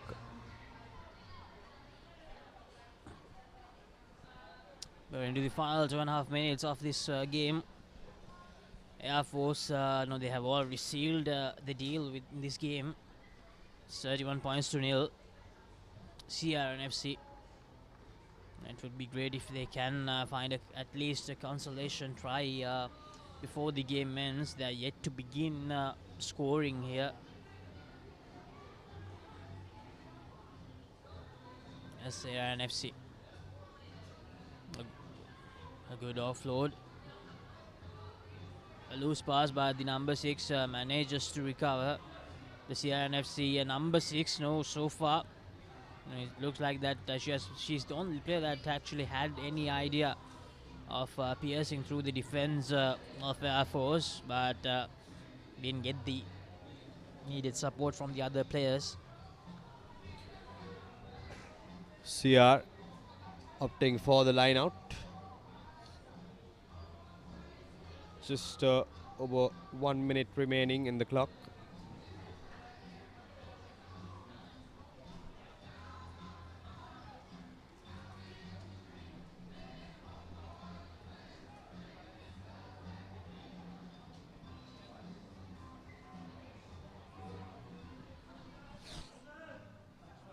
CR&FC. It's a line out ball for them.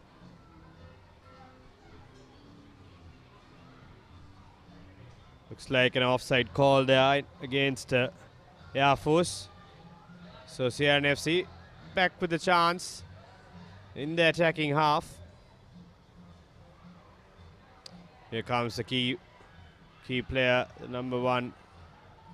She gives it out to the number 5. Brought to ground. Now the shorter side. Nowhere through there once again. Bundle out of touch. And they take it quickly, Air Force. Here's another chance for them to add more points to their tally, but the ball is knocked on.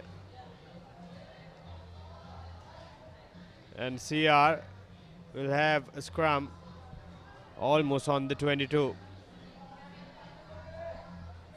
Probably the last passage of play that we will see in this encounter, and also of the day. A scrum for CR&FC. Can the CR&FC ladies get a try from this move? They have toiled hard in this game, but without any results to show.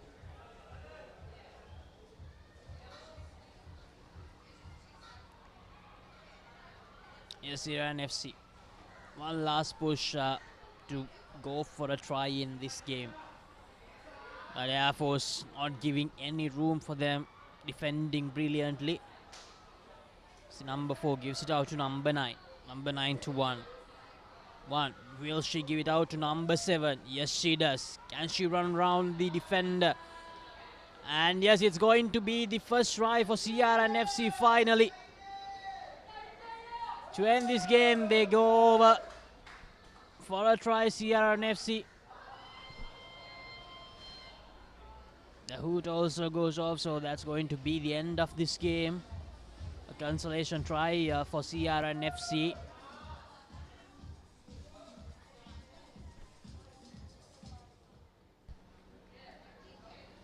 Conversion is not through, and that draws to a close this second day's proceedings here at the Centenary CR&FC Sevens.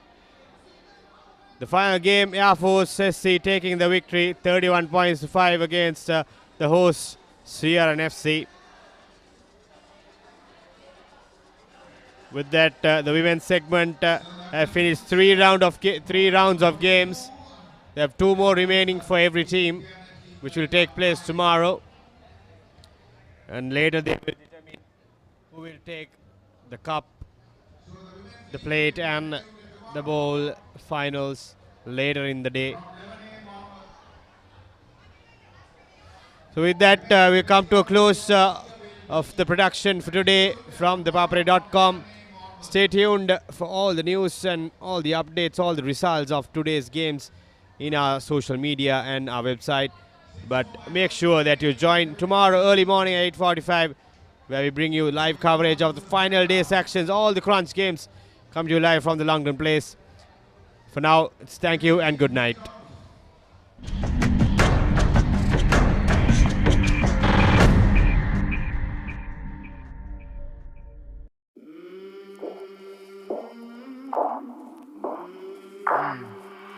I came from the mud, there's dirt on my hands. Strong like a tree, there's roots where I stand. Oh, I've been running from the law. Hope they won't shoot me down soon.